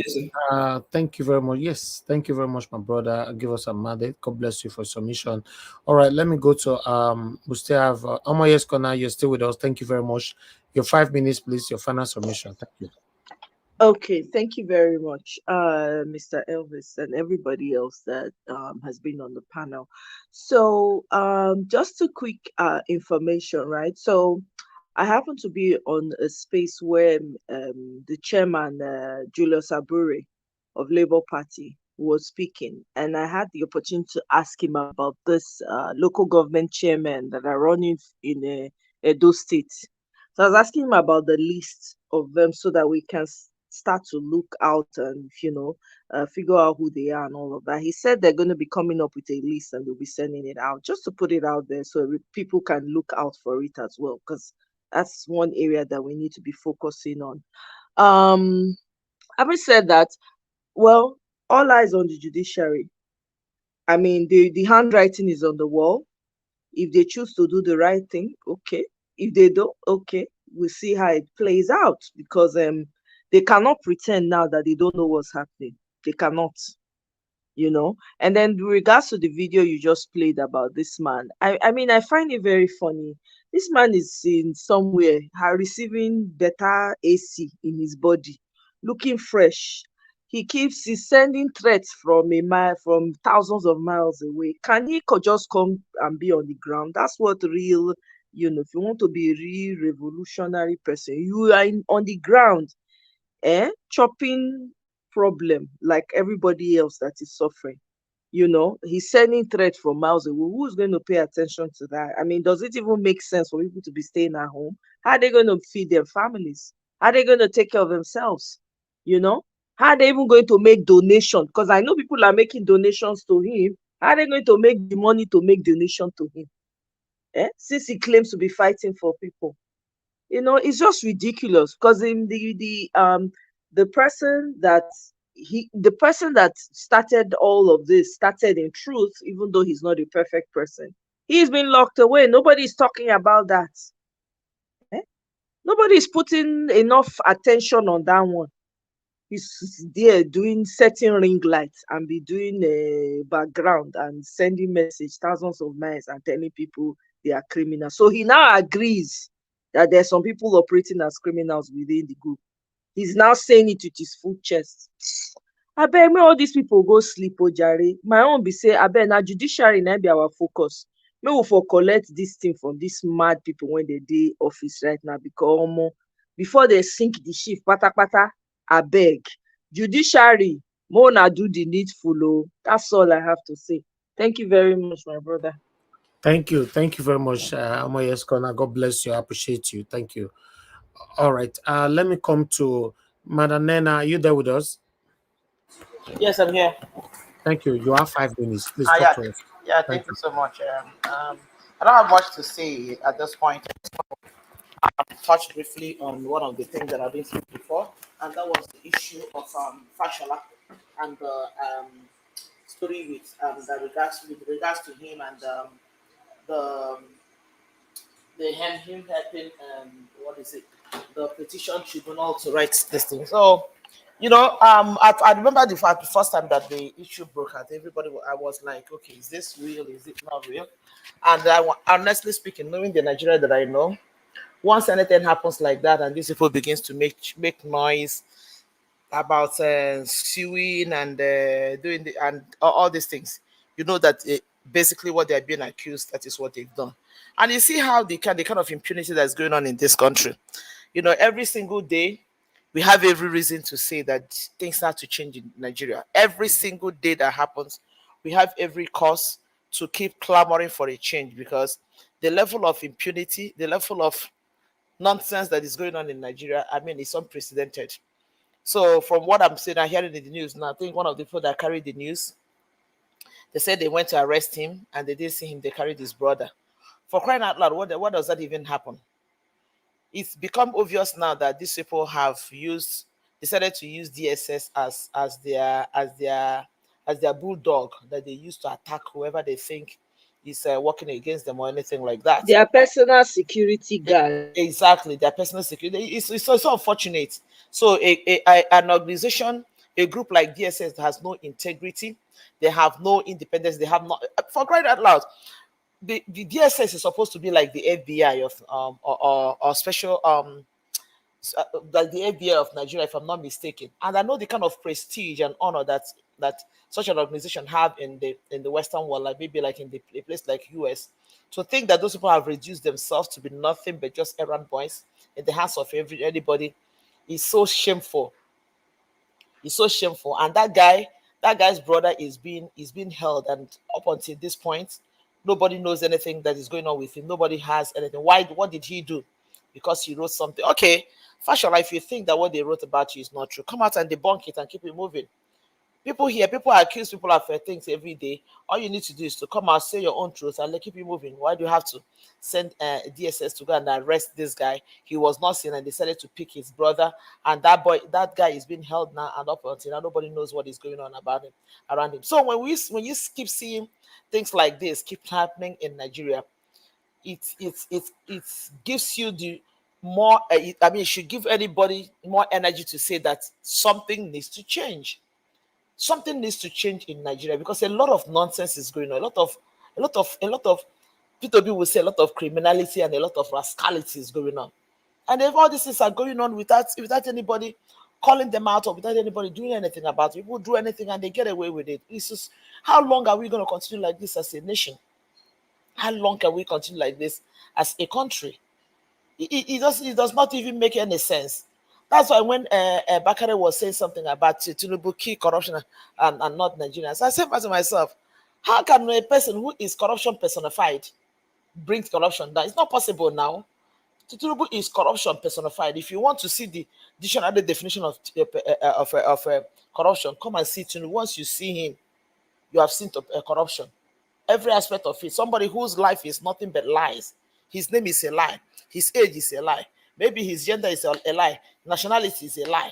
Everything about this man is a lie. Everything about him is all lies, lies, lies. Fraud, fraud, fraud, fraud. Everything about this guy. So how do you expect such a person to produce anything good? Nah, it's not possible now. But people have a proverb, they say, you can't learn how to be left-handed at old age. It's not possible.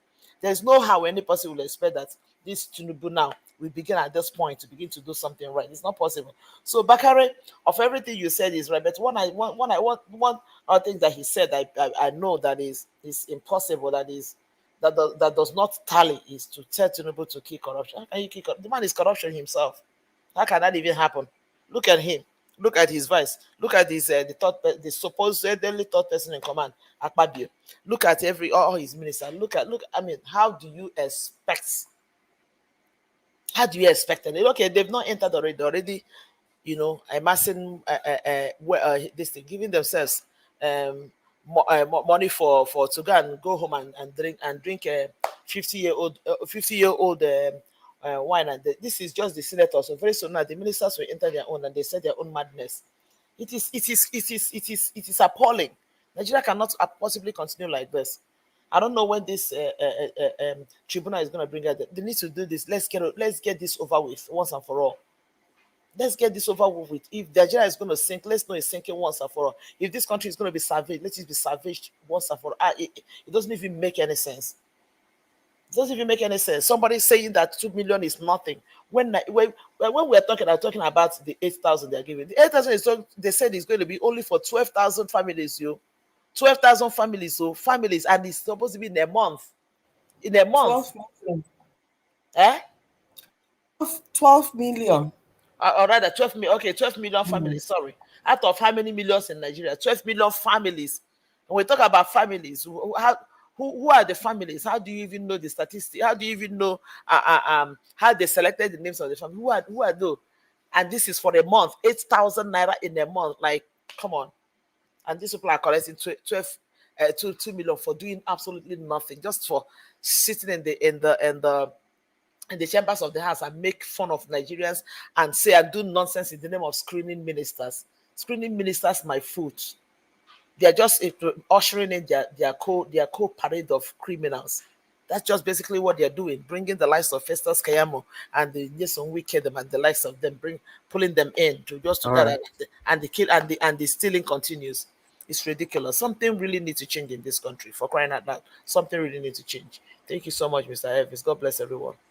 Thank you, Madam Nena. It's really good to have you on the panel today. God bless you. Thanks for your submission. Okay, Madam Busy Brains, please give us your final submission. 5 minutes. Let me just start with this fake news that is parading on the Twitter sphere, saying that a survey was taken and 62% of Nigerians in the new survey believe Nigeria is moving forward under the administration of fake President Bola Tinubu.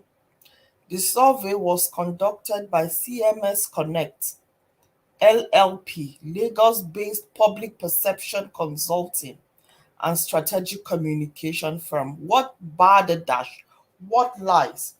And right under that post, trust obedience. They said, and this person that posted this, and it's not just him that posted it, I've seen it around some of those handles of those that have been paid by the bagman, that they put under that post, they did a poll, and this particular person has over 1.6 million followers.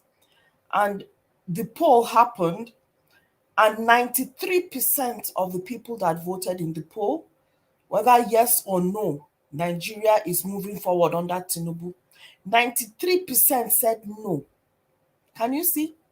So these people, I don't know what planet they are living in. I honestly don't get it. Their own people included said no. So where did that, who is the 62 million survey? Who are those that were surveyed and they said, yeah, Tinubu, Nigeria is moving forward under Tinubu? How is Nigeria moving forward? Forward into war, forward into hunger, forward into Great Depression. How is Nigeria moving forward? I don't understand this blatant lie. Is it not witchcraft? There is no logical explanation to this, but to say it is diabolical. The way people are doing things and reasoning is diabolical. That we have somebody that is coming on here, that one man went to mortuary or wherever, coming on here to defend the indefensible. Anybody that stand on this rock, that this shaft, this non-entity, any little credibility you have is gone. Is gone. Because it is either you are a drug pusher, a drug dealer, a sniffer, you are the one that is holding the bag, you are something between those lines. There is no understanding how anybody can back this kind of rascality. How is Nigeria moving forward? They're making somebody go mental. Who are those? These are evil people. The lines is written boldly. If the facts are there, just open the door, you will see the livelihood of people disappearing. If people are getting better in this government, will people be trekking to work? At least you will see more cars on the road. But now you don't see cars on the road. A lot of people park their cars at home and either walk it or look for bus and go. How is Nigeria getting better when people's pockets, people's lifestyle has drastically living from hand to mouth? Just look at those kind of blatant lies. You see this Simon Ekpa, when he comes and talk, it just riles me again.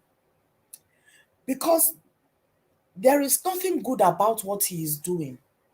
He is fighting a cause that he knows. How is he telling people to stay at home, progressing his cause? How is the fact that he's terrorizing people? How the people that he's supposed to be emancipating? How is that progressing his cause? For God's sake, how does he expect people to stand behind him to support in that fight? How? When he's talking about petrol in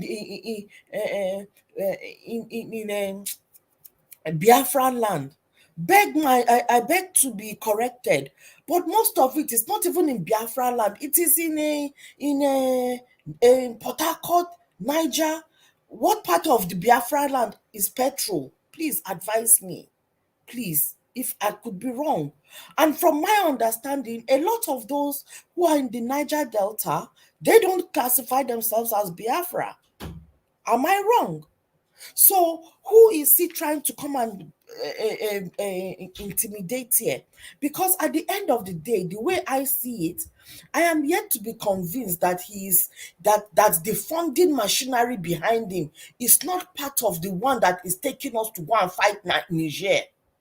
I strongly believe that he's being backed by those evil entity that are trying to subject Africa into something that one does not even know. They want to make us extinct. They are looking for ways to deplete us. And he is one of those tools that they are using.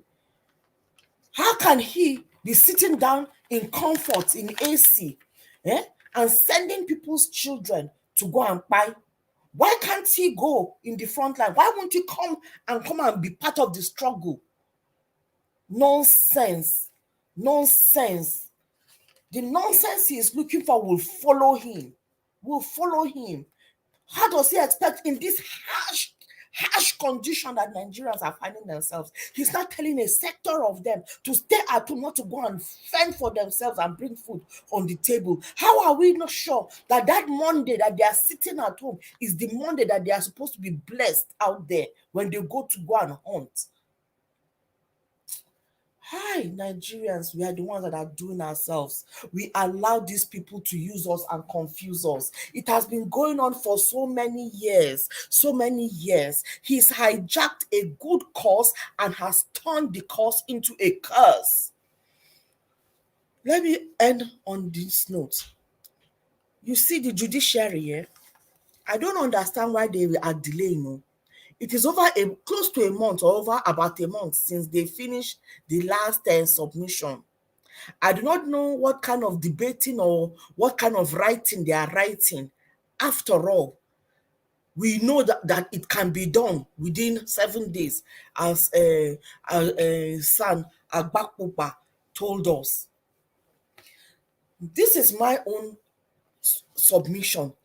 I strongly believe that the delay in delivering judgment is because they are waiting for war.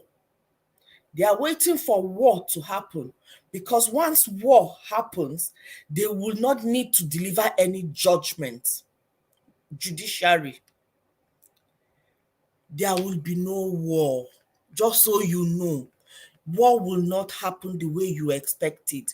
The Tinubu that is trying to use war to keep him in government, to use the emergency that the war will bring to keep him to continue to perpetrate himself as the puppet of the West. It will not happen. Just come and spill. Tell us whatever you have come to get to conclusion, whether it is good or bad. We will take it from there. We can handle it. We can take it. We are big girls. We'll pull our big pants on. We can take it, and then we know what the next. We take the next action that is appropriate for us to take in line with our destiny as a nation and as individuals. Thank you. I yield. Thank you very much. Thank you, Madam Busy Brains. Thanks for your, let's say, this evening, you'll be one charge again. Thank you very much. Nigeria Matabi as it gets. Let me hear from the last two. Madam Amen Bright, thank you very much for your patience. Please give us your final submission, 5 minutes. Okay, thank you, my brother. Let me first of all start from this Simon Ekpa. I thought Simon Ekpa, I don't really understand him. Then I was saying he was trying to tell them sit at home because of election, for them not to do election.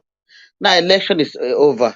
He's now saying that they should sit at home because of they are protecting their oil, or they have not freed the Nnamdi Kanu. Is that where they sit at home? That is when they will free Nnamdi Kanu. If you are going to protect your oil, your food, no problem. Protect it, because you don't pay those people any money for them to sit at home.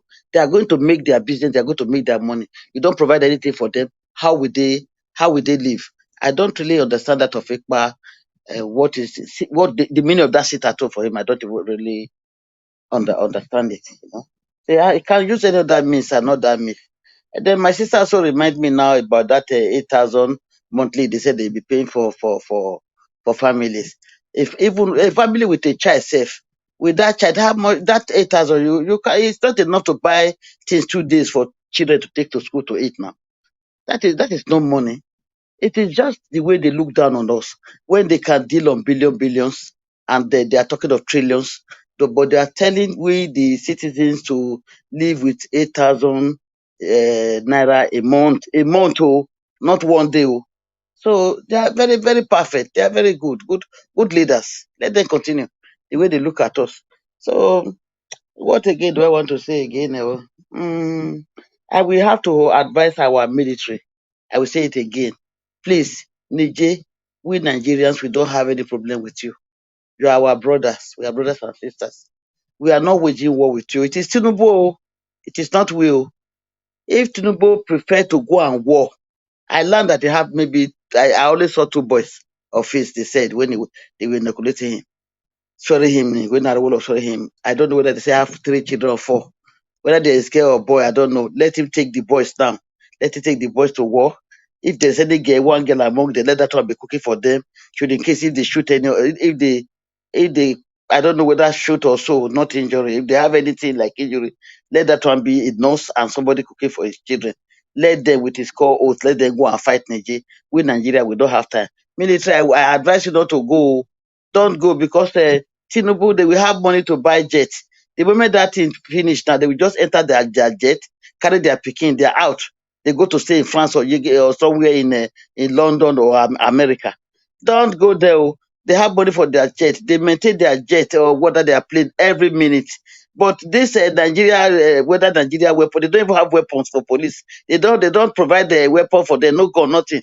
If there is gun, the Fulani will not come and be buying our women in farm. So they don't have weapon for that. Do you think they can maintain any military to this thing? Don't enter any military plane. No. Don't go accept. You are free to say no, I'm not going. No. Tell Tinubu to send his people, his children, his daughter, everybody, even wife, if you want to. Let all his gangs, let them go and war Niger. Don't mind that ECOWAS. Don't mind that they are all criminals there. If you are not a criminal, take yourself out of there. So don't go. That is so. Then Arowola, we have to advise you, please. You are the one who swore to the boy, and I've been saying it repeatedly. You are the one who swore him in. You will be the one to kick him out. If you don't kick him out, we are going to kick you out. That is what I have to tell you. Thank you, Mr. Evans. Thank you, Madam Ahmed. Thank you very much for your submission. Let me hear from the last person on the panel. F. Emmanuel, thank you very much, sir. Give us your final submission, 5 minutes. In fact, Mr. Ellis, the but busy brain and this lad woman that just submitted now, they eventually said everything. But anyway, I need to ask something with respect to Simon Ekpa. Sometimes I want to blame him. On the other hand, I blame the governors of the eastern states because they are the chief security officer of that state. The development and the economy of each of those eastern states is in their hands, right? They are meant to protect life and properties and make sure that the economy of that state grows well, right? But I'm surprised that somebody who lives in Finland dishing out instruction and people in Southeast are obeying. What about the economy of their family? What about the economy of their community? What about the economy of their state? You know, I'm shocked that Igbo people that I know that are smart people, they should know better. They are naturally business oriented. So why would they allow somebody from Finland to come and be teaching out sit at home? But the sit at home usually before when this sit at home started, I know that it was only when Nnamdi is meant to appear in court that I was sit at home. But in this time around, there was nothing like him appearing in court. So why is he taking forever? And the governors of those states allowing it to fly. It's something that I'm still trying to wrap my head around it. It's not adding up at all. Does it mean that Simon Ekpa is now stronger than the state governors of those states, eastern states? You know? In fact, let me just hang on there. I don't even know what to say about them. Thank you. All right. Thank you very much, F. Emmanuel, for your submission. You guys have done well today. I want to appreciate everybody for joining us on this 6 hours long broadcast. We have come to the end of this broadcast. Although we have somebody calling in. Okay, Tony Africa, thanks for calling in. Please talk to us. You have 1 minute, sir. Thank you. Good evening to you, sir. Tony Africa, you're not talking. I don't have the time to waste, please. I think it's your network. I don't know. We need to go now. Tony Africa. Can you hear me? Sir. Good evening, sir. Okay, good evening, sir. Thanks very much. You have 1 minute. Please talk to us. Thank you very much for letting me. So let me just speak very slowly today. You see that for the fact that first of all, 12,000 people, they misunderstand. They don't say they want to give poor Nigerians 80,000. They say they want to select 12 million people, and which is a lie. That means it's ghost citizens. Now they want to pay money to ghost citizens, which means they are going to put the money back into their pocket. Ghost citizen. Like they have ghost workers. You know, Nigeria, everything is, this madam said that unprecedented things happening. So, unimaginable things happening. You can't just digest what is coming out of Nigeria. That means something is not right with that system. Samuel Ekpa is a private man. He's not living in Nigeria, as we know. But when he gives directive, people are following his instructions. That means the country is gone. There was a country. See, that is, can't we just get it? Can't we get it? That nothing is happening. It is not the fault of that guy. Remember that Mandela was regarded, according to the history, as a terrorist. Martin Luther King Jr. was regarded as a terrorist. Malcolm X, my man, that is my style. Botolezi of South Africa, they were regarded as terrorists. But at the end of the day, they became a hero after winning the independence. So Samuel Ekpa is doing his job to protect his people. So I know that Nigeria Watch is a good platform. They don't be on the side of anybody. It just allows people to flow. But people that are condemning Samuel Ekpa without even going to the genesis of the problem, now the 99% of them with the mugu maga. Because why is the problem? What they said that there's one guy that just submitted his views. that it was when Unadikanu was coming to court, to appear in court. But if they don't appear, but the court already discharged him. Okay, thank you. Yeah, so that is so let the government regulate everything, let everything be working. Not when Naira is going down, that oil is 700, Naira, 800 Naira, from 170, and then there's a fake man there as a president. What the hell? A ghost is the one who is the president office right now, and we don't even need that useless Asovila. Let us look for an alternative. Thank you very much, sir. Thank you, Tony. God bless you. To be honest, I sometimes struggle with the submission that Hold Tony. on, Ginger Breadman, please. Sorry for interjecting like this. I sometimes struggle to understand what Tony Africa's views are. What are his morals? What are his ideology? I really struggle because he is in Germany right now in comfort. If they tell him not to go for shift one day, he has already calculated what he's going to do, what he's going to earn. And then they tell him to sit at home and not to go and work without putting any measures in place to support him in the suffering that he is in. Let him go to Nigeria and be in the shoes of those people that are being asked to stay at home and not fend for their families without alternative. Just the way that we are talking about, they've taken subsidy out without giving palliative. You're asking people to stay at home, you've not given them palliative. Is that not hypocritical of the Tinubu that you are condemning?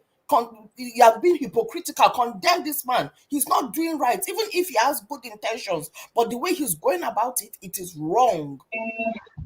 Madam Busy Brain, I think this Ekram and Ekpa, somebody is sponsoring him. I think so. He's not just doing it for doing this thing. Somebody is sponsoring him. Somebody is sponsoring him. Where is he getting the money that he's doing what he's doing? You just see a picture of him in an office with suit and tie. Thank you, Madam Busy Breast. Thank you very much. Mr. Elvis, I beg, sorry. Do I just say one thing, please? Hold on, Ginger Breadman. Okay, somebody is waiting on the phone. Go ahead, madam. Yeah, I will just quickly say it. Please, all of us, we should pay attention. No?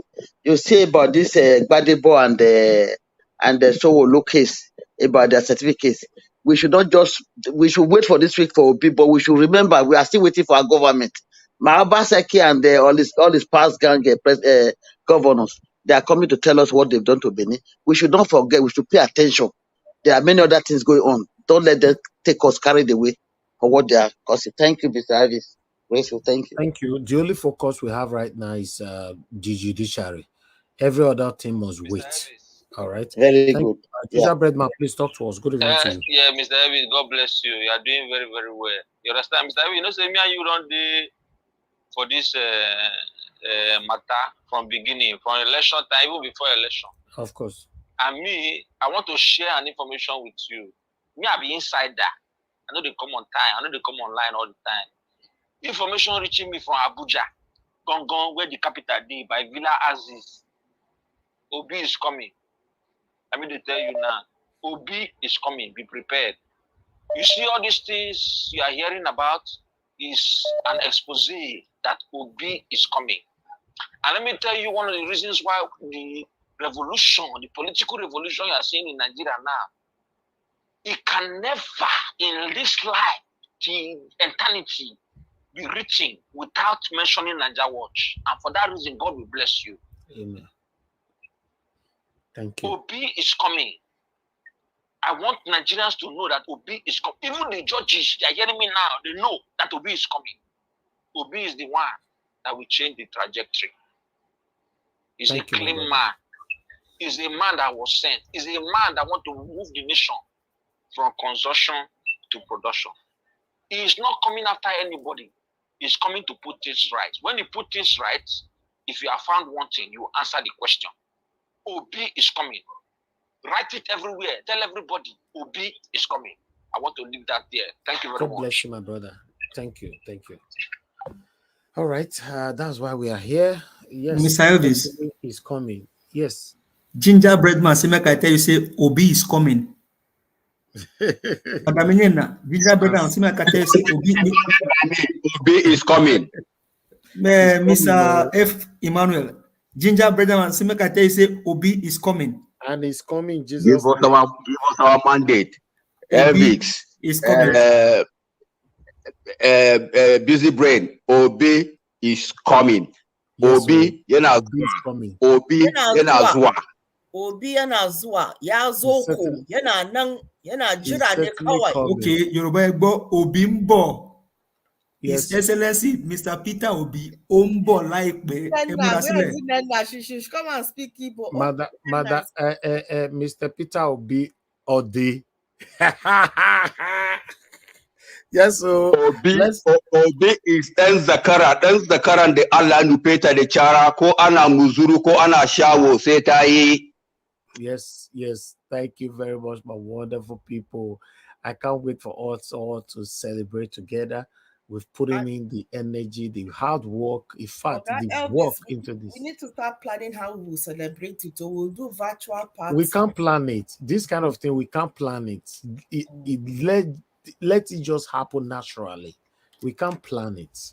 Let the breaking news happen and let everybody just begin the heat war. No problem. The world go shake. Oh God. Anyway, I have somebody on the phone. Mr. Chris, thanks for calling in. Thank you very much, sir. Good evening to you. Please talk to us.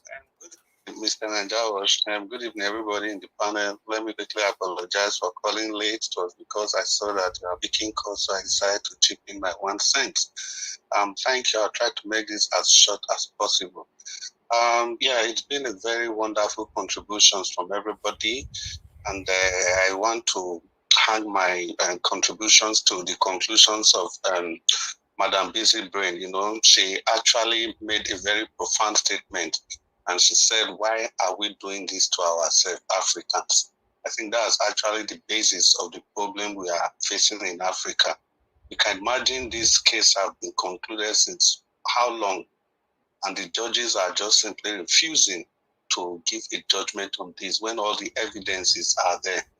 Then as for Tunde Bakare, I just want to touch only on that issue. You see, in my personal opinion, I have followed this man. And I think what he's just venting is his personal vendetta against the person of Tinubu. So he's not really speaking for the nation in general. If you know Tunde Bakare very well, there was somebody that has kept quiet. Yes, during 2011 or thereabout, he joined the people that ensured that Jonathan came to power. But after that, he did more damages to the government of Jonathan than the bringing him to power. So having said that, Tunde Bakare has a personal problem with Tinubu. That's all he's speaking against. Because for any person that has not spoken up for these 8 years, that Buhari literally destroyed the nation, and all of a sudden he came out. You guys should go and listen to his campaign promises before he came out under the APC. He was literally praising President Buhari. So any person that has not seen anything wrong with what Buhari has done, and you just want to continue, you went to go and seek his blessings, and now you are fighting hand in hand against Tinubu, pretending that you are doing that for Nigeria.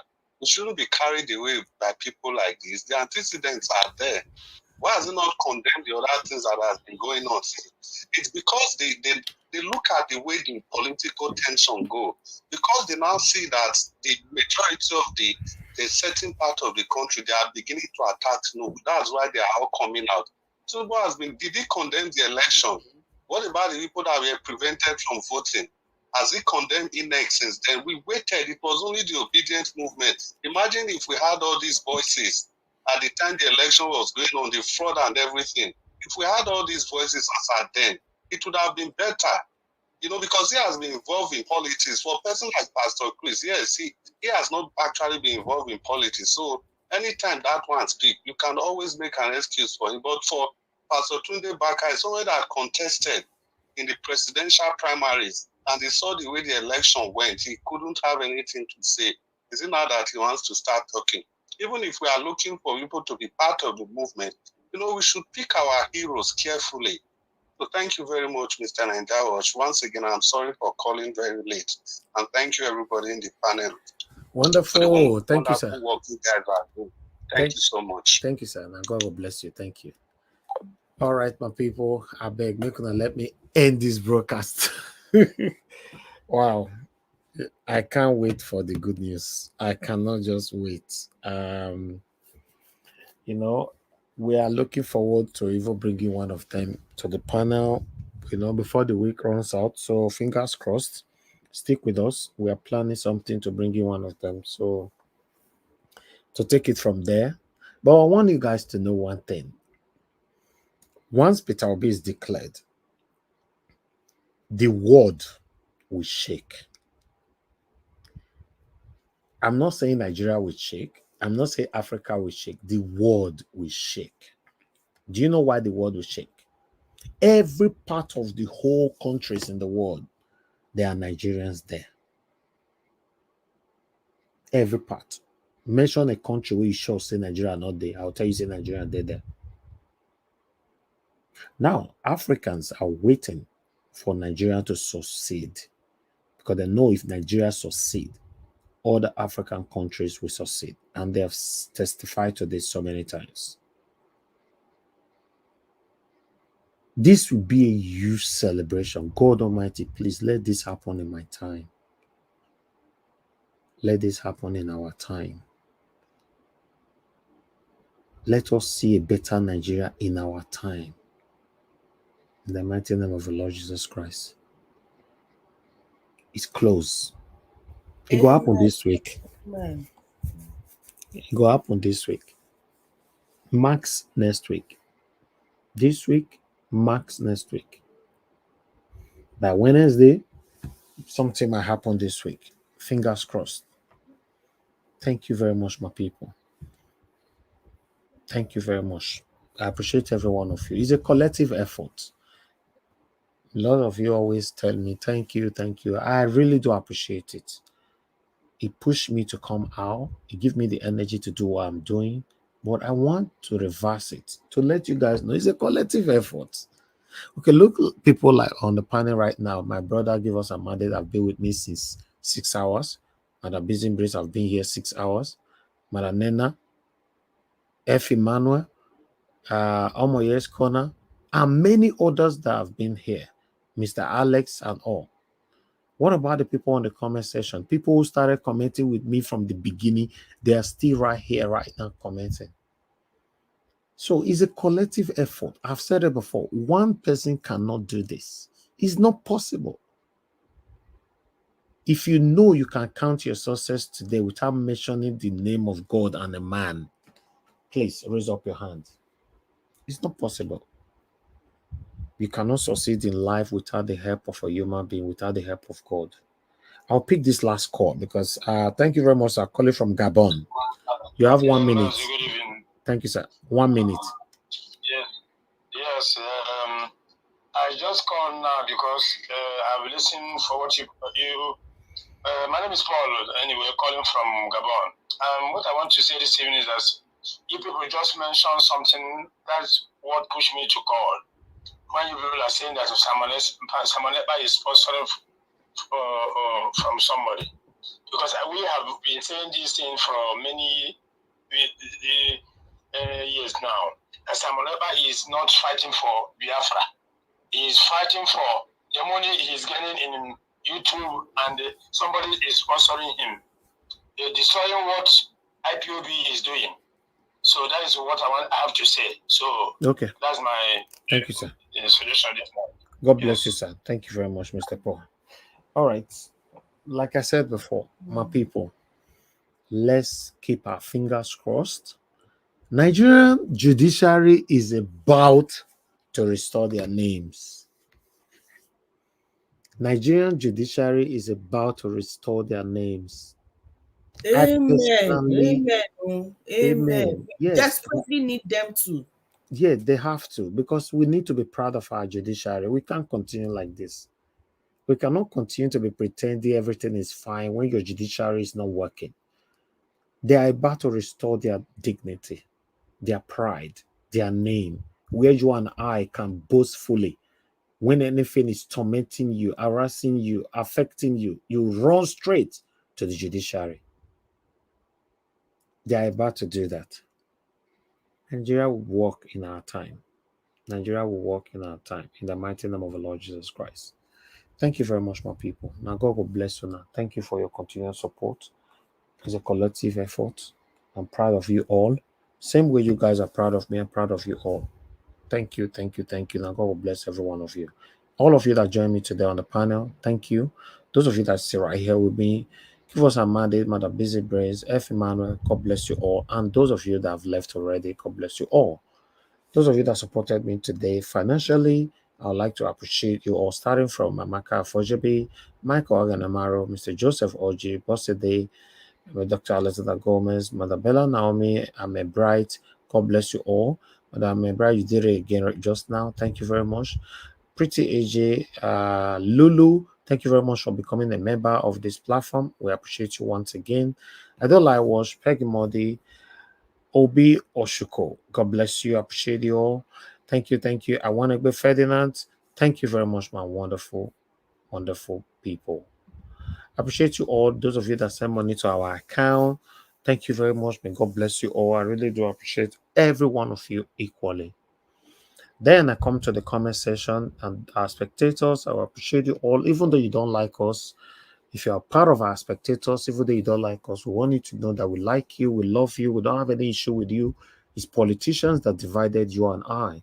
Normally, I shouldn't have any issue with you. Yes, it's politicians, the satanic politicians that divided you and I. But by the special grace of God, you and I will smile. We'll have a better Nigeria where you'll be proud of your country. I'll be proud of my country. Then come back to the comment section. I have my people right here. Thank you very much, Mother of all, Mommy Diaspora. Thank you very much, Mommy. We appreciate you. We love you. Thank you, Chris Dublin. Thank you very much. I have Tammy. Thank you very much. BTV Niger. Williams Winner. Thank you very much. God bless you too, sir. I appreciate you always, always, always. I have again right there. Stella Ima 7 though. Thank you very much. Madarita. Thank you very much. We miss you today. Thank you. Thank you. God bless you. But Rita, what you say? Since I have a was blow blow. I don't know what that means. Okay, blow blow. I beg, no matter for another David. Tomorrow, ask me tomorrow. Maybe if Alex day here, I'll pass out to Alex. Alex will explain better. Thank you very much, my people. I appreciate you all. Vitals, I can see you right there. Thank you very much. God bless you all.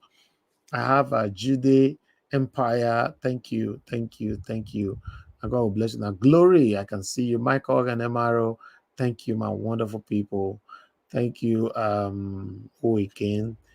Madam Origin, thank you very much. I appreciate you always. Thank you. And I have Fred. Thank you, Madam Nena, and many, many more. Tony Africa, thank you. Keleshi Iduka, thank you. Jacob D, thank you, my people. Thank you. Steve Williams, and God bless you, my people. Blessing a car for gift I want for, and God will bless you now. Thank you. Please, before you leave, just press on the like button. Help us to share. Carry the link with you. We always smile and be proud of our country and with getting ticket to come to this country, without no hindrances or any kind of thing that will scare you away. Don't worry. It is well. It is well with you. It is well with us. It is well with Nigeria in the mighty name of the Lord Jesus Christ. Amen. Thank you very much, my people. Thank you. Thank you. Maurice, I can see you. Thank you very much. God bless you. Blessing Okafor once more. Thank you. Thank you. Thank you, my wonderful people. I appreciate you all.